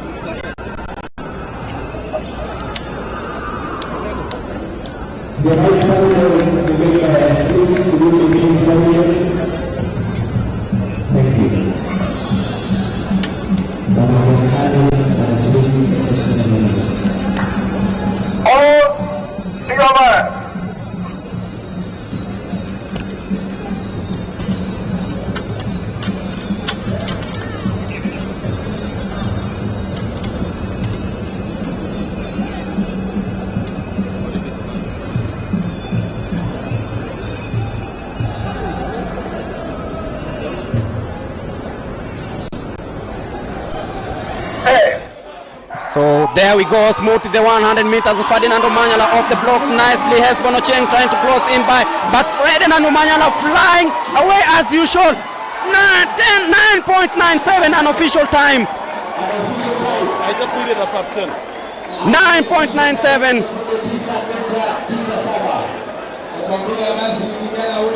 Meshak Babu might have just sneaked in second, but Ferdinand Omanyala winning this one. 9.97 unofficial time.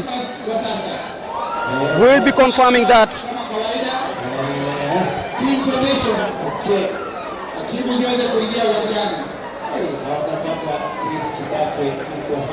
See Omanyala already being congratulated by his colleagues. That's Omanyala for you, the man of the moment. Retaining his national crown over the 100 meters, 9.97. Confirm this.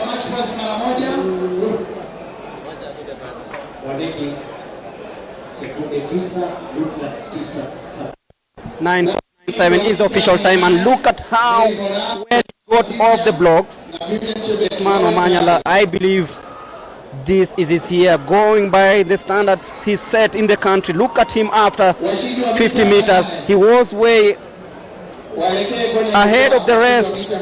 Robinson Mutende tried catching up. Hesbono Chieng, whom I expected to give a good fight, just fell off pace towards the end, and that allowed Meshak Babu of KDF to sneak in and finish second, just around 4 or 5 meters behind Omanyala. So Meshak Babu sneaking in second, Hesbono Chieng in third, and of course Stephen Onyango of KDF finishing in 4th position. So that is it, the 100 meters main final, which is the last event of the day here at the Nyayo National Stadium.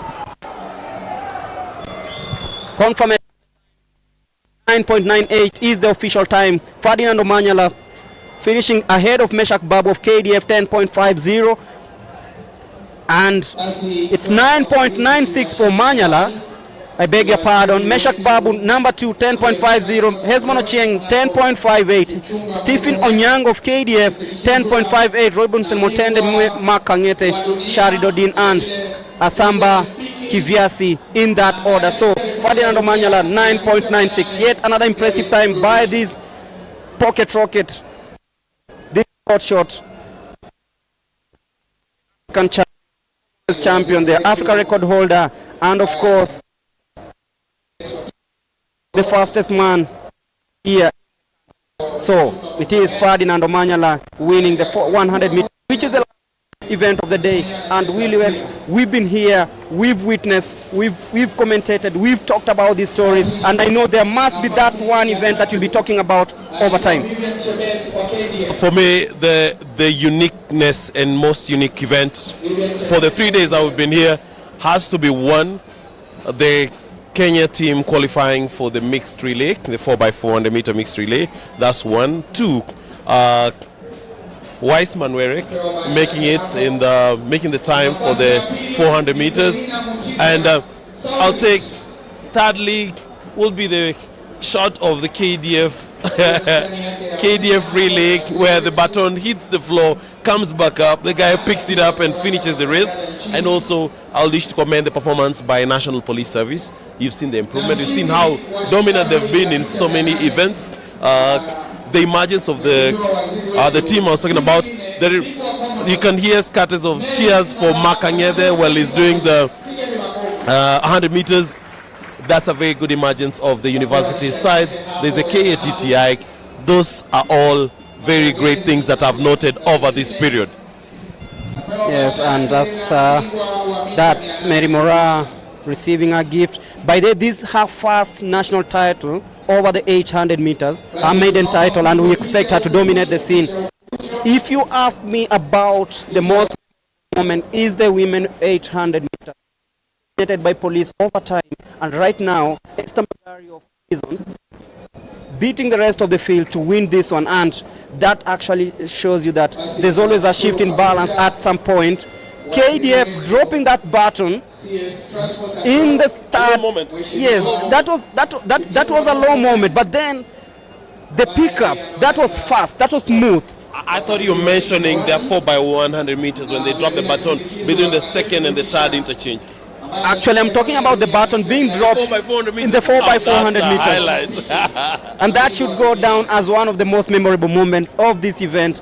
Of course, the National Athletics Championships will be back for the trials in less than 2 weeks' time. Here, will it be here or Kasarani? We'll be confirming the venue, but then some of these athletes, those who finish in the first positions, will definitely be invited to participate in the trials for the World Championships in Budapest. Remember, the 4x100 meters was a World Championship qualifier event, and I believe we've made it to the qualifiers because it's all about rankings. Will Kenya finish above let's say make it in the top 10 in the world rankings? When the time comes, it shall be determined then. But then Ferdinand Omanyala has led all the way in the 4x100 meters, leading Team Kenya A to clinching the title. Then National Police, we remember last year they were disqualified for fans invading the track after they'd won that one. So this time round, I really give it up to this police service team. They told their fans, even if you win, please stay calm. There is also another discipline from the police service, and that's in how they're executing their relays, especially the 4x1. You see, the person receiving the baton is on their knee, waiting for the other party to reach a particular point. You put a marker and they start sprinting out, not waiting from a standing position to pick and go. And we've seen the clear difference between them and their competition going into these finals. For me, that was another highlight. A low moment for you, Greg. A low moment was which one? Of course, when Weissman Muere didn't have a chance to sprint alongside Ferdinand Omanyala in the 4x100 meters, when the KDF team actually dropped their baton heading into the last exchange in the 4x100 meters, it was a low moment for me. But then another low moment is that in the sprints we yet to find a women's team that will make us proud on the global scene. And I believe that the coaches have looked out they've looked at Botswana, what they did in the 4x400 meters. That was really immaculate from them, and it just shows you that there's something Botswana is doing. And if they can have, let's say, an exchange program, as Coach Tiren said in the morning, then we can see that we could see that gap being bridged, and of course have some of these sprinters do what they have to do on the global stage. And just a recap of the exchange earlier on today, 4x400 meters.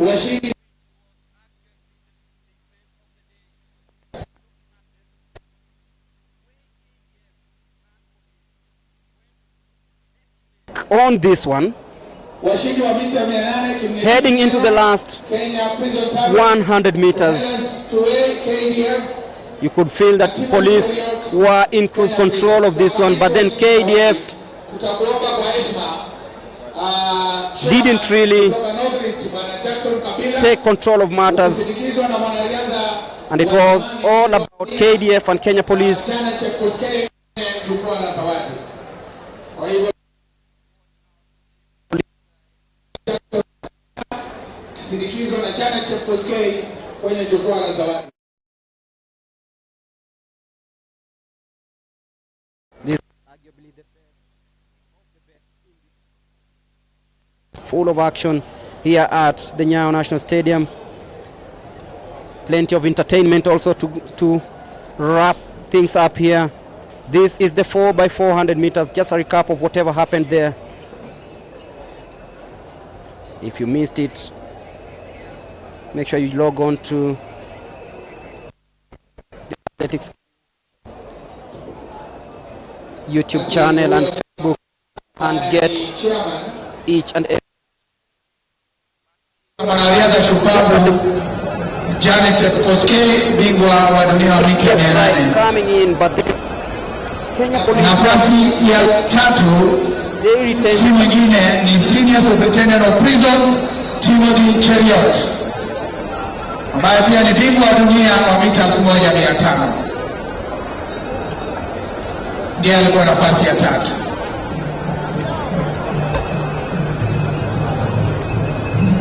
Wengine wanauliza Timothy Cheriot namna gani? Hii ni speed work. Anatafuta speed. Nafasi ya pili Cornelius Tuweni, KDF.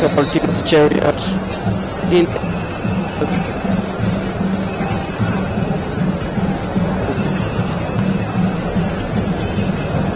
na mshindi mwaka huu wa 2023 si mwingine ni Prison Constable Kimyetich Nyeno. that is the new 100 meters. Huyo kijana ni Prison Constable, alikuwa anakimbia na mkubwa yake, wakaelewana, wacha mkubwa akasema wacha kijana asonge mbele kidogo, maana mkubwa alikuwa katika speed work. Picha za ukumbusho. Huyo ni chairman Northridge Bwana Jackson Kabila, ambaye anaandamana na Janet Chepkoskei, mwanariadha shupavu wa mita 800. Tunakushukuru kabisa chairman wetu kutoka Northridge Jackson Kabila, na vile vile mwanariadha shupavu wa mita 800 Janet Chepkoskei, ambaye pia anasimamia ile timu ambayo iko na wanyonyi katika mita 800. Tunashukuru. Team formation upande ule mwingine haraka iwezekanavyo. Naona timu ya majeshi wako tayari kabisa. National Police Service wako tayari.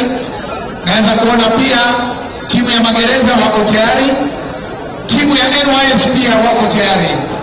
As we sign out, ni ile parade ama gwaride la heshima kama kawaida kwa mgeni wetu rasmi siku ya leo.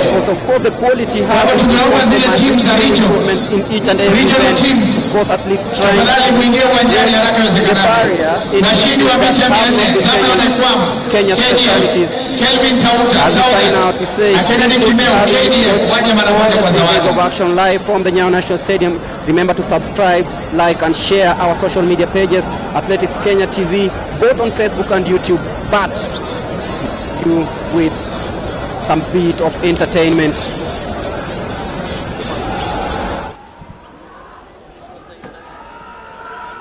We leave you with the march past. All the competitors lining up on track, and this will be a very, very memorable day for me, Greg Mulemi, Willie Wex, and the rest of the crew. It's good evening and hope to see you in the next 2 weeks.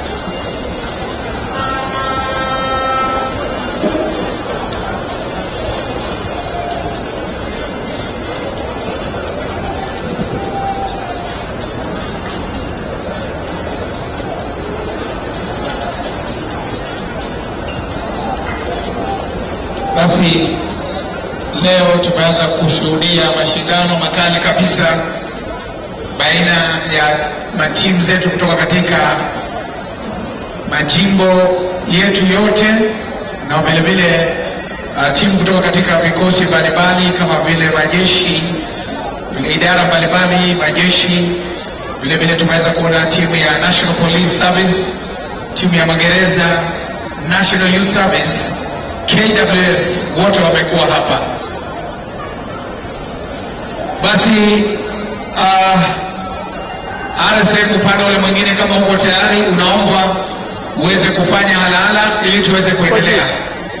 Kwa hivyo parade RSM, kama uko tayari, unaweza kuendelea upande ule mwingine.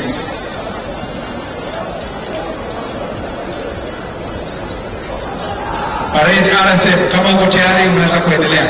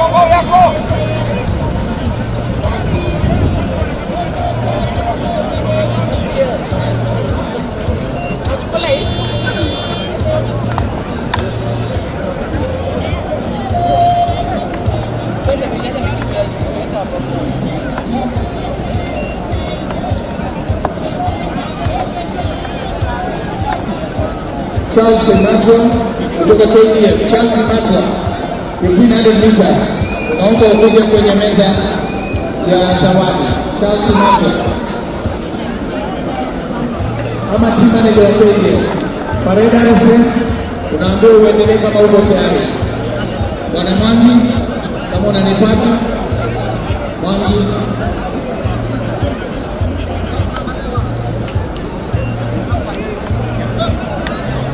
Parade RSM, kama uko tayari, endelea.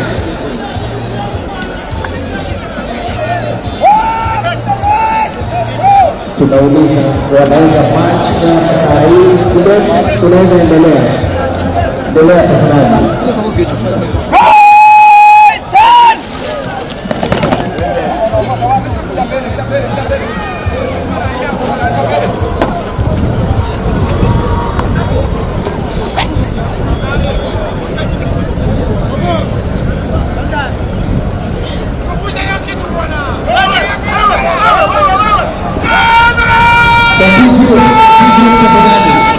Waweze kusaidiana kuondoa ile position by the front. Quick march.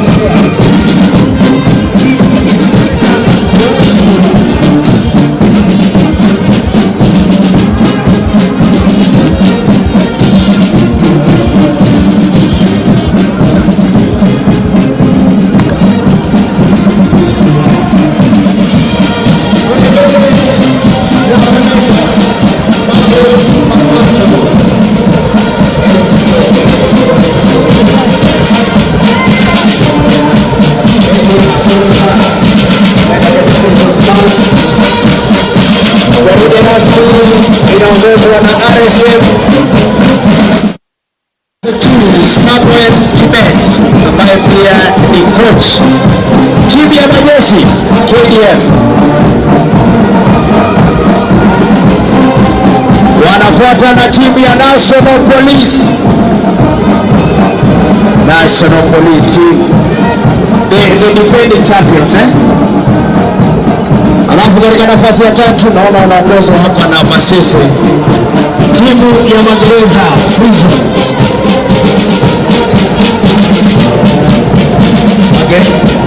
Masese kisajili senior side. Kule katika majeshi ni Sami Kore. Results. Anapo wanafuata KWS Kenya Wildlife Services. Wakifuatwa na vijana huduma ya taifa NYS. Kutoka hawa wanaingia katika mashindano haya kwa mara ya kwanza.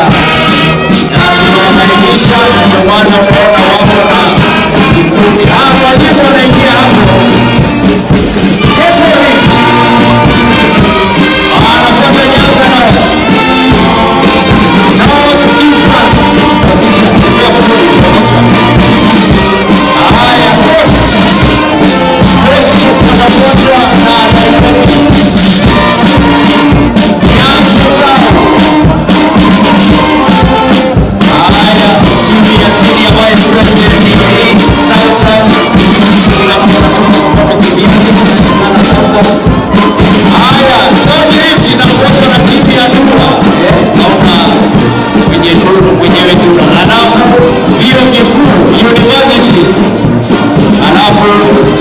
Hawa ni wazee wa sarakasi kutoka idara yetu ya taifa ya polisi wakiongozwa na wanajulikana kama Sangalewa.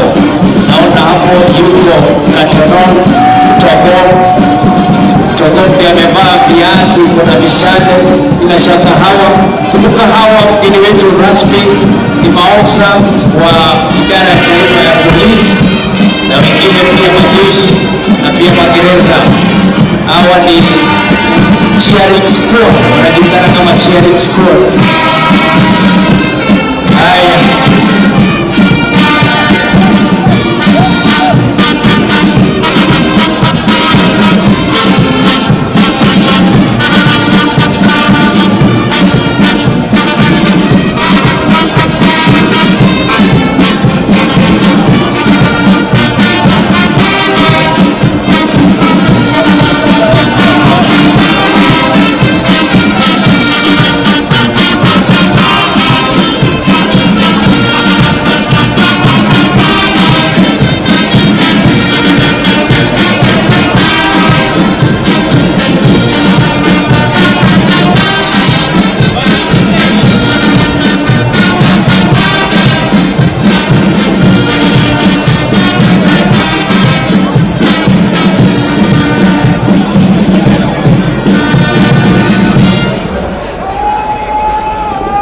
Basi ndio hivyo wananyooshwa sasa.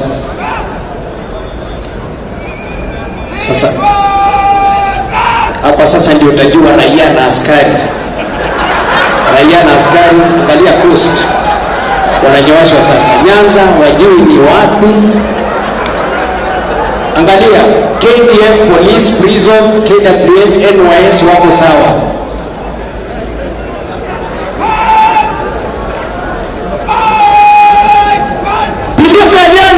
Asante sana. Hai Coast.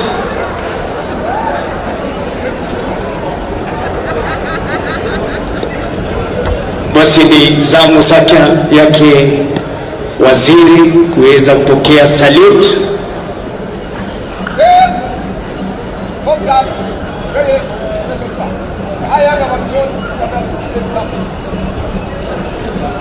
Thank you very much, sir. Permission granted.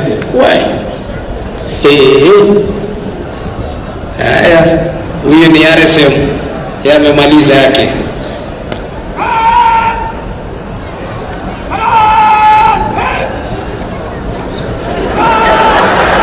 Basi kwa sasa nitampisha Senior Vice President na nafikiri ni huku chini mheshimiwa. Haya.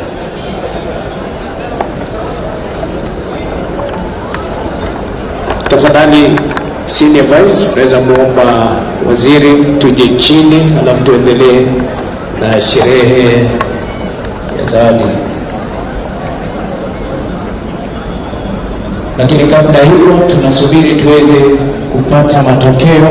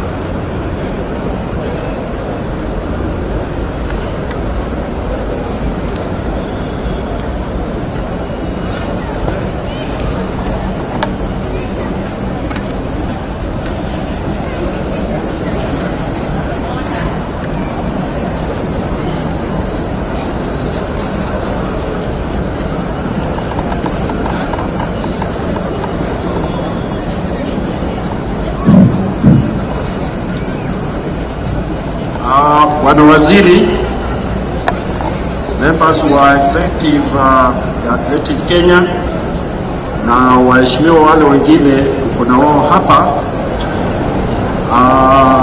Tuko na makochi, tuko na fans na Prison Band ambao imefurahisha sisi sana. Wanariadha wote na kila mtu ambaye ako hapa, tunafurahia sana kwa vile tulikuja nyinyi nyote na tukawa na championship nzuri mpaka ikamalizika kama vile tunaona. Bwana Waziri, sasa ni mikoa yote ya Kenya ambao ni 12 plus affiliations ya KDF, ya prisons, police, NYS na universities wanakutana kila moja akiwa na timu yake mashindano, ndiye mwishowe tukawa tunaolea na akina nani wale wanaweza wakilisha sisi katika international competition. Kama sasa tunangojea kuwa na international competition kule Hungary katika mji wa Budapest mwezi wa 8, na kwa sasa watawezesha sisi wale walishinda leo, wawezesha sisi kuwaita wachache kwa kila event, ndiye tuwe na kuchagua na kina nani atawakilisha nchi yetu. Na Bwana Waziri, saa inategemea na kama mtu amefaulu, because iko kiwango, there is a standard kept by all given by World Athletics. Kwa hivyo wale watakuwa wamefikia hiyo kiwango, ndio tutaita hapa, ndiye tufanye selection. Kama tuseme 100 meters ni 10, ndiye tuwaweke hapa tuone watatu ni akina nani wanaweza wakilisha sisi. Kwa hivyo that was the main idea of having the athletes play, so that we get to know God for that selection. Otherwise, we are very happy that you have agreed to stay with us all this time and be able to come and play them. In fact, we had told me that we will go na ukapilia mpaka wakati sasa. Tunashukuru sana kwa niaba ya President wa Athletics Kenya ambaye hamumuoni hapa. Apologies yake nyingi sana kwa sababu ilipaswa kwa haraka akaitwa akaenda to another very important World Athletics. Kwa hivyo akaniambia nipatie kila mtu atakuwa hapa apology yake na aseme anakubaliana na vile sasa mambo atakuwa. Kwa hivyo hiyo ni apologies ya AK President General Tuwei. Na kwa sasa Bwana Waziri, kwa sababu tumeweka sana, hatutakuwa na mengi, labda tutakuuliza usalimie umati hapa sasa. Bwana Waziri.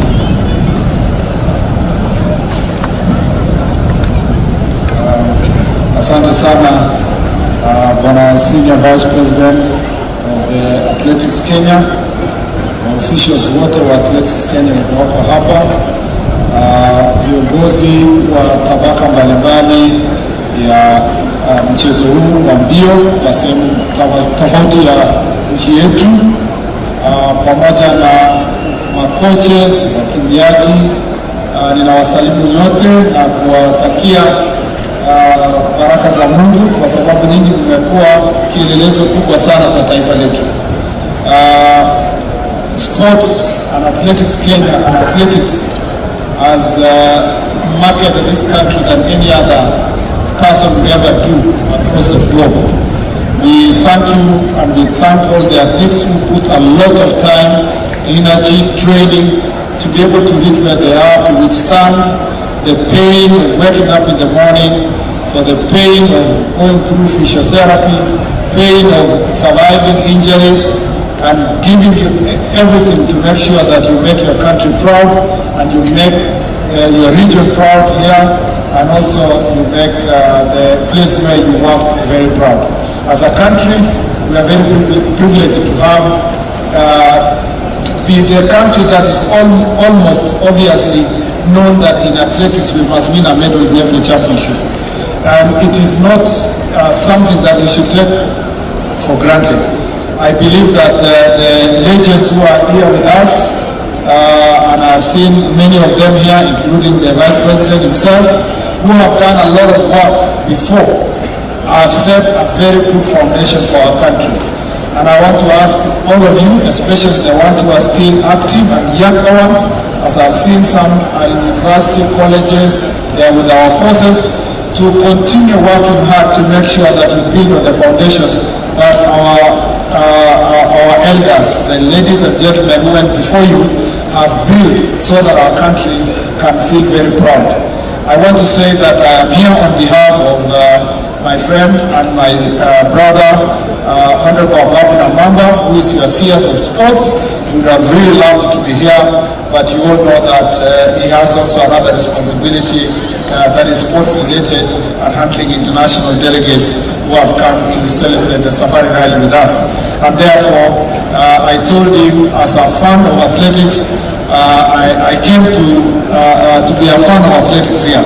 But because I am here also as his colleague, I am here to also pass his greetings and congratulatory message, and to say that his ministry is doing everything possible to ensure that sports take a center stage in our country. You all know that the president and our president is a person who loves sports, and he has already shown in the manner in which he has acted in the recent past to celebrate the performance of our athletes who have broken world record in the recent past. I have said so much, but I want to say to ask you, I know a number of you are from the police, from the army, and I just want to take this opportunity to request you and to request the citizens who are here to help me and my ministry to deal with the problem of road safety. We are going through a very difficult period as a country over the last few years, where we are losing more than 4,000 people every year because of road accidents. Unfortunately, some of the people who get injured are athletes, and we know history of athletes who have prepared and ready to go and compete globally, who have suffered because a boda or a car has hit them while training. I am doing everything possible to bring order in that sector, but I want to ask you to help me also to make sure that we put on the center stage matters of road safety. Number two, I want to promise the athletes that I am doing also everything possible to ensure that we create a non-motorized transport system to make sure that routes for people to run in the city, but also in the places where you train in different parts of our country.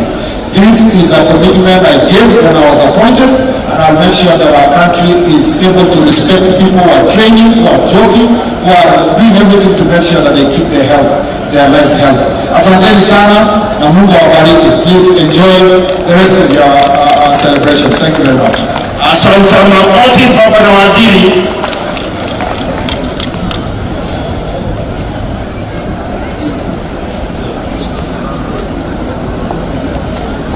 Kwa hivyo mpaka sasa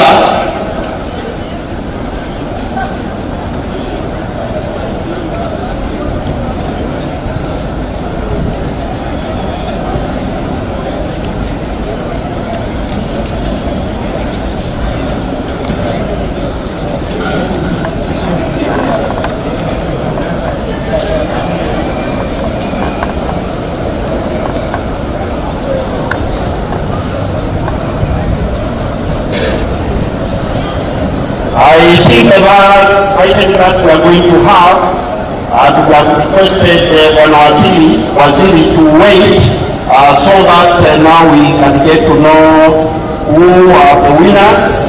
According to the trophies you are seeing right over here, they have to be won by certain groups. So,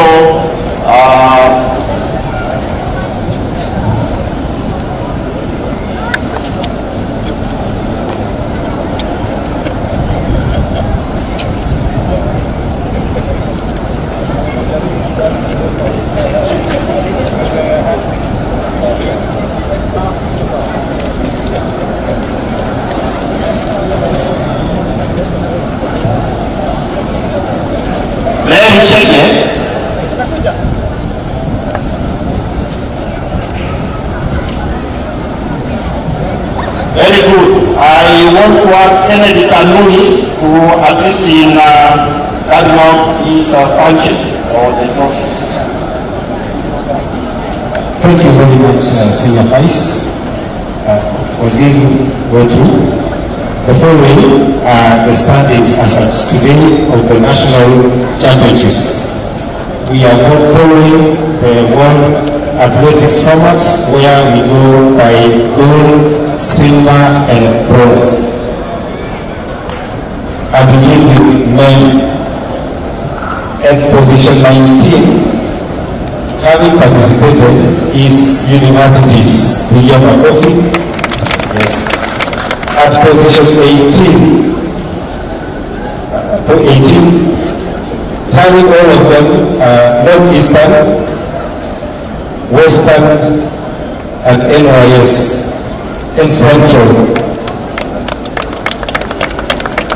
They participated, but they were ranked without gold, silver and bronze.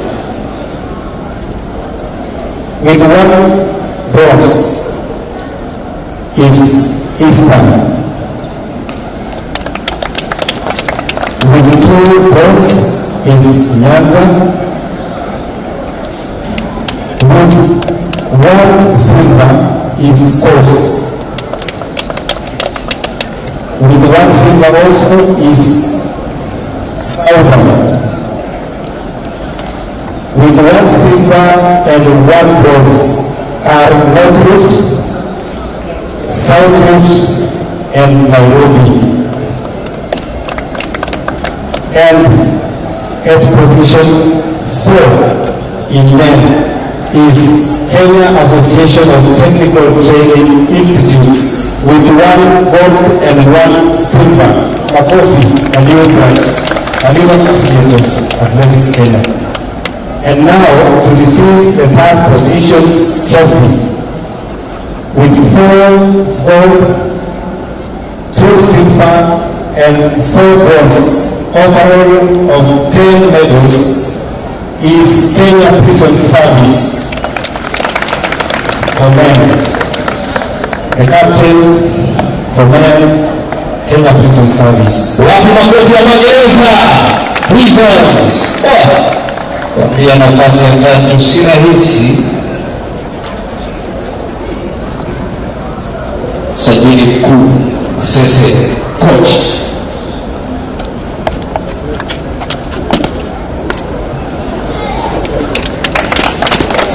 Kila mtu na staili yake. Hiyo ni staili ya magereza.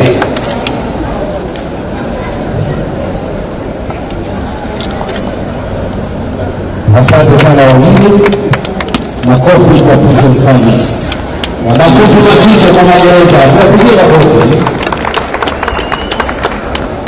Position 2 with 5 gold medals, 4 silvers and 4 bronze, overall of 13 medals, National Police Service.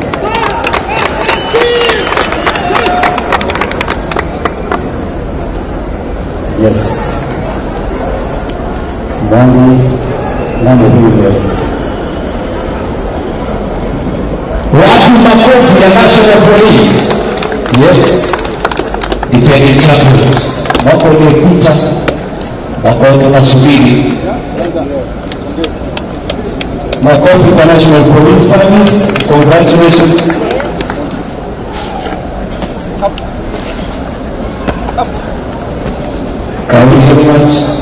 kauli mbiu.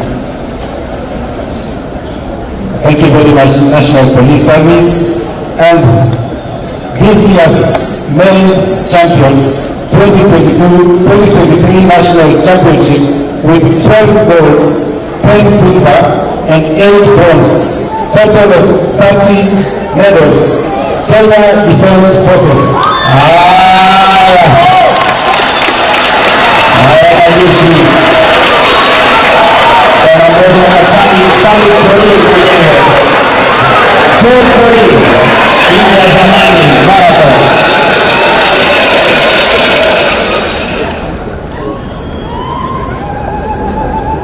Tusikie kauli mbiu ya majeshi ya ulinzi.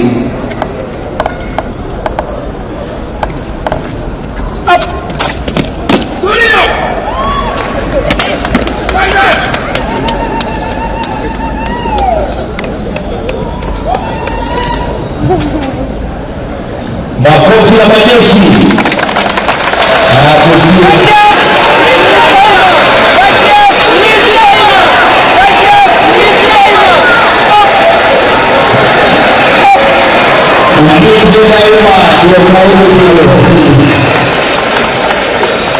Asante sana Kenya Defense Forces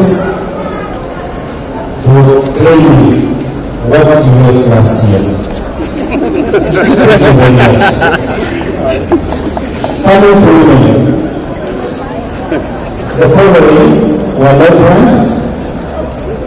They participated well, did not get gold, silver, and bronze. Universities. Makofi ya university. North West, North Eastern, Western, NYS, Central, Nyanza North, Kati, and KWS.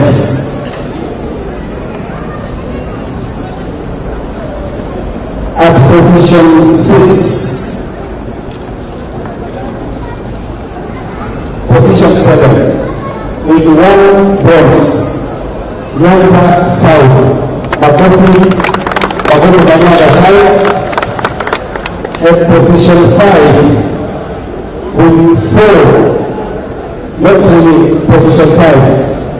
Now, Nyanza South is 6. At position 5, with 4 bronze, Southeast. Makofi kwa Southeast. With 1 gold and 1 silver, Northwest. And at position 4, with 1 gold, 1 silver, 1 bronze, 3 medals in total, 7 gifts. Thank you very much.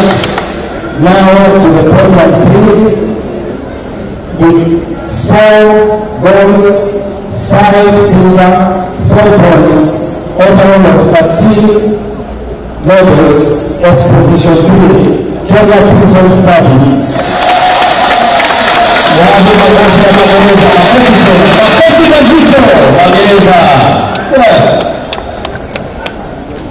Wanasema kurekebisha kitu kama kurekebisha, yes. Hata tumoja tusikie kauli mbiu.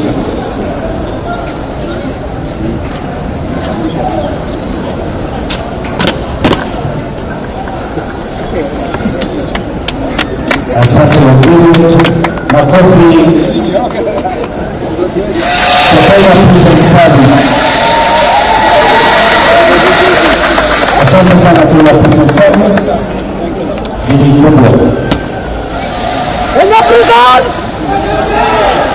Kenya Prisons!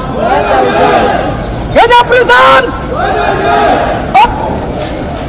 Makofi kwao anapojiunga na timu yao. And at position 2, with 9 gold medals, 4 silver medals, 5 bronze medals, a total of 18. medals. National Police Service. Makofi ya polisi. National Police Service anapokuja kupokea zawadi yao.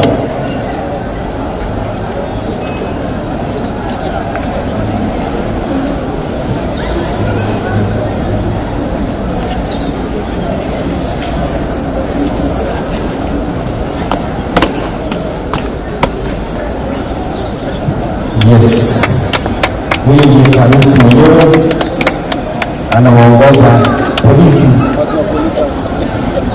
National Police Service. Chairman wao kwa Nyayo yuko hapa na AIG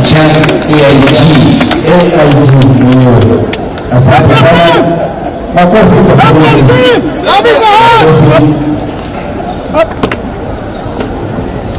Thank you very much, National Police Service. Tunataka makauli kiwe uzito. Makofi kwa National Police tena. Asante sana mwalimu. And National Championships 2023 Women Champions with 7 gold medals, 8 silver and 6 bronze. Total of 21 medals is none other than Kenya Defense Forces.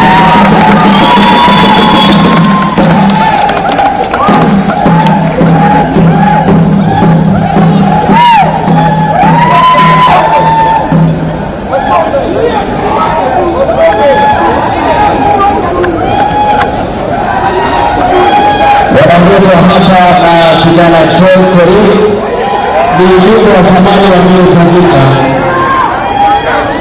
John Kori.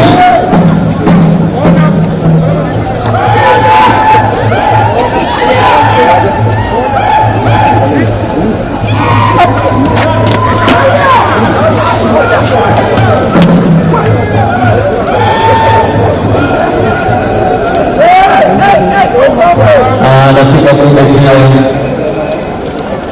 naibu mkuu wa jeshi la nchi kavu la Kenya, Meja Jenerali Tarus, mwenyekiti wao, team manager wote bila shaka wakiwa pale. KDF hizi daima, KDF hizi daima, KDF hizi daima.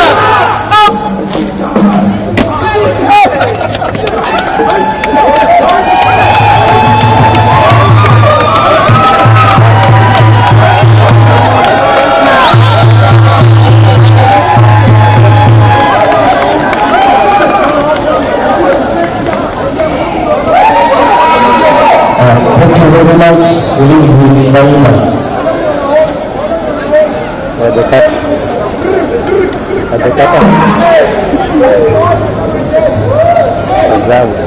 Thank you very much, for playing again the women's overall. We now come to the total medal standing, and this time around, very many things changed. And here are the very many changes that happened. Not only because they did score only medal in gold, silver, and bronze, but participated hugely and heavily, are the following: universities, Northeastern, Western, NYS, Central, Nyanza North, and KWS. Thank you for your participation. You contributed greatly to the championship. Makofi ya yote. At position 11 with 1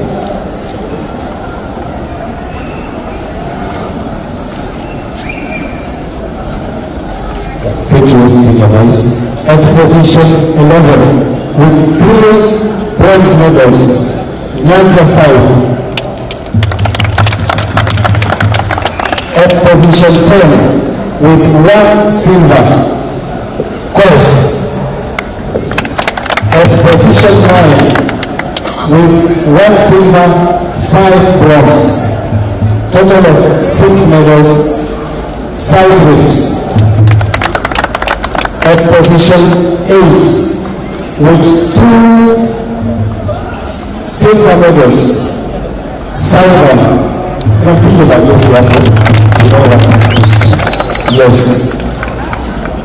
At position 7, with 2 silver medals and 1 bronze, Nairobi, the best.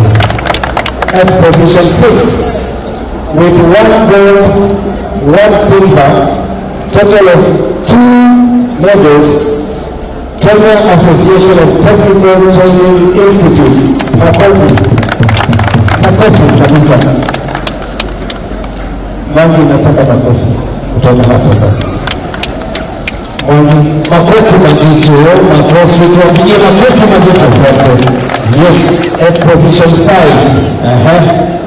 with 1 gold, 1 silver and 1 bronze, total of 3 medals, Central Rift. Makofi ya Central Rift. Asante sana DJ wapi, karibu. And at position 4, this is the podium, with 1 gold, 2 silver and 1 bronze, total of 4 medals, North Rift. Makofi ya North Rift. Yes, and we can also declare the winners of all the regions, because the following are affiliates in a soccer. So that means congratulations for winning the regions. At position 2, with 8 gold medals, 7 silver and 8 bronze, total of 23 medals, Kenya Prison Service.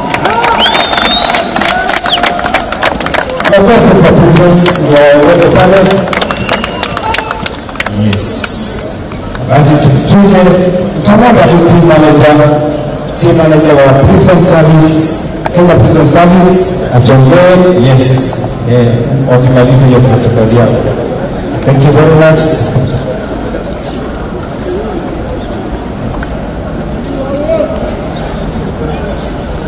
Team manager pale anakabidhiwa Elias Kapsini. Naongozwa na coach Masese Sajili Mkuu, yes, ambaye pia ni chief lab scholar. Yes, wana Masese. Mwini katre, ukaeni usposi wale kapande ya Magereza. Kenya prisons! Kenya prisons! Thank you very much. Asante sana kila mmoja.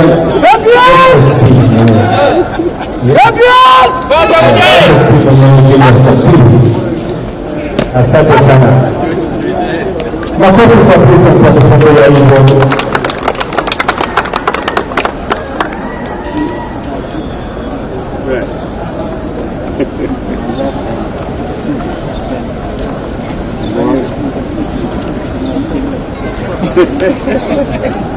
Asante sana kwa wenzetu prisons.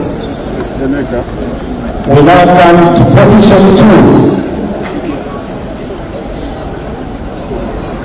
Now come to position 2 with 14 gold medals, 8 silver medals, and 9 bronze medals, a total of 31 medals. National Police Service.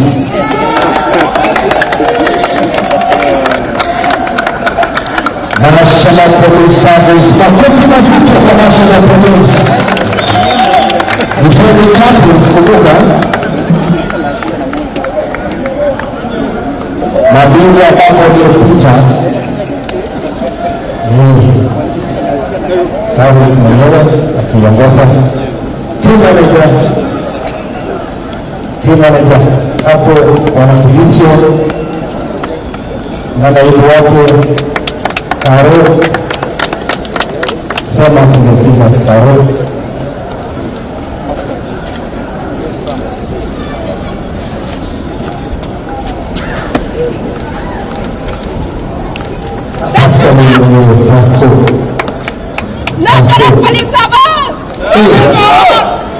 sauti ya Chief Inspector Pastor Mkwambia. Asante sana zina ulimisio na Chief Inspector Pastor Anafuraha. Yes. Could you pray to see my yes? Thank you very much. Kenya National Police Service. We really saw what you did here. Yes.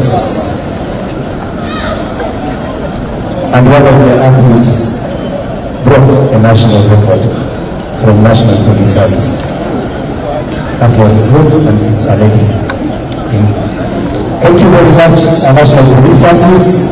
And now, the 2023 National Championships winners with 19 gold medals, 18 silver medals, 14 bronze medals, a total of 51 medals.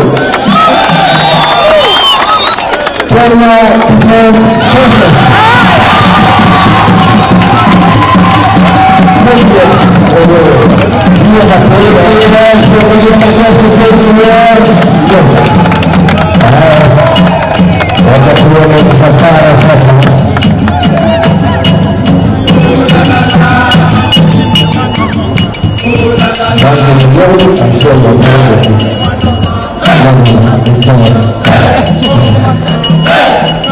Basi tunasubiri Januari sasa, tunasubiri safara huyo chairman manager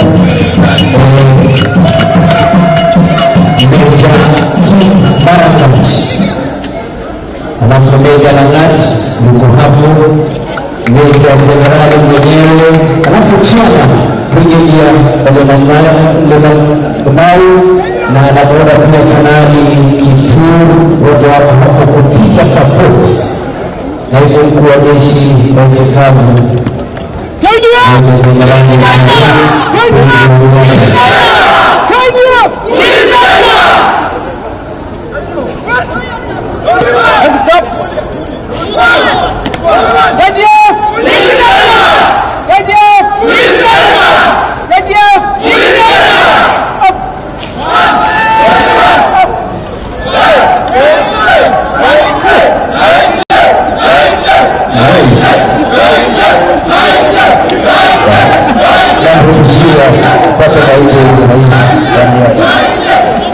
Asante sana kwa washindi na wale hawakushinda. Kesho ni yenu, kwa hivyo wanawasili. Asante sana. Kabla sasa lazima wajue tawalani.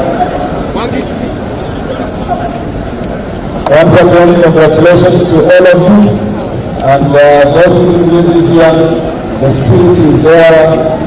The sport is to prepare for the next championship, and I believe that we will those who win to the next, we will have winners from among you.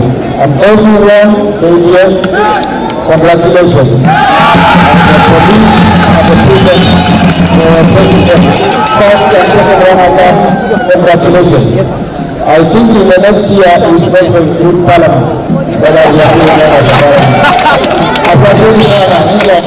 Basi waziri tunakuuliza tafadhali kwa heshima, kwa sababu watu wengi nenda shortcut, tunakuomba rudi pale juu dakika 5 kuweza kufanya picha ambayo ni sherehe ya kuteremsha bendera yetu ya taifa ya Kenya. Asante sana waziri wa Kenya.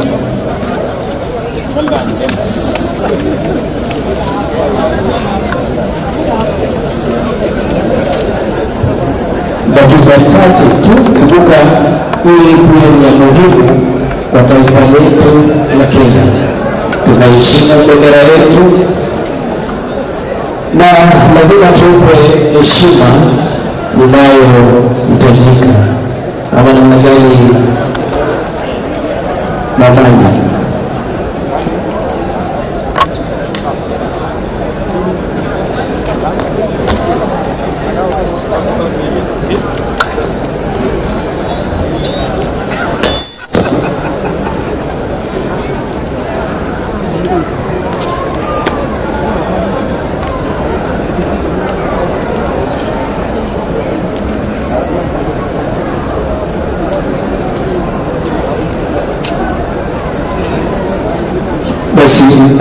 wetu wa heshima, tunaweza kuketi tu kidogo ili RSM aweze kuendelea.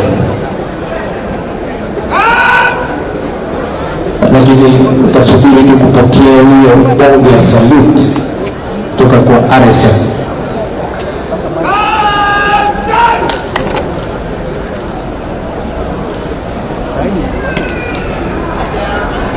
Basi RSM anakuja kuomba ruhusa ya kurudisha teams kule nyuma.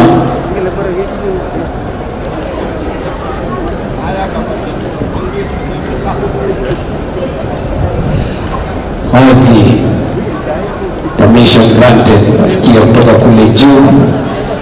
Bila shaka RSM ni coach pia Samuel Kibet. Tuone sasa bautani ya Coast. Coast!